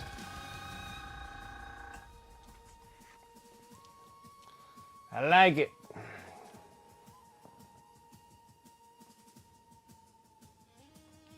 Yeah, I think I don't even think I spent $30 on my other one. And then I spent a lot of money on these things, like the Harder and Steinbeck. This thing here, this is a really expensive brush now. And then like an Iwata is like $100, $120. Maybe it's a little bit more now since everything else happening right now. So maybe $150 for a brush now. And then you got the Krios brushes, and those are a cheaper version of the Iwata brushes, but they run you around $100.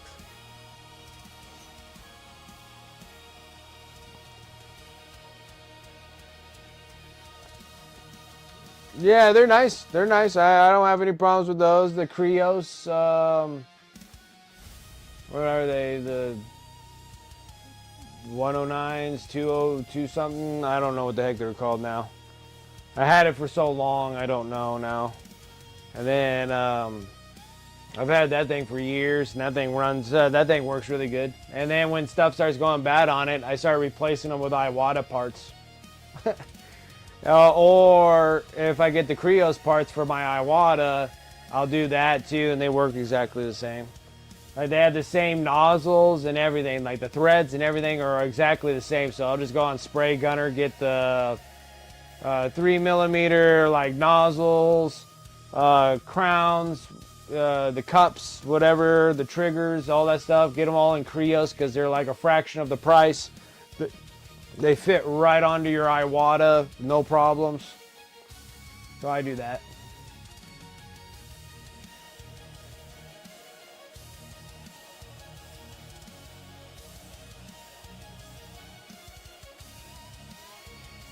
Yeah, side holes?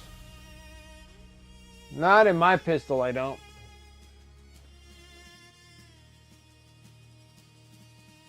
You Space King? No. What's that on? Space King.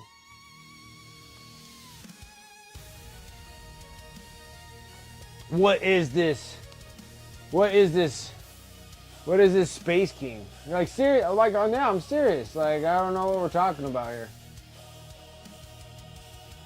I'm like, I have no idea what we're talking about.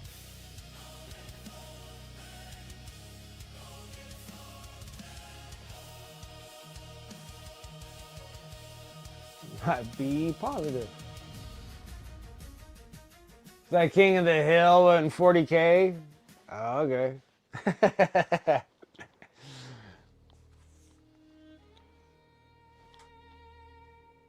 I relatively close to that other color? That might be brighter. Nah, that works. Alright, perfect.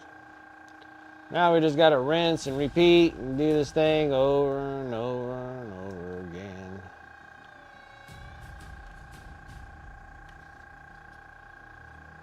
Well, it has like the little tequila sunrise on these things. So you have the black, fades into red. This red will have a shield on it anyways, and then we'll put the red X on the black there. And we might do a different color for the X, just to make it a little brighter and cooler.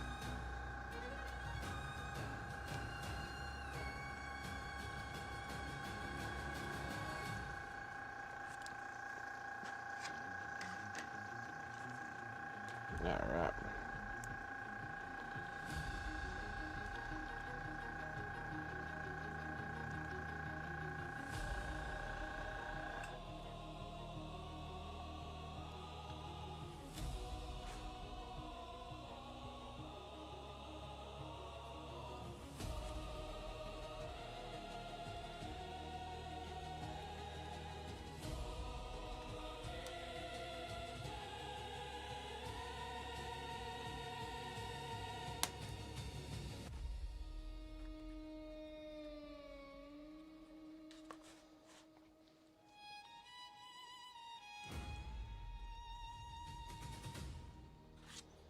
Ah, seems like all you guys have been watching it. Looks like all you guys are all familiar with it. Is it a YouTube thing?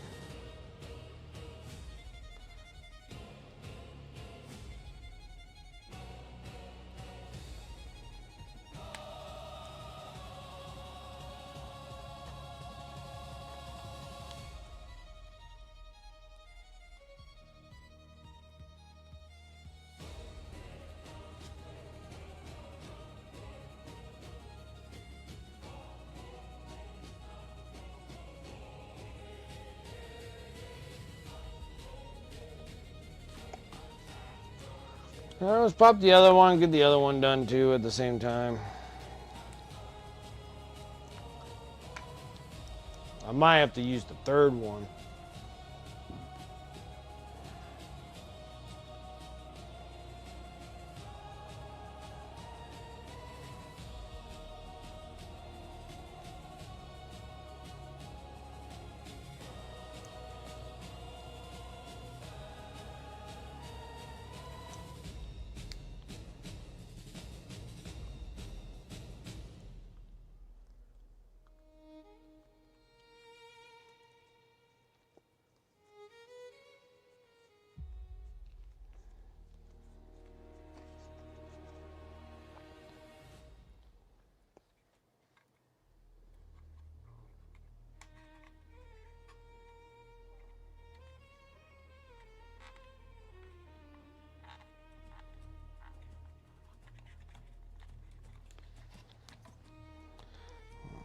Thin this out so I can tuck it in.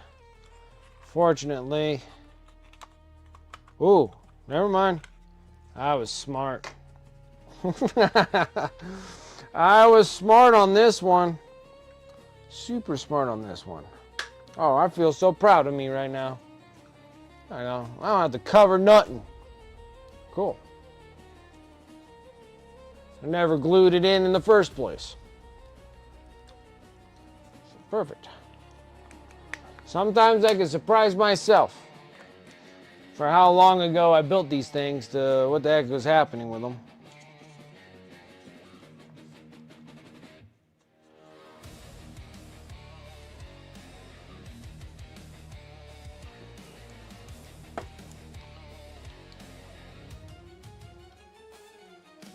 Perfect.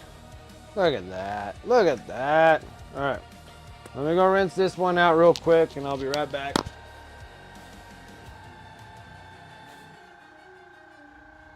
Oh, was it part of the dealio of freaking Games Workshop shutting them all down?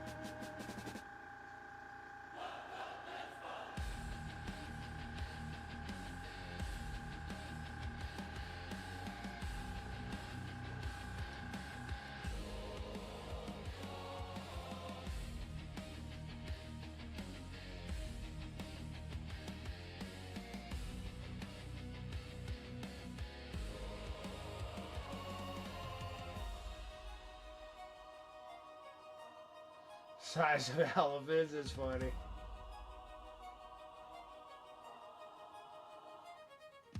Made through 3/4 of the bronze highlights. What the heck are you working on, Dragoon?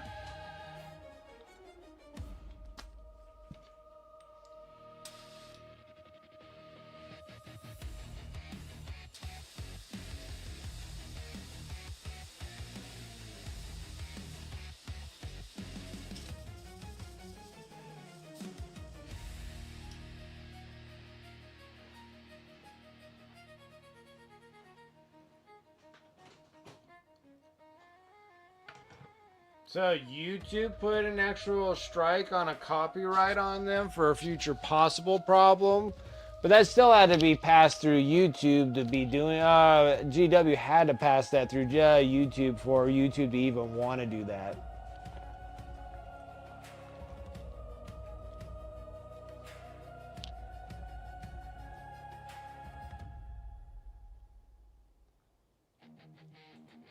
All right, I got it on there. I'll watch it after I'm done with my stream.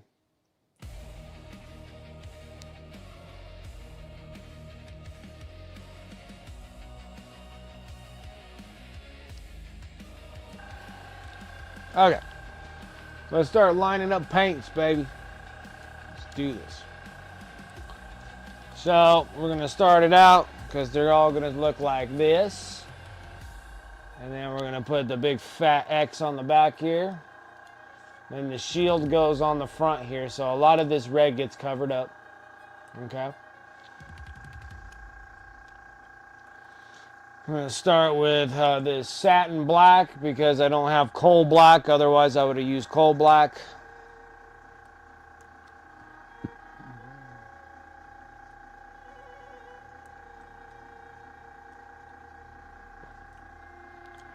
Just a touch. Because I found out that I have no coal black, so my Monument Hobbies order should be coming in tomorrow. And I gotta say thank you guys for utilizing my affiliate links and the discount codes and stuff. So every time that you do that, ordering through Monument Hobbies themselves, gives me a slight cutback. No charge to you guys. It's just something I got worked out for a sponsor affiliate. And they give me gift cards, and then I use those gift cards to restock my paints. So again, thank you guys. And if you guys are interested in the Pro Acrylic Paints, !Pro. And then, yeah, just make sure you use the affiliate links and the discount code as much as you like. You get that extra 5% off. Really nice. Really helps me out. And it just gives me just like a little bit. I get like a 1-2% dealio on that thing. And then... and gift cards, so then I can restock all my paints. So thank you guys.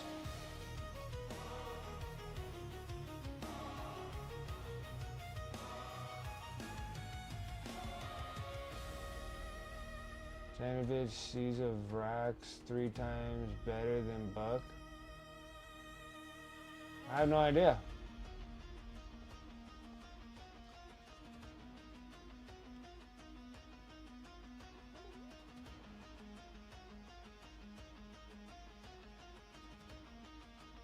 Please don't ban you. Ban you for what? Why in the heck would I ever ban you? Alright, what the heck's going on? What did you say? You know, see the frags 3 times better than Buck. And he said, please don't ban me. Ban you for what? What did you do? What did you do? What did you do? What did you do, Nemo? What did you do?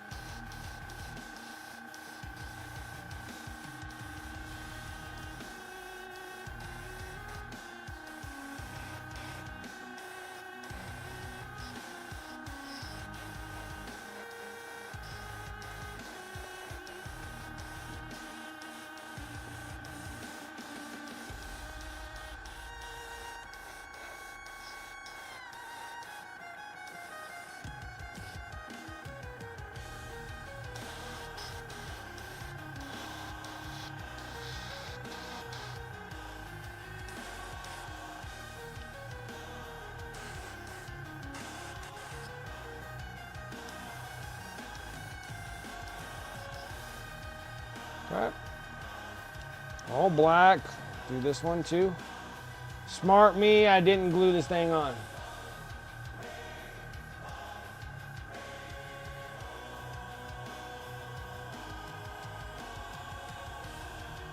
Warhammer wants to erase from YouTube.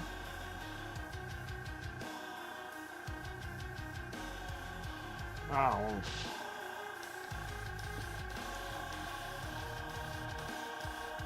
Yeah, because I think there's like only like 1 or 2 people I've ever banned on stream. And the whole 5 years of streaming.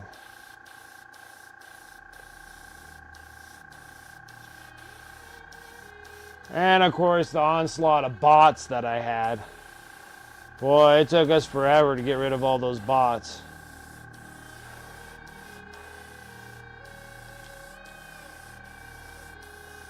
I remember one time I got upset about you guys banning all the bots for me. I'm like, I need some viewership, guys. I'm like, they're not really doing anything, and they're not really like, blowing up my chat or anything. Like the ones that blow up my chat, like, hey, come watch some freaking porn on this thing or whatever it was. We banned all those. And but like the silent ones, the silent bots that just chilling in there. You guys got rid of them all, and I'm like, man, that was like 15 viewers just gone. Well, times have changed, I'm doing a lot better than I was, I guess. Like, keep those bots. They didn't do anything.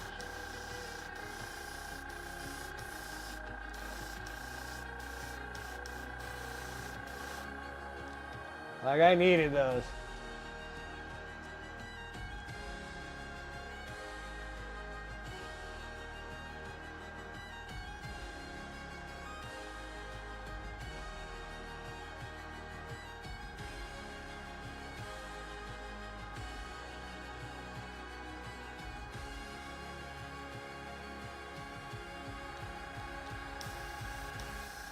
I don't know. It seems like GW's been getting really good at getting away with it.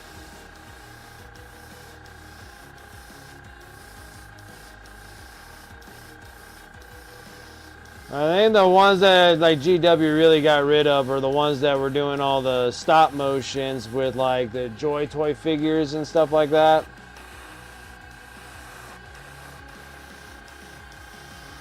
And then anybody else that's doing that same kind of art as those feature films that are in Warhammer Plus, like Death from Above and stuff like that.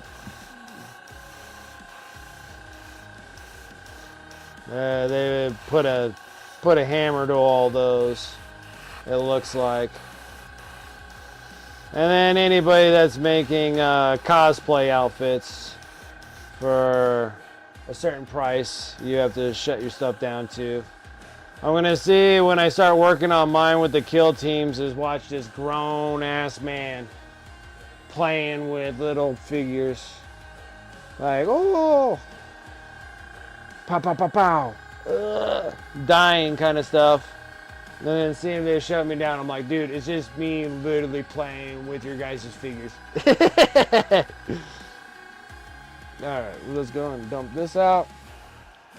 Give it a good wash.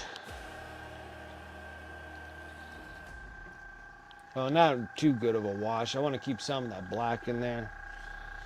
Reason for is I need a little transition with the burnt red.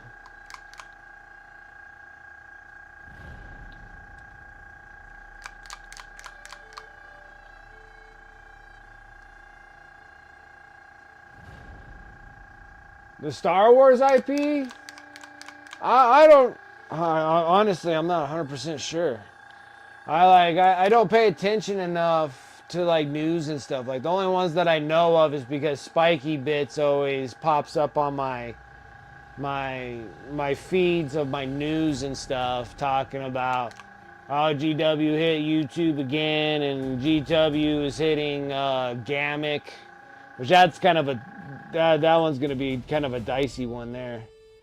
Because like Gamek's not even getting hit for copyright infringements. It's getting hit with unfair competition, and I'm like, oh boy. Because if GW gets away with that, then you gotta talk about like all your stuff that's on those 3D printer, 3D guys that do all the 3D sculpts and stuff. If anything remotely relative to the models that GW have, you're looking at freaking all of those being shut down if GW wins. That's why Gamek you have to go to court with them over that, because you're just like, boy, they win over that one, they got everyone, you know. But yeah, I didn't know that Disney was even bothering. Normally when you got like multiple billion-dollar companies, I don't really see them ever going after it. Like after like Marvel got bought up by, you know, Disney, Fox, and Sony buying the characters, and like DC getting picked up by Warner Brothers, it seemed like they all stopped hammering people for copyright infringements of doing your own art of the characters that you love. Like with Jim, but they did do that back in like the 80s and stuff like that. Because like Jim Lee talked about it, about being shut, his stand getting shut down at conventions because they had Marvel and DC guys walking around and telling you that that's a copyright infringement. You're copying the characters of Marvel or copying the characters of DC to make profit. They would tell you to close your stand there at the conventions and leave. Jim Lee got it. I think Todd McFarlane talked about that for a bit. But I know Jim Lee for sure was talking about being shut down at conventions for selling his artwork of drawing like Batmans and Supermans and like, you know, Spider-Mans and stuff like that. And that's what happens when a company is like on the verge of bankruptcy. That's what makes me kind of worry about Games Workshop a little bit. I know you're protecting your IPs, but then once you become like a billion-dollar company, because you see like people making stuff for D&D all the time. They do all the S&Es and everything else. You don't see Hasbro going around, because now Hasbro owns Wizard of the Coast that has D&D and Magic the Gathering. You don't see them going all over YouTube shutting everybody down that's doing their own thing for D&D and S&E and all that crap, and or that whatever it is, 5th edition, whatever crap for D&D, because you're making up your own stuff that's not correlating with D&D's freaking storyline, and they're not shutting you down for it, you know, because they're a billion-dollar company and they don't care what you're doing. You're just promoting for people to get into D&D, and they're probably going to buy D&D books to get started. You're not going to buy some random one to get started in D&D. You're probably going to buy D&D books, probably in their minds.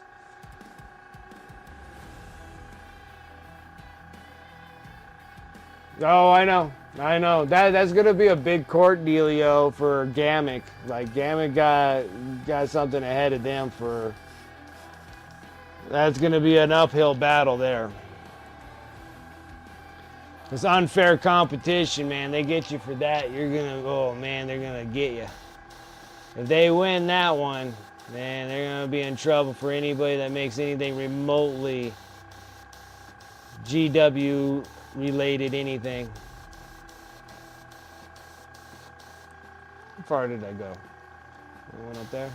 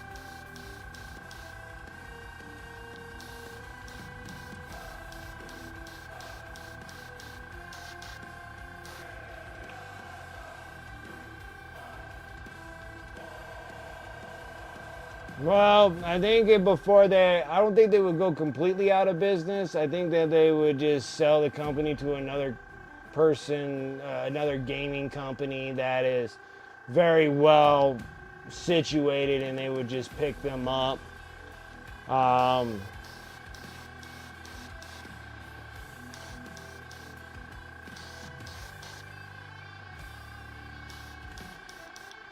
for some reason, I feel like they're kind of banking on MGM and Amazon making these movies and shows or whatever they're gonna do, uh, going out there. Because I'm like, even still, like the royalties can't be that much. Like I think even if you're leasing out or renting out your IPs, like your IPs can't be worth any more than like 15% of royalties. So like the video game, they always like blow up that video game. Like the Space Marine 2 is like blah blah blah. They sold 5 million copies or whatever the heck it was. But I'm like, even still, at 5 million copies sold at, well, they're like $60 a game or whatever. So it's like you made 30 million and they made like 15% of that, because I don't believe that they would do anything bigger than that for IP royalties. So GW got like 15% out of the 30 million, but you gotta say the company makes like half a million or $500 million a year. So what is 15% of 30 million? You made like 5 million bucks off of it. Like, I don't know. I don't know. I'm just kind of saying things right now. I don't know. I don't know what their royalties for IPs, but I know if it's too high, you wouldn't be making the game, because then you're not going to be making any money yourself.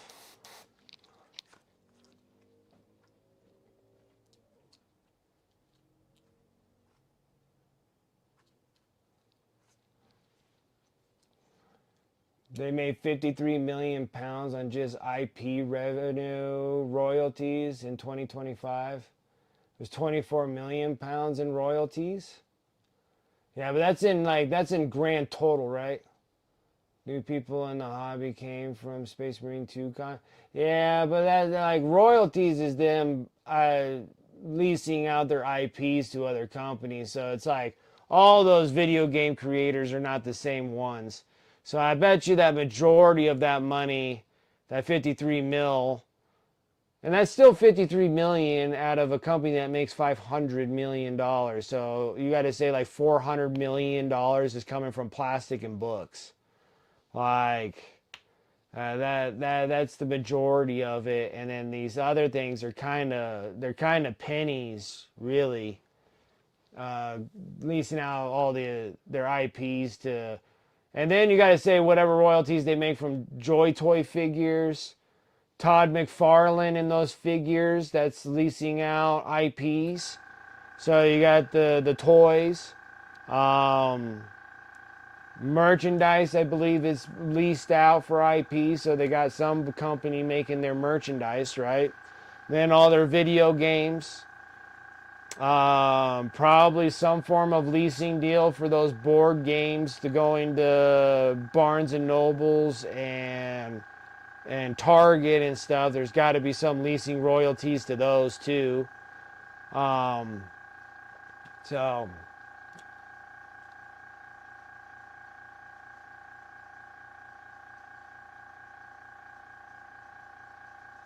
they've always gave profit sharing. They always get profit sharing bonuses. That's one thing that they are big on, is the profit sharing bonuses, which is cool. I worked for a company too that did profit sharing bonuses. Oh, why did I do that? Golly, Brent, losing my marbles. So yeah, so that was kind of cool that you looked that up and you got like 50, like 53 million. That's all they got for royalties. So yeah, and then they're chasing everybody down on freaking YouTube to shut them all down. And then once they have like another company that's $1 billion company, like Hasbro's like a multi-billion-dollar company that bought up Wizard of the Coast, and Wizard of the Coast had Magic the Gathering. I don't know if Magic the Gathering bought D&D or D&D bought Magic the Gathering. I would imagine that Magic the Gathering probably bought D&D, and then Hasbro bought both of them or something like that. Or they just bought both of them individually. But it's like Wizard of the Coast is pretty much D&D and Magic the Gathering. So, I don't know. Not 100% sure on that one. But Hasbro's not going around chasing people down that are doing D&D sessions. I'm telling you guys, hey, you got to shut that down because you're copyright infringing on, our idea of telling stories as a game.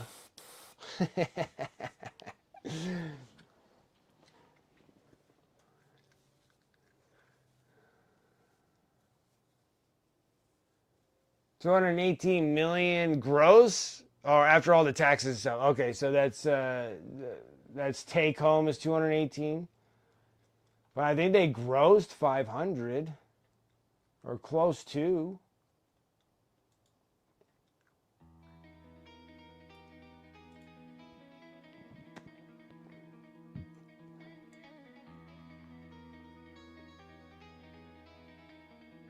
£210 million.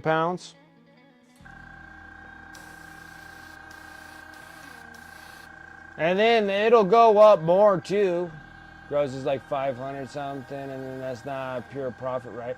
Yeah, the gross is like 500 with everything. And like profit is probably what they're taking home is the 210 in profits. But then you got to say they put up that building too, or they're working on that warehouse building. I guess supposedly that's supposed to make the boxes. Like anybody that says that making a board game, the most expensive thing is your box that they come in. And they get all their boxes and stuff from China or whatnot that makes the boxes for them. But they say everybody says they spend a fortune getting boxes done. Just having all the artwork and all that stuff on the outside of those boxes cost a fortune. So that's why GW is building a whole nother warehouse and making their own boxes, and that will save them. That would probably save them $100 million per year doing that. I bet they spend, because you guys say 210 out of plastic should be super cheap. So the most money that they're forking out, and they already have their own publishing press. So that makes mostly all their magazines and books and whatever they're doing. So that's what saved them on all that. So the next thing is those boxes. So I bet they probably spend about $150 million in just boxes, if not more. I wouldn't be surprised at $200 million in just boxes. Just boxes, not even the stuff that's in the boxes, just the boxes.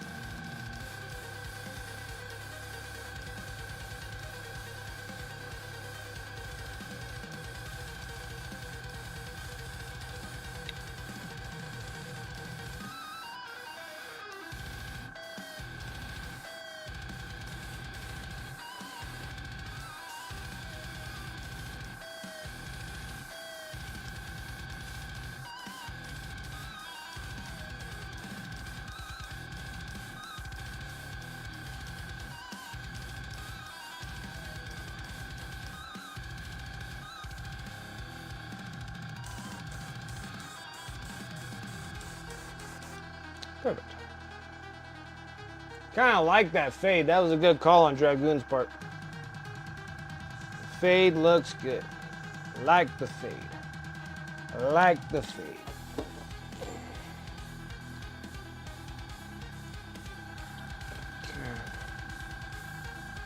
A little bit of a rinse here. Holy smokes. Now I'm like, now I'm like ready to rock and roll, guys. What the heck? My time's already up. Yeah, the fade looks good like that. That's what it looks like when it's all nice and dry. That looks awesome.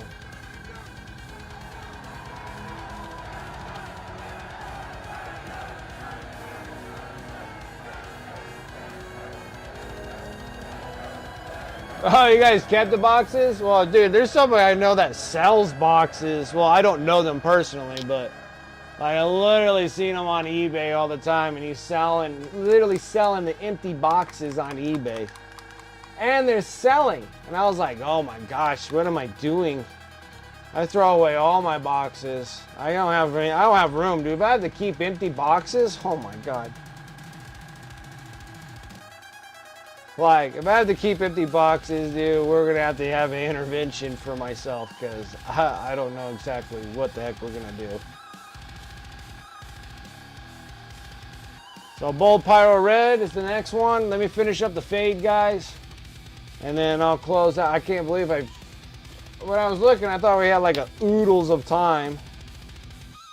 And then you got to say, like, look how far we got. We got Carlina von Karstein done.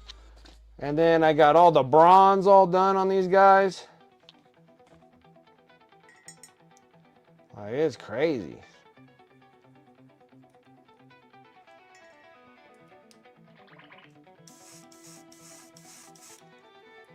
I need this. I need to finish the fades.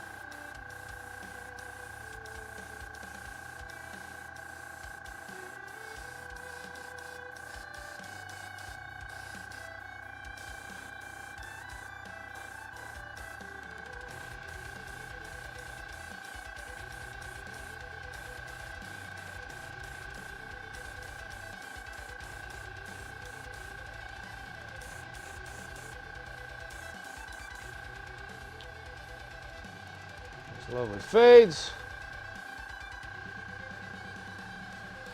This one's still slightly wet, but we're going to try to push it a little bit and see if we can get this done, and I can close up shop.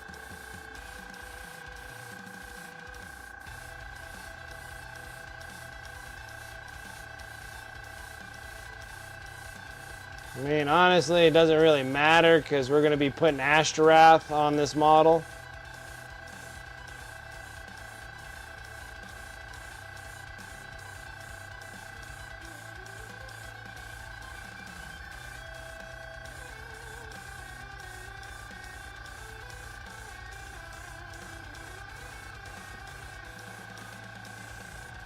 Putting that fade on. There you go. Like it. It really doesn't matter because Ashtaroth's going to be covering most of this stuff up, so there goes that. Let me rinse this out, guys, and then we'll close up shop. We're doing really good, so shoot, when we start Sunday, we're just going to be just all nights, baby. Just all nights until I get those guys done.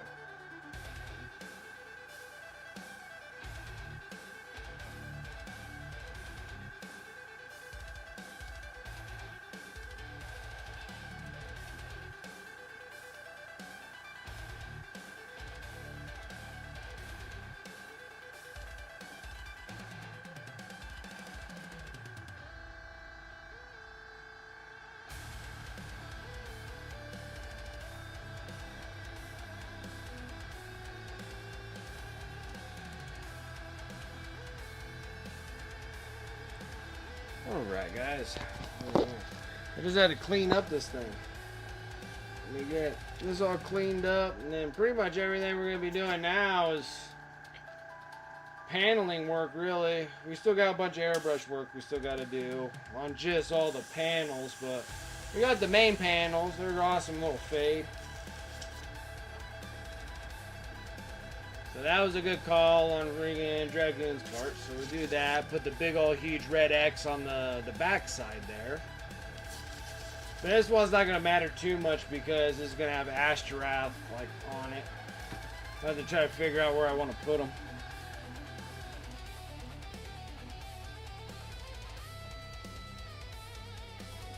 Alright.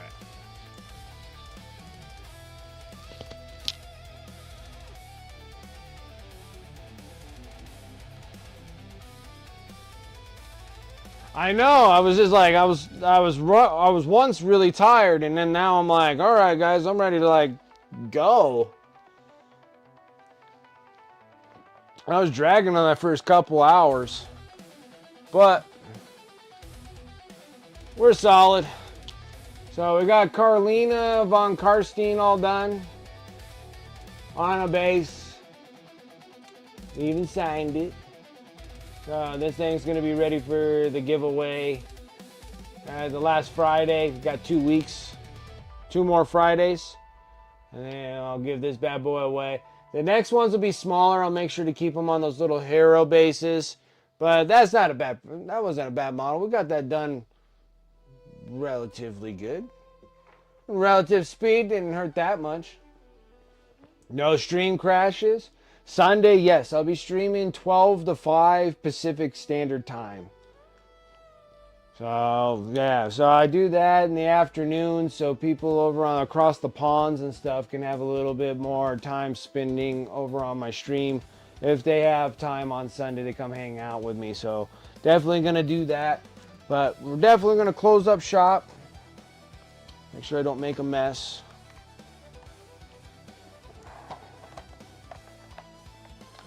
But we did some great works. And before I forget, we need to take this stuff off. We gotta get the silly putty off. I don't think it'll do any harm leaving it on there for long periods of time, but I don't know. Wouldn't think so. Alright, silly putty done. Got the fades all on. Let's go ahead and close up shop. Thank you guys so much for coming and hanging out with me tonight. Really do appreciate it. Shout out to the sponsors above. You can use those commands in chat or go ahead over to my Discord, !Discord. They'll be over in the sponsor affiliate area there. And again, thank you guys because I just made a big old huge order from Monument for paints. And that's a lot of it. It was thanks to you guys for helping me restock my goods. So make sure that if you do need some pro acrylic paints or brushes or texture paints and tube paints and all their other go bags or whatever you want to get from their store, just make sure you always keep me in mind when you do, because it does help out helping me restocking my goods while I keep painting and entertaining everyone while we do all this. So I do appreciate that, so thank you. And that happens with pretty much all the sponsors and affiliates that you see above here.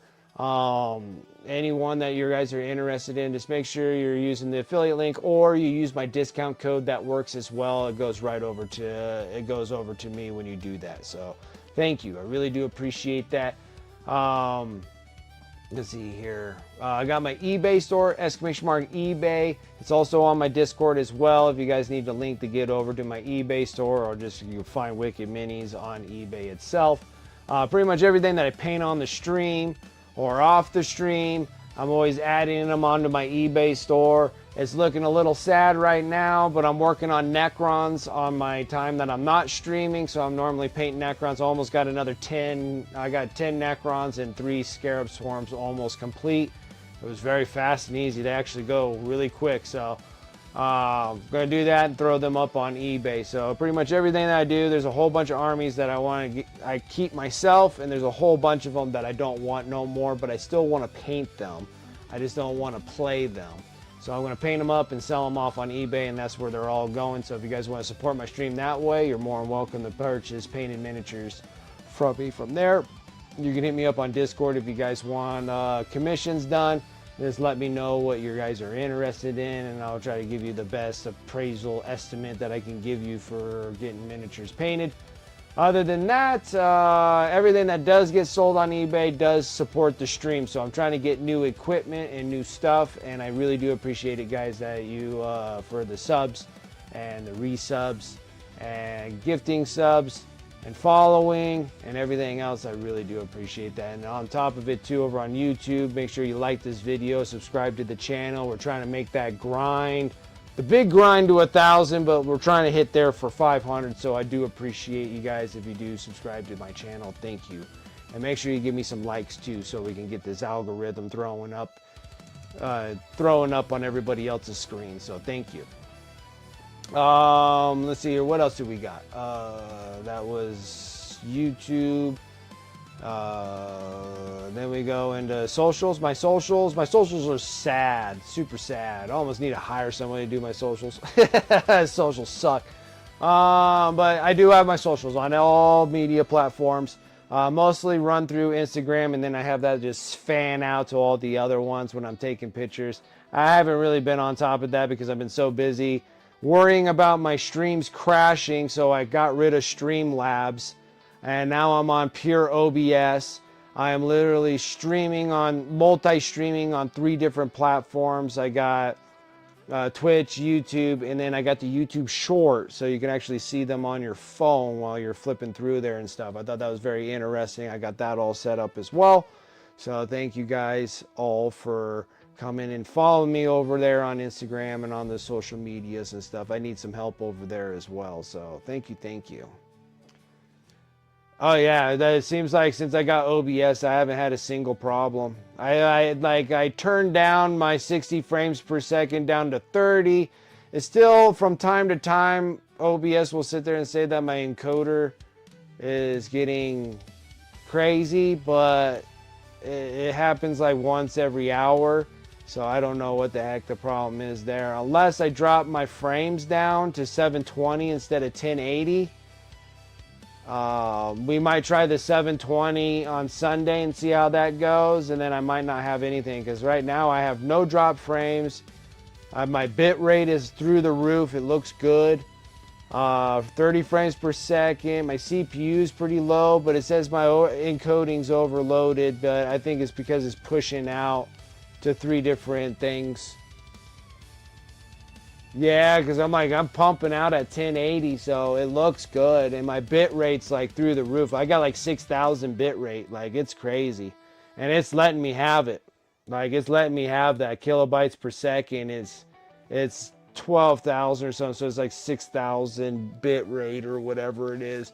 Crazy, and it makes everything look so crisp and clear.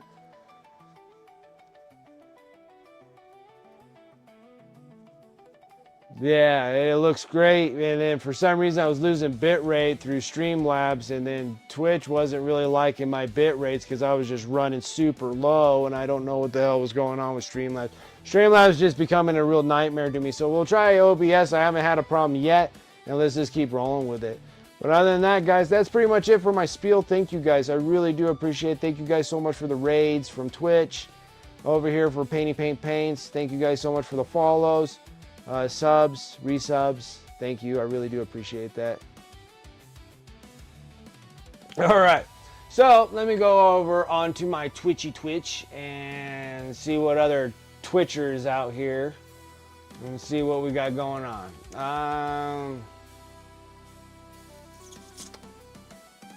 I got a little Jinx start going here. Where do I want to put that in? I think I got to put it over here. I got like multiple chats. Actually, OBS platform itself is awesome. Like, it is really freaking cool. I really do like this.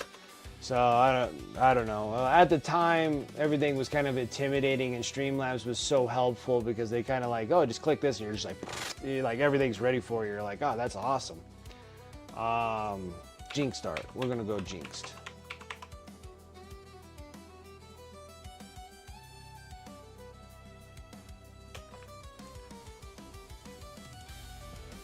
when I can vote.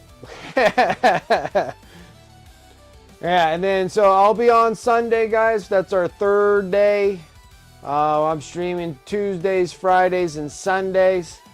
I have too much stuff to do. So I got too much stuff to paint. So I'm opening up a third day. I'm painting just to get stuff done. So I do appreciate if you guys come and hang out with me on Sunday. I'll be streaming 12 to 5. I'm not doing late night streams. I'm going afternoons to early evenings on my end on Pacific Standard Time. So it'll be a little earlier, so not so late for a lot of you guys over on the East Coast. And I can reach some people across the ponds and a little easier on Australians and all that kind of stuff. So it's kind of like a nice little medium right there. Other than that, guys, thank you so much for coming, hanging. I hope to see you guys on Sunday. Till then, let's give Jinx Art some love, and I will see you guys later. Take care.